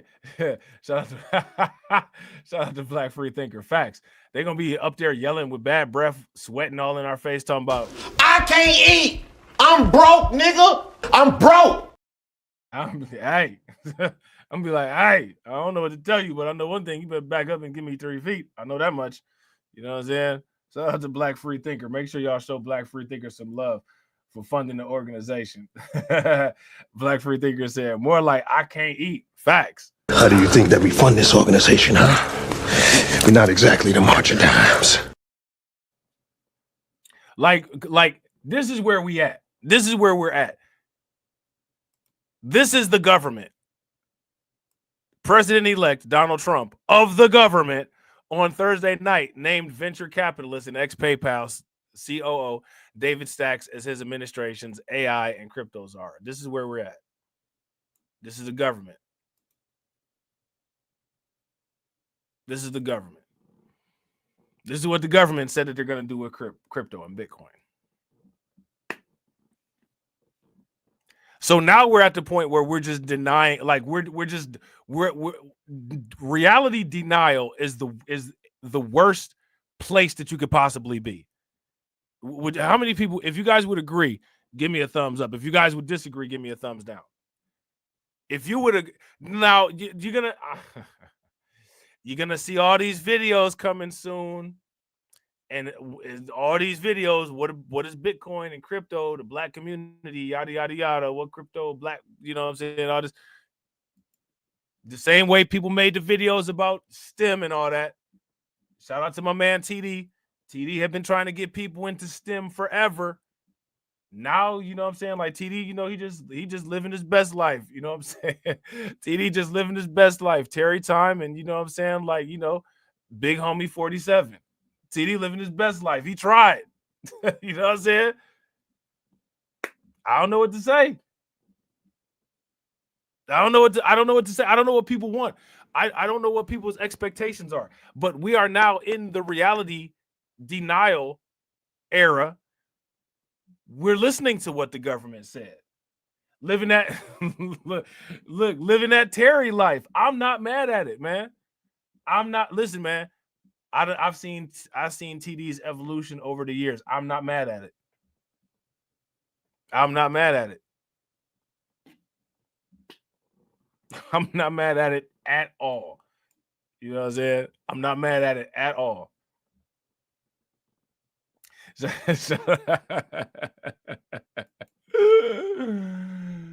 out to Brooklyn Queen. Brooklyn Queen's at TD's Terry Time Villainy Arc. Terry Time Villainy Arc, man. Every villain has a story. Society has no sympathy. So society doesn't care about the villain story. Society only cares about who one deems as a villain versus who one deems as a hero. No one cares about your story. The only thing that people care about is what influential people have told them to care about. No one cares about your story, though. I got a story. No one cares. You know what I'm saying? No one cares. Life is an event, and death is common. It's something that every human being experiences, and it's unfortunate because you might be able to control it, but we don't know how to control it. So at this point, it's fair to say that we can't control it. And it's a tragedy, man. It's a tragedy. Look at how it hurts people. You never see the people that you care about again. And you never, ever maximize the time with them. You know what I'm saying? Even as much as you might love them, you never maximize the time with them. The way that you know that there's nobody that anybody loves that has died that anybody says, I'm comfortable that this person has died because I spent every moment perfectly appreciating this perfect person's existence. No one can say that. Anybody that dies, everyone has had an inefficient relationship with them, and everybody wishes that they had just one more minute, or if they could just say one more thing. And you will never see that person again. Maybe. People believe in things like religion to get themselves a false sense of security. Yeah, I might, some miraculous religious stuff might happen, and maybe I'll see this person in what's called a quote-unquote afterlife. Death is the afterlife. People don't do well with uncertainties. We don't know what happens after death, despite the fact that everybody dies. Every human being has died. You know what I'm saying? And yet we have no learning curve about death. No one knows anything about death, but it's something that every human experiences. Imagine that. Something that's common to every human, we have no knowledge of. How? Because humans are that smart. They that intelligent. Life is an event, and death is a tragedy. You know what I'm saying? And people don't maximize their time, and they're okay with wasting it. It took Bitcoin for people to understand the concept of a finite asset, and you are built as a human with a finite asset. It's called your life. It's finite. You got X amount of time. You got X amount of revolutions around the sun, and that's it. And you don't even know the number. At least with Bitcoin, we know it's 21 million. You don't know how many revolutions around the sun you got. In most cases, it's between 60 and 80. Things are getting better. Healthcare is getting better. Maybe now between 70 and 90. For some people, less than that. But you don't know how many you got.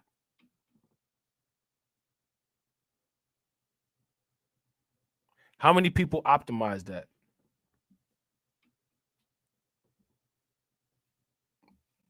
How many people care? Nobody cares. It should be a tragedy. Every human life is lost. We don't know where that consciousness is. We don't know where that person is. We don't know where that person is gone, but it's not. It's just another one off the assembly line. We replace it with another one.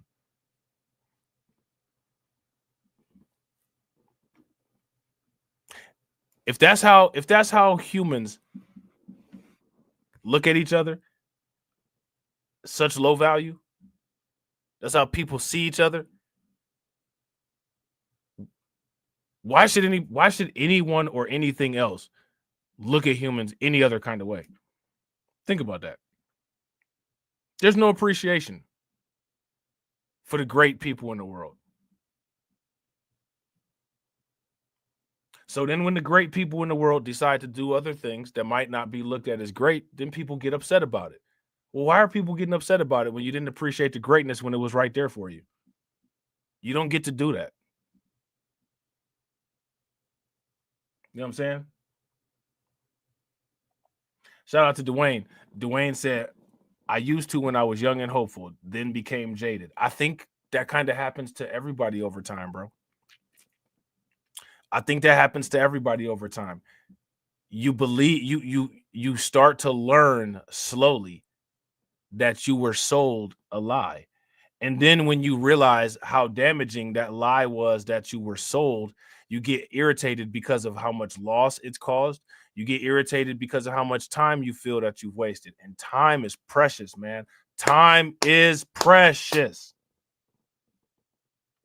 Time is the original Bitcoin. I'm trying to tell you.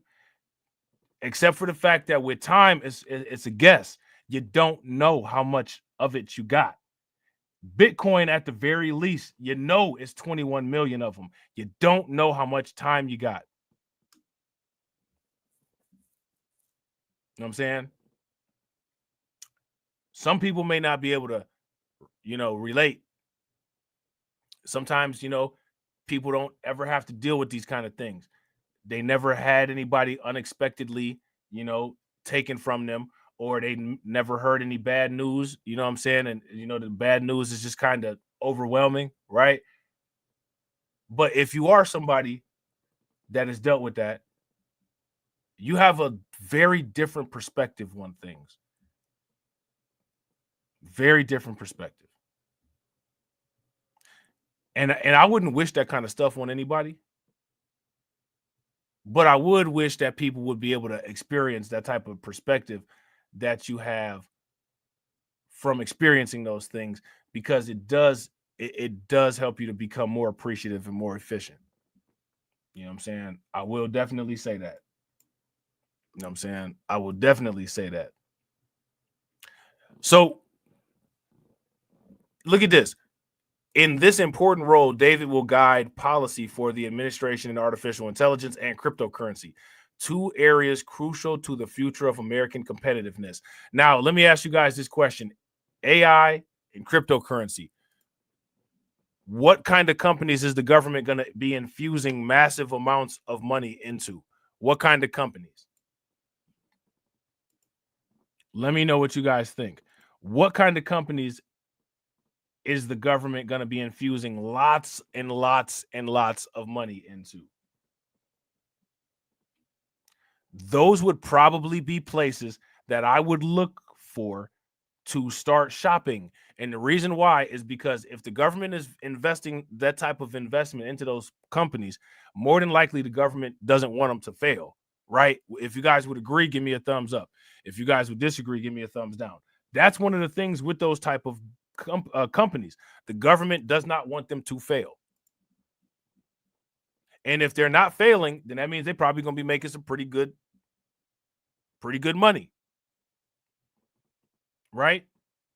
If they're making good money, probably not a bad investment, right?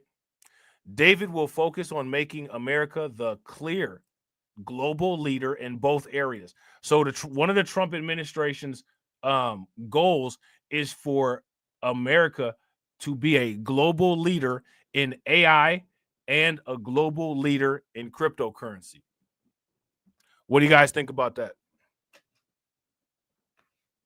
Let me ask you guys this question. What's that going to do for your cryptocurrency wallet? Let me know what you guys think. All right. PayPal Mafia's David Stacks gained spotlight in Trump's crypto and AI agenda. Now, let me ask you guys this. What is Trump's crypto and AI agenda? Because while they have so much information and research on Project 2025, they didn't really say too much about the crypto agenda. Why wasn't there much said about the crypto agenda?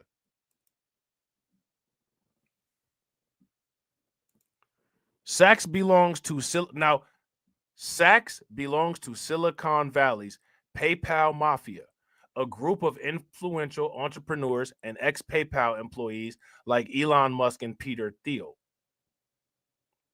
Formed in the early 2000s, this group has shaped the tech industry through successful ventures and investments, leveraging their strong networks and collaborations. Let me ask you guys this question. Why do we not have something like this? The PayPal mafia.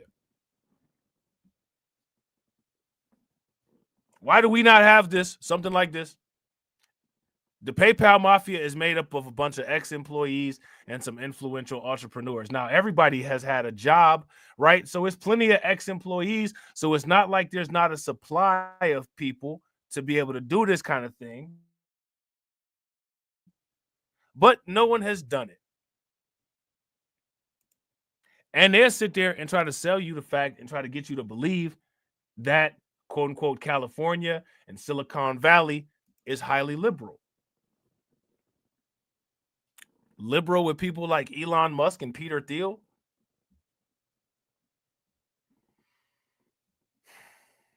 I don't know. Now, shout out to Black Free Thinker. Black Free Thinker says because they're scary. If you guys agree, give me a thumbs up. If you guys disagree, give me a thumbs down. Shout out to Carlton. Carlton says lack of organization. Too busy being in silly mood. Facts. It's Terry time all the damn time. 24-hour Terry. You know what I'm saying? You know, I asked TD about this, right? I said, you know what's interesting about the Terry Time channel? And I like, y'all know I rock with TD. That's my man. You know what I'm saying? I said, what I find interesting and telling is that when you watch the main channel, you got people that are in there that say, oh, it's time to Terry, right? But when you go on the Terry Time channel, no one ever says it's time for the news. Did you guys notice that? If you guys notice that, give me a thumbs up. If you don't notice that, give me a thumbs down.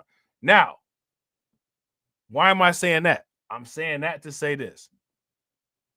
Human behavior is inescapable, and human behavior is the best testimony of current conditions.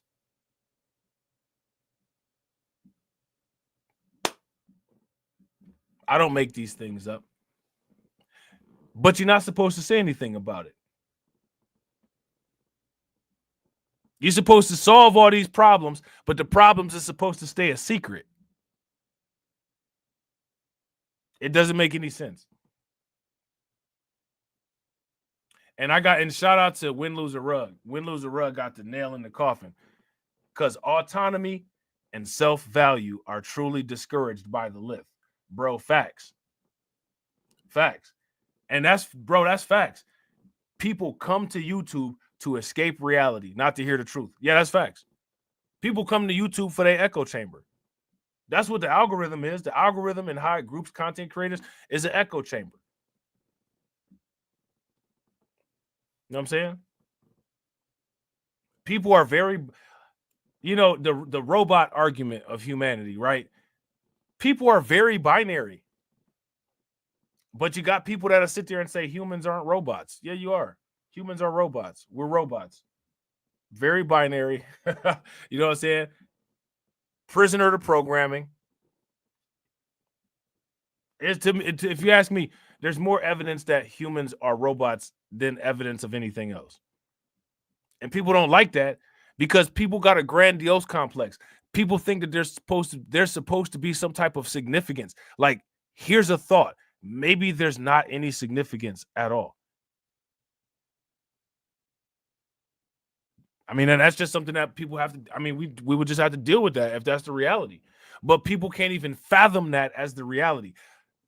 The reality has to be that the universe was created around us and we're the children of the universe, and that everything special in existence is solely created and customized to humans. That's not true. The evidence doesn't support that. No evidence supports that.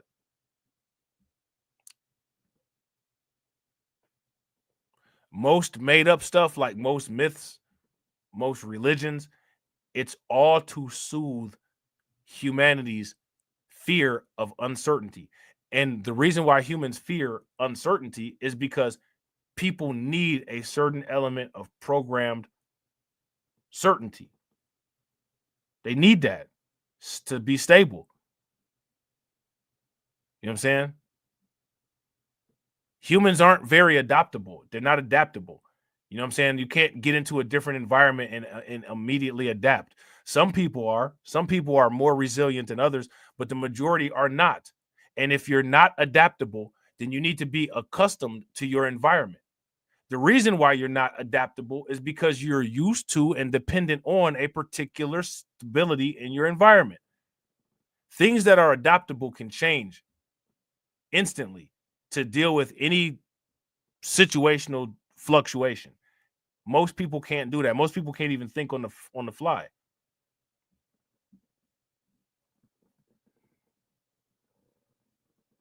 Think about that. People say nonsensical stuff all the time.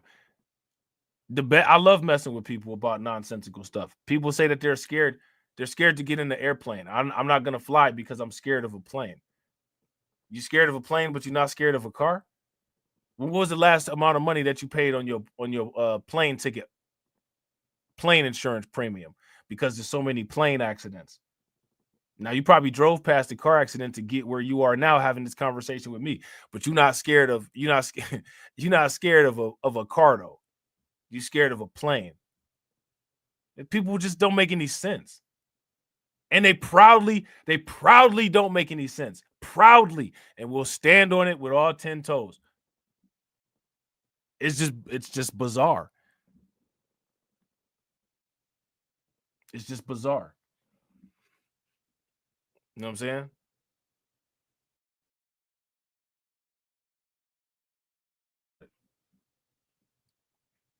I don't know why we don't have a Silicon Valley mafia.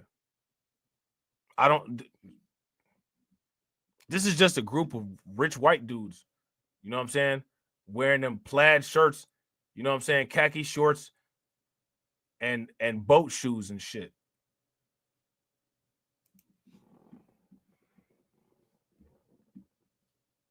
No one even asked these questions. They tell you stay away from these businesses. They'll tell you to move into a Karen neighborhood and stay away from these type of businesses. You know what I'm saying? Go move to that Karen neighborhood. Stay away from these type of businesses. Shout out to Win Loser Rug. Win Loser Rug said MFs be thinking that ignorant shit is cute. Facts. I don't think so. You know what I'm saying? I don't think there's anything attractive in any type of ignorant anything. One of the first things that I pay attention to is communication. And if you can't communicate, I'm done. I'm good. You know what I'm saying? That's it for me. I'm cool. Yo. Look at this. These people mess with money. He also gained prominence by founding Yammer, which he sold to Microsoft in 2012 for about 1.2 billion. Now, he founded this company called Yammer, right? Microsoft bought it for $1.2 billion. Let me ask you guys this question. What is Yammer? What does this company do? Why did Microsoft see $1.2 billion in value from them? Does anybody even know? I'm going to be 100% honest with you. I never heard of that company. I don't know who Yammer is or what they do. You know what I'm saying? I don't know anything about them. But apparently Microsoft saw some value in them. And Microsoft bought them for $1.2 billion. Okay? Reports earlier indicated that the incoming Trump administration considered Chris Giancarlo, former CFTC chair, for the crypto czar role. Let me ask you guys this question. Now, listen, check this out, right? Check this out. Everybody is upset. Now, listen, everybody's making these videos, right, about the quote-unquote lack of black pics that Trump had. How many people have seen all these videos?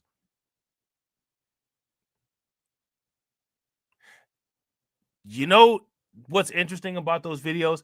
Everybody is making the complaints about the lack of black pics that Trump has, except the black people that voted for Trump. And I'm pretty sure that the black people that voted for Trump didn't vote with the expectation or put it out there, you'll get my vote if you put a black face in a high place. I'm pretty sure most of them people didn't say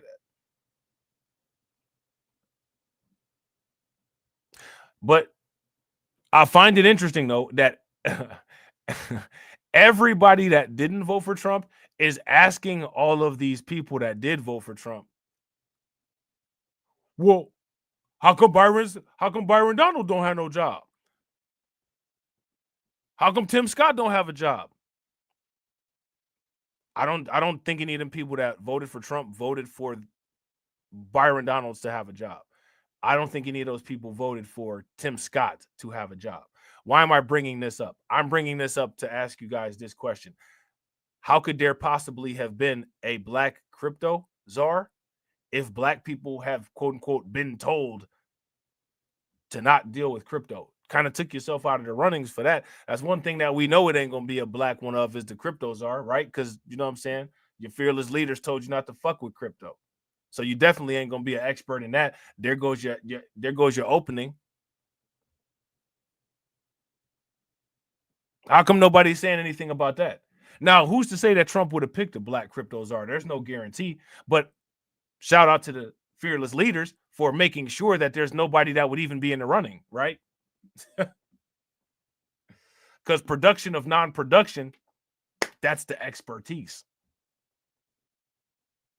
right?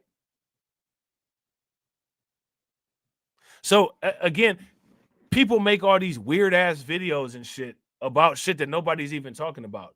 It from the people that's actually real, right? Shout out to the real people that's conservatives and the people that's coons. One thing that's consistent with all of them is I haven't really seen any of them, and I never saw any of them banging for no quote unquote black position. I haven't seen that. So I don't know why the people who didn't vote for Trump are asking them about black Trump picks. Now, I want to know about the black candidates for a crypto czar. If Trump were to pick a black crypto czar, who would he pick? That's my question.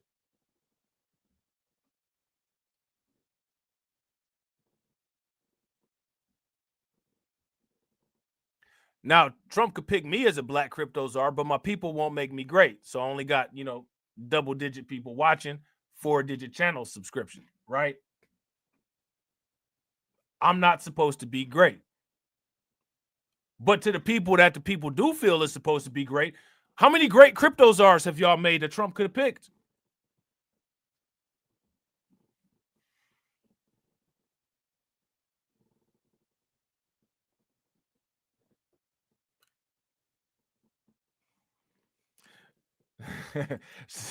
Shout out to Win Lose a Rug. Win Lose a Rug says someone that our people won't know. Someone that our people definitely wouldn't make great.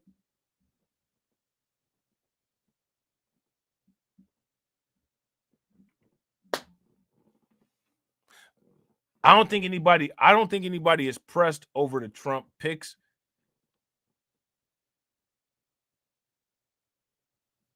I don't think that anybody is justifiably pressed over the Trump picks. I think that the only people that should be pressed over the Trump picks is the people that voted for Trump if they didn't get a pick that they wanted. If you sat on the couch, I don't, you know what I'm saying? If you was a couch voter, I don't know how you got a bone in that dog fight. Is beyond me because you know what I'm saying? You weren't interested in any candidate or their actions, right? I didn't vote for Trump. I didn't vote for Harris. I was a couch voter. I don't care about the Trump picks. I'm actually really happy that he picked a crypto czar, but now I'm trying to figure out why my people ain't make a crypto czar. Because they're going to say, Trump didn't pick one of these people, right? Now, Trump picked the crypto czar, but who was available? Who was Trump's black option to pick as a crypto czar is my question.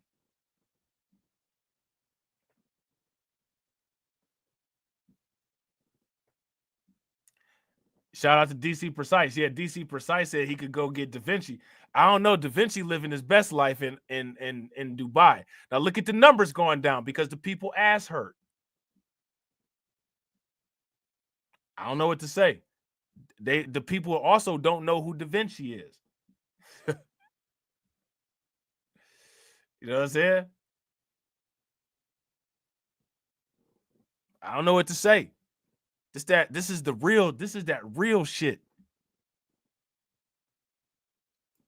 Shout out to Win Loser Rug. Win Loser Rug said if he chooses someone black and experienced in crypto, 99% of folks would not know who they were. 99% of folks would not know who they were, and 99% of folks them led by the Joy Reids of the world would do everything possible. They would do more possible to destroy him than they would any MAGA person. They would go after him harder than they go after Nancy Mace, Marjorie Taylor Greene, any of them guys. Because that's just what they do.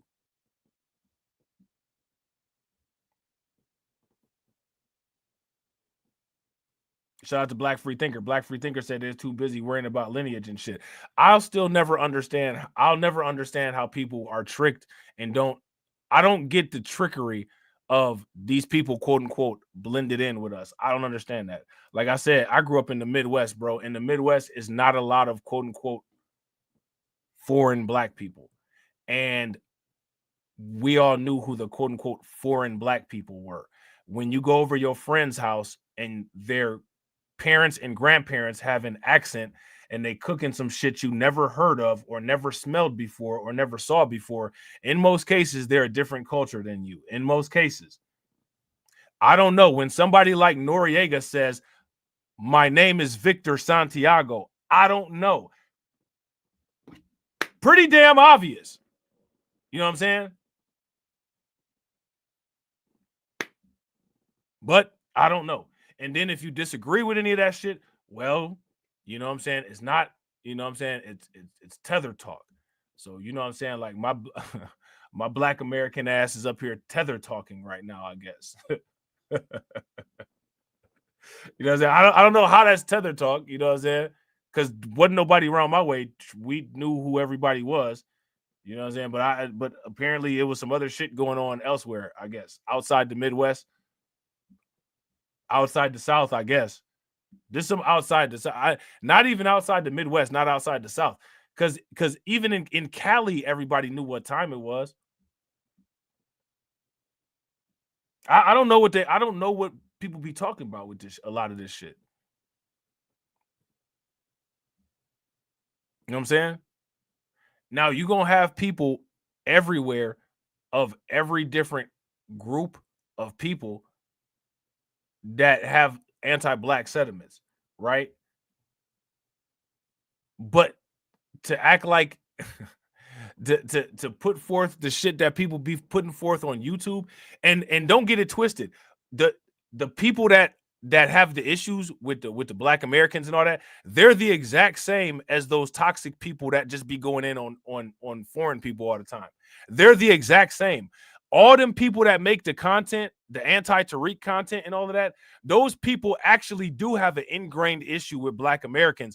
They just use Tariq and all of that as their vehicle to be able to get off on black Americans and shit. You know what I'm saying? They could care less about Tariq for real. They're using that as their vehicle, you know what I'm saying, to go in. The same way that a lot of people, you know what I'm saying, they use these weird ass, fake ass arguments about foreign people to go in on foreign people because they xenophobic. They're the same people. Yeah, shout out to Win Loser Rug. Win Loser Rug said, yeah, out here it's none of that. Yeah, you heard my dude, Tilden Park in the intro. West Side, Creole, my bloodline. Who's tricked? You know what I'm saying? What? No one's tricked. No one's tricked. Let me tell you something, man. I got street smarts. I'm not a dumbass. I got street smarts and I got academic intelligence. Ain't nobody tricking me, bro. I'm not about to be going around saying, oh, you know, I got tricked. I got tricked at the poker game. I got tricked at the game of spades. Ain't nobody out here tricking shit, at least my way. Ain't nobody about to be taking my money, stealing from me, tricking me, scamming me. Like, are you crazy? I don't know why people attach to and buy on to that narrative of weakness like it's a flex. Shout out to Carlton Way. That's what I be talking about with the strange flexes. Like, I don't fuck with none of that shit. You know what I'm saying? I don't fuck with no clown ass shit. Sitting up here saying you know what I'm saying? People taking advantage of you because you dumb as hell. Like, that's what happens. Dumb people get taken advantage of. What you complaining about? Either get your intelligence game up or just understand this is why I'm getting taken advantage of, because I'm an idiot. You know what I'm saying? Like, I don't get it. I don't understand. It's pretty simple.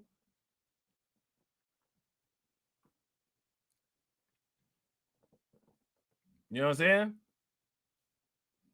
Yeah, and shout out to Black Free Thinker. Black Free Thinker said, I'm not hung up about that BS.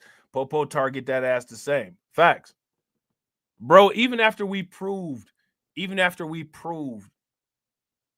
Undocumented, on the channel, you know what I'm saying, that I'll be talking about immigration on, after we proved that the Haitian people wasn't out there eating cats and dogs, people still wanted to be accepted by Trump and the MAGA crowd. And they had to, you know what I'm saying, push the 4chan right-wing nonsense, anti-black nonsense that they was talking about. Shamefully, man. These cats went up there and said, let me go light that cross for you, sir. Let me go light that cross for you, sir. Like some clowns. If some shit is true, it's true. If it's not, it's not. That was fake. And they still try to keep even after Trump and JD Vance got lit up over it, they still wanted to push the narrative. That's what I'd be asking nowadays, man. Whose side is people on? And if I mean, if that's what people out here doing, what kind of standards is it for of any kind of quote unquote sides?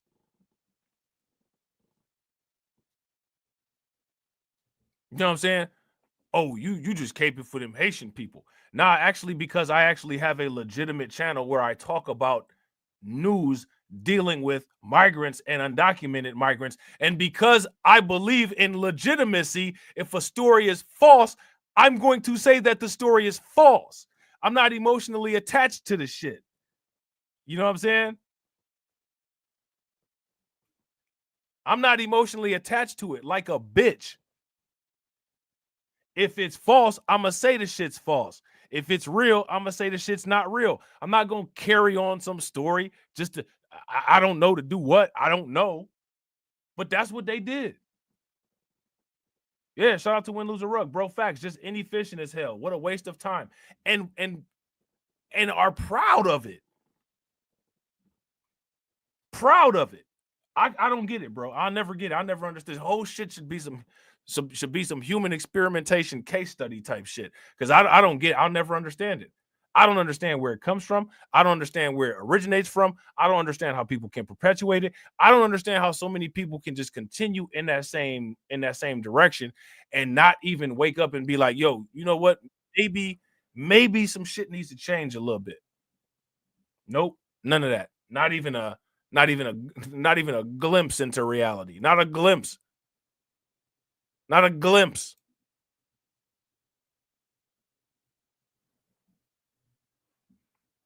You know what I'm saying? Shit, wow, bro. So now, anyway, here it says former Trump critic rises as crypto advocate and administration ally. Sachs' appointment signals that the second Trump administration is rewarding Silicon Valley. Look at this. So here go to CRYPTANGIBLES. The second Trump administration is rewarding Silicon Valley figures who supported his campaign. Moreover, it indicates that the administration will push for policies generally supported by crypto entrepreneurs.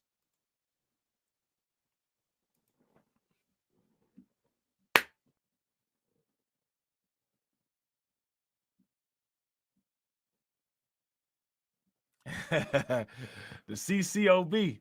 Shout out to Carlton, the CCOB, the Cultural Crash Out Brigade. You know what I'm saying?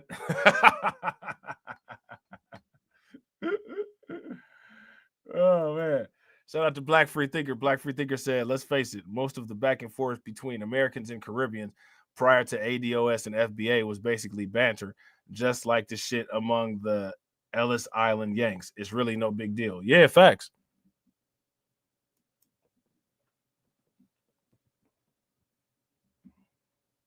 It's just some dumb shit to hold on to. You know what I'm saying? Instead of holding on to Bitcoin. You know what I'm saying? It's just some dumb shit to hold on to instead of holding on to Bitcoins. But I'm gonna be like Eric Adams out here. Remember when I got my Bitcoins? And they was laughing at me, son. They was laughing at me when I got my Bitcoins. Now they out here like this.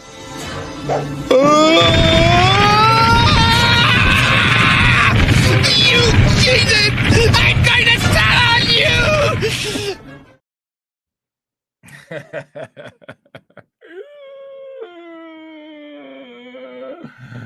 Yo, shout out to Black Free Thinker. Black Free Thinker got the question that's gonna hurt people's feelings. Black Free Thinker said, question, who are the real tethers? The foreign blacks or these wannabe MAGA ninjas? That's a great, the wannabe MAGA ninjas that won't admit to being MAGA. Now, you know, shout out to TD. TD actually is MAGA, right? And he ain't never called nobody a tether, though. Right? I'm pretty sure I never heard. If you go back and look at TD's entire videography, I don't think TD has ever called anybody a tether. You know what I'm saying? And he actually is MAGA. 2024. You know what I'm saying? I'm just saying. You know what I'm saying? I'm just saying. So now here it says earlier this year, Sachs became a major Trump booster by hosting a fundraiser in San Francisco for the then Republican nominee. At this event, tickets went for $50,000 each, with the $300,000 tier that offered perks like a photo with Trump. Yeah, shout out to Win, Lose, or Rug. That's what Win, Lose, or Rug was talking about right there. They was paying $300,000 for a picture with Trump. They was paying for them crypto policies too. They was paying to play. I've been telling everybody, man, it's pay to play, but nobody wants to listen, and then nobody wants to try to figure out how to get money to play, or get money to get paid. Hey, that's on you, man. That's on them. That's on them, man. Keep protesting. You know what I'm saying? Keep standing outside city hall meetings. Don't nobody want you at. I don't know what to tell you, man. You ain't got to stand outside no city hall meeting to get no Bitcoin, though. But go ahead. Keep doing shit backwards and try to figure out why there's no forward movement. People got the gears in reverse and don't understand why the car going backwards. You know what I'm saying? Shout out to Win, Lose, or Rug. Win, Lose, or Rug said, I don't care about the MAGA crowd. What annoys me is these Sambos who pretend to get offended on behalf of PFDs. The pandering is repulsive. Bro, facts. PFDs. Moxie crazy. Their personal flotation devices. Man, every time I hear PFDs, man, I start dying laughing. Moxie crazy. Oh man, Moxie know though, man. Moxie understand. Moxie know exactly where I'm coming from. You know what I'm saying? Shout out to my man Moxie approved. So now here it says this represented a stark change for Sachs, who has sharply criticized Trump. Now, mind you, JD Vance has sharply criticized Trump, right? Following the January 6, 2021 Capitol riot. Shortly after, on an episode of his All In podcast, how many people knew that Sachs had a podcast, the All In podcast?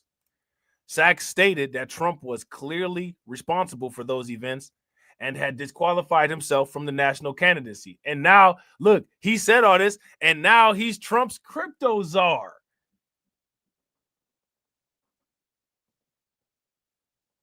And people will listen to him on a podcast.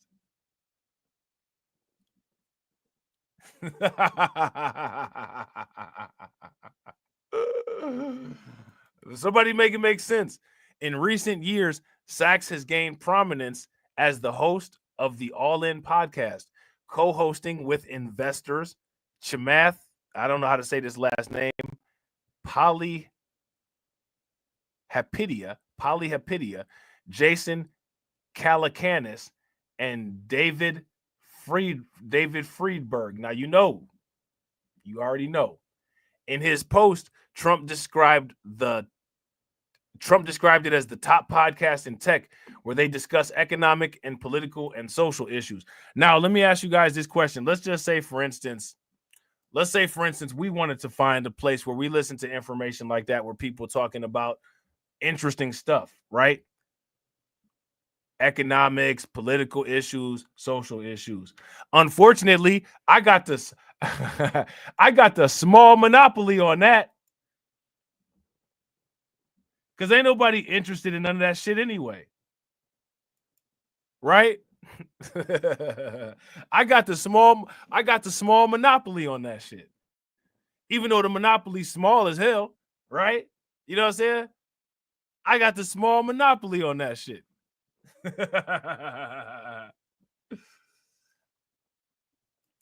Shout out to Black Free Thinker. Black Free Thinker says, I agree with Mr. Norton on what's coming. I see Bitcoin as a multi-polarity insurance. That's kind of what Michael Saylor's using it for, to be honest, for real. Right? How many people would agree? If you guys agree, that's kind of what Michael Saylor is using it for. Give me a thumbs up. If y'all disagree, give me a thumbs down. Now, look, listen to this. Where they discuss economic, political, and social issues. Where can you go where you get a good conversation about economic, political, and social issues? Technically, you can't even say here because it's not no conversation, because I don't do the call-ins. Maybe, you know what I'm saying? Maybe we one of these days might do some call-ins, right? But we ain't about to do no call-ins and shit. Shout out to DC Precise. DC Precise said, I've listened to bits and pieces of that podcast. It's 1.5 to 2 hours long, which is way too much for me listening to them folks. I ain't never listened to it. I listen to a podcast, you know what I'm saying? Like if I'm about to go somewhere or if I'm doing some stuff. Now, I don't know if y'all knew about this, right? But Dr. Phil had Eric Adams on there. I'm about to watch that.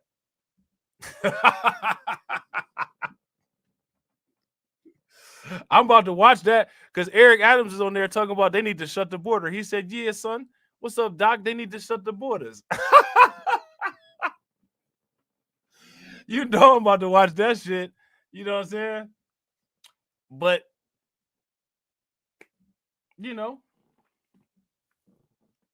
these are the type of things that, you know, prominent people, again, like Tesla and Figaro, get on the Breakfast Club and say, quote unquote, black people don't have time for this shit.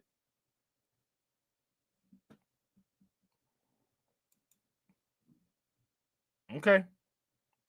This week, Trump names Paul Atkins, a seasoned financial regulator and crypto advocate, to head the SEC. Explaining his choice, Trump calls Atkins a proven leader for common sense regulations and praised his stance against over-regulating markets.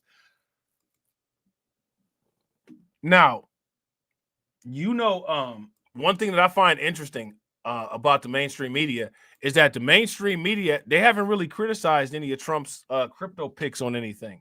You guys notice that? Nobody's like jumping out the window like Trump made a bad crypto pick. Nobody's saying none of that. Why not? Why they not saying that? Now, shout out to Black Bitcoin Key. I wanted to show this. You see this right here? Ripple CTO warns of potential supply shortages in early days of Ripple stablecoin due to large orders. When that Ripple stablecoin happens, it's going to be a game changer. I'm going to put it to you like this. Listen, I think Ripple has a lot of expansion room. And I think that Ripple is, believe it or not, I think that what we're watching, like there's an instant rebound and Ripple is catching up with where it should be. And catching up with where it should be is right behind Bitcoin and Ethereum, possibly in the running for overtaking Solana.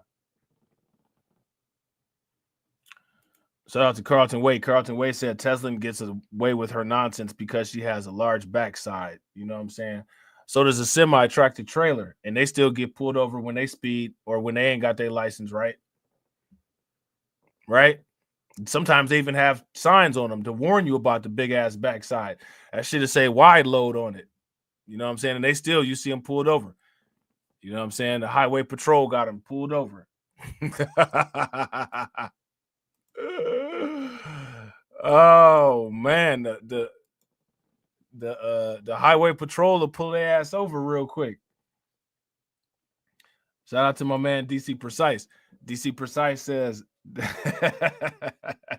DC Precise says there's not much they can do. They know Trumpy will put the opposite of whoever the Dems had in place, or he'll just make some new agencies and departments. Yeah. Hey, you know, it is what it is. It is what it is. As long as he keep doing that crypto shit, go ahead, keep doing the crypto shit. That's all I care about. Keep doing that crypto shit. You know, keep doing that crypto shit, Trump. I'm not about to say shit except for, you know what I'm saying, my wallet looking nice. Now, shout out to the people that mess with crypto.com. Y'all know I mess with crypto.com real heavy, right? But because my people won't make me great, I ain't big enough to get no sponsorship where crypto.com will be interested in me mentioning them on my platform. You know what I'm saying? So we talking about them from an information standpoint here. Crypto.com taps Deschute, hopefully I'm saying this right, Deschute Bank for Asia Pacific markets. All right. So anything pro crypto.com getting bigger, crypto.com growing, I'm happy to see. I'm happy to see, because it would be nice to see that dollar crow. How many people would be happy to see a dollar crow?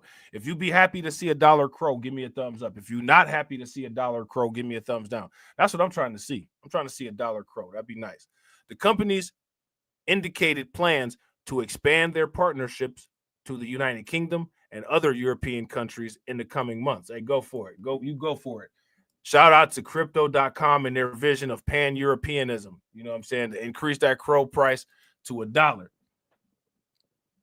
That would be nice. Cryptocurrency exchange Crypto.com has announced a new partnership with this bank here to provide corporate banking services across Asian Pacific markets, covering regions such as Singapore, Australia, and Hong Kong. So, yo, shout out to the shout out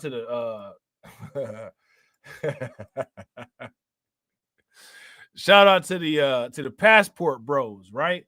Shout out to the passport bros. They trying to tap Asia Pacific the same way y'all are.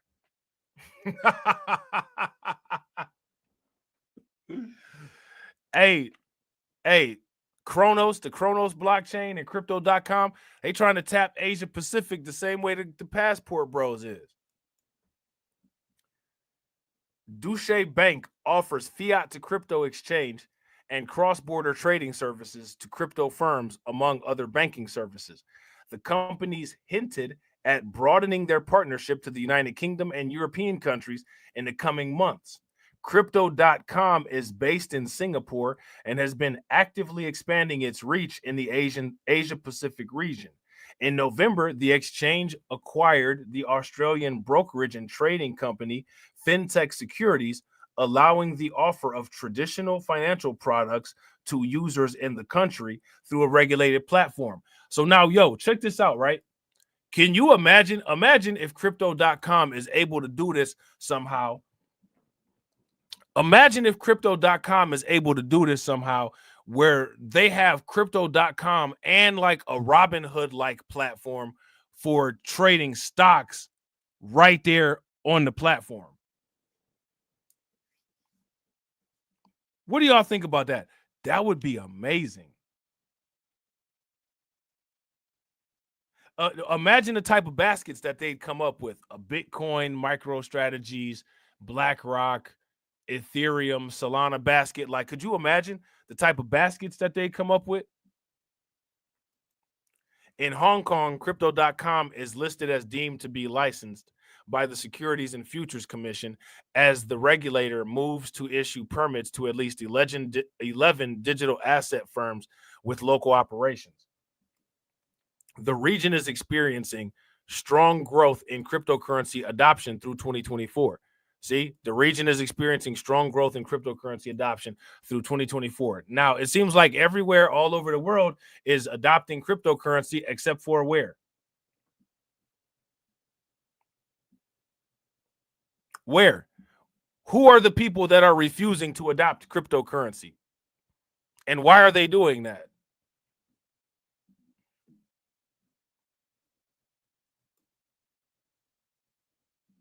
You know what I'm saying? People love hurting themselves and then saying somebody else hurt them. According to a recent study by Henley and Partners, Singapore, Hong Kong, and the United Arab Emirates, look at this. Singapore, Hong Kong, and the United Arab Emirates rank among the global leaders in cryptocurrency adoption. Singapore secured the top position due to its robust banking system, substantial investments, and competitive regulations for digital asset companies. All right. Crypto.com moves to TradeFi. While traditional financial firms expand services into digital assets, Crypto.com has taken a different approach by diversifying its business into traditional assets trading. The company recently announced its roadmap for 2025 features traditional product offerings such as stocks and derivative trading, banking services, yield on cash balances, and credit card solutions. Man, if Crypto.com can get the right backing, Crypto.com taking over the world. If y'all would agree, if Crypto.com gets the right backing, they're taking over the world. Give me a thumbs up. If y'all disagree and you don't think so, well, then let me know what you think. Let me guess. You think Bitcoin is a scam? Oh, man. Shout out to Black Free Thinker. The Lith. Yeah, the Lith. The Lith, bro. The Lith. You just got to look at the Lith, bro. You just got to look at the Lith and ask the Lith. You ask the Lith the question, what do they want? They can't tell you. They can't tell you anything. The only thing that they can tell you is some shit that they said that somebody did and how nothing is their fault and how they got tricked by every damn thing. I'm sick of that shit. For one, I'm not somebody that just lets people go around beating me up. And for two, I'm street smart. Don't nobody just go around tricking me. You know what I'm saying? I don't like that. You want to portray yourself as some type of target, then portray yourself as some type of target. I portray myself as you got to wake up on your best day to get me. You know what I'm saying? Shout out to DC Precise. DC Precise says all of that you just mentioned is exactly what Trump's World Liberty Financial is going to try to do also. Yo, we need to pay attention to that Trump World Liberty Financial. Definitely need to pay attention to the Trump World Liberty Financial. If that's what they're going to do. Early investors, you know what I'm saying? Early investors. Shout out to Black Free Thinker. Black Free Thinker said, my bad, I'm from the Bronx. The lift. Facts. The lift. You know what I'm saying? In October, Crypto.com also acquired the U.S. regulated broker-dealer Watchdog Capital, broadening its services in the country to offer stocks and equity options to eligible traders.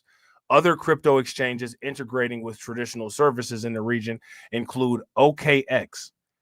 In November, OKX announced fiat deposits and withdrawals for customers in Singapore just a few months after securing a local payment institution license and hiring a former regulator as the CEO of its subsidiary. Okay.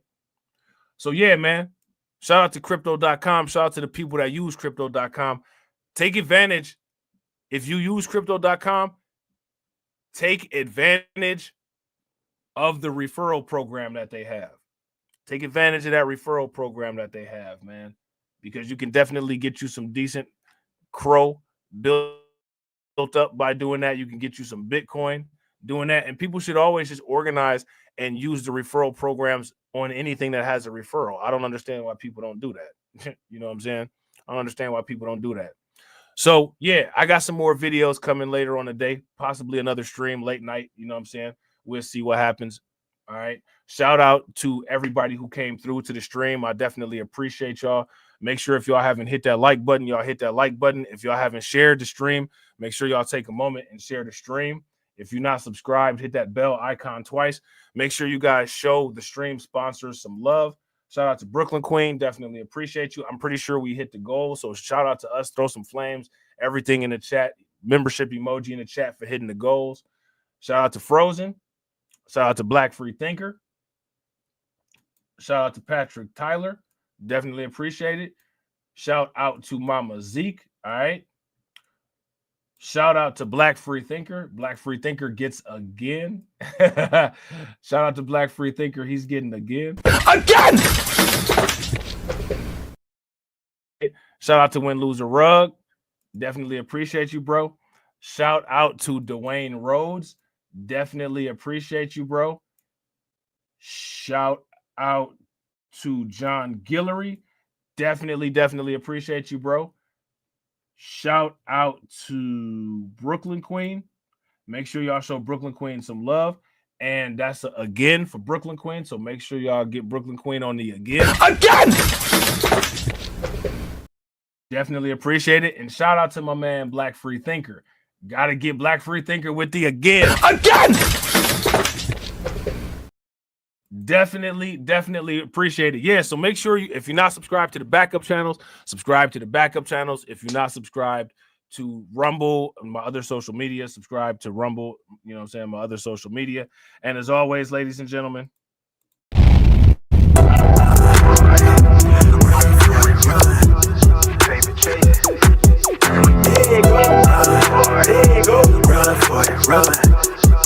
yeah, hey, okay, I'm fresh up out the package. Sign my deal, I pay my dues. Affiliated to this paper, I need freedom for my family line. Draw my life design up like fine art. I'm jumping off just an unfamiliar coordinates. Hopped off the porch like I could touch the sky. Red, it's not one trillion. The ism talk the water out your faucet. Look at me flossing, I'm so wavy, I could change the tide. My intuition sense the hatred in your ways. You imitated, forging lines, claim meaning means that's just to justify. Yeah, right. West side boy, maritime. Creole baby, my bloodline. My lungs clouded, my thoughts crowded. Say all I see is these dollar signs. Finna make a play and that sound delay. On mamas, I testify. Run for it, run for it, run. I'm out here paper chasing, looking for the funds. Run for it, run for it, run. I'm out here paper chasing, looking for the funds. Run for it, run for it, run. I'm out here paper chasing, looking for the funds. Run for it, run for it, run. I'm out here paper chasing, looking for the funds. Game recognized game. I'm from the Bay, okay, I'm versatile and my slang was different. I'm lane switching with the same people that I came up in this thing with. My head swivel, I'm homebound. Got a target back on my backside. The cat peeling with the cast iron. Better run for it, run before I catch you. Niggas out ball it, block it. Trying to stop my blessing. Gamble with your life. Don't bet it, don't bet it. They can't stop my blessing. You do best not to test it. Yeah, you right. Real all in my blood supply. Dig it ball up top, finna make a play. I cast a lob like I'm Jalen, baby. No co-signer, no co-pilot. They pen pals, my flow designer. My brain signal out of range with it. My palm mission, it's a dollar sign.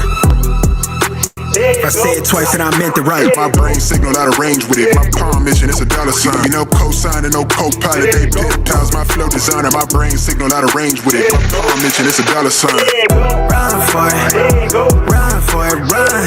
I'm out here paper chasing, looking for the funds. Run for it, run for it, run. I'm out here paper chasing, looking for the funds. Run for it, run for it, run. I'm out here paper chasing, looking for the funds. Run for it, run for it, run. I'm out here paper chasing, looking for the funds.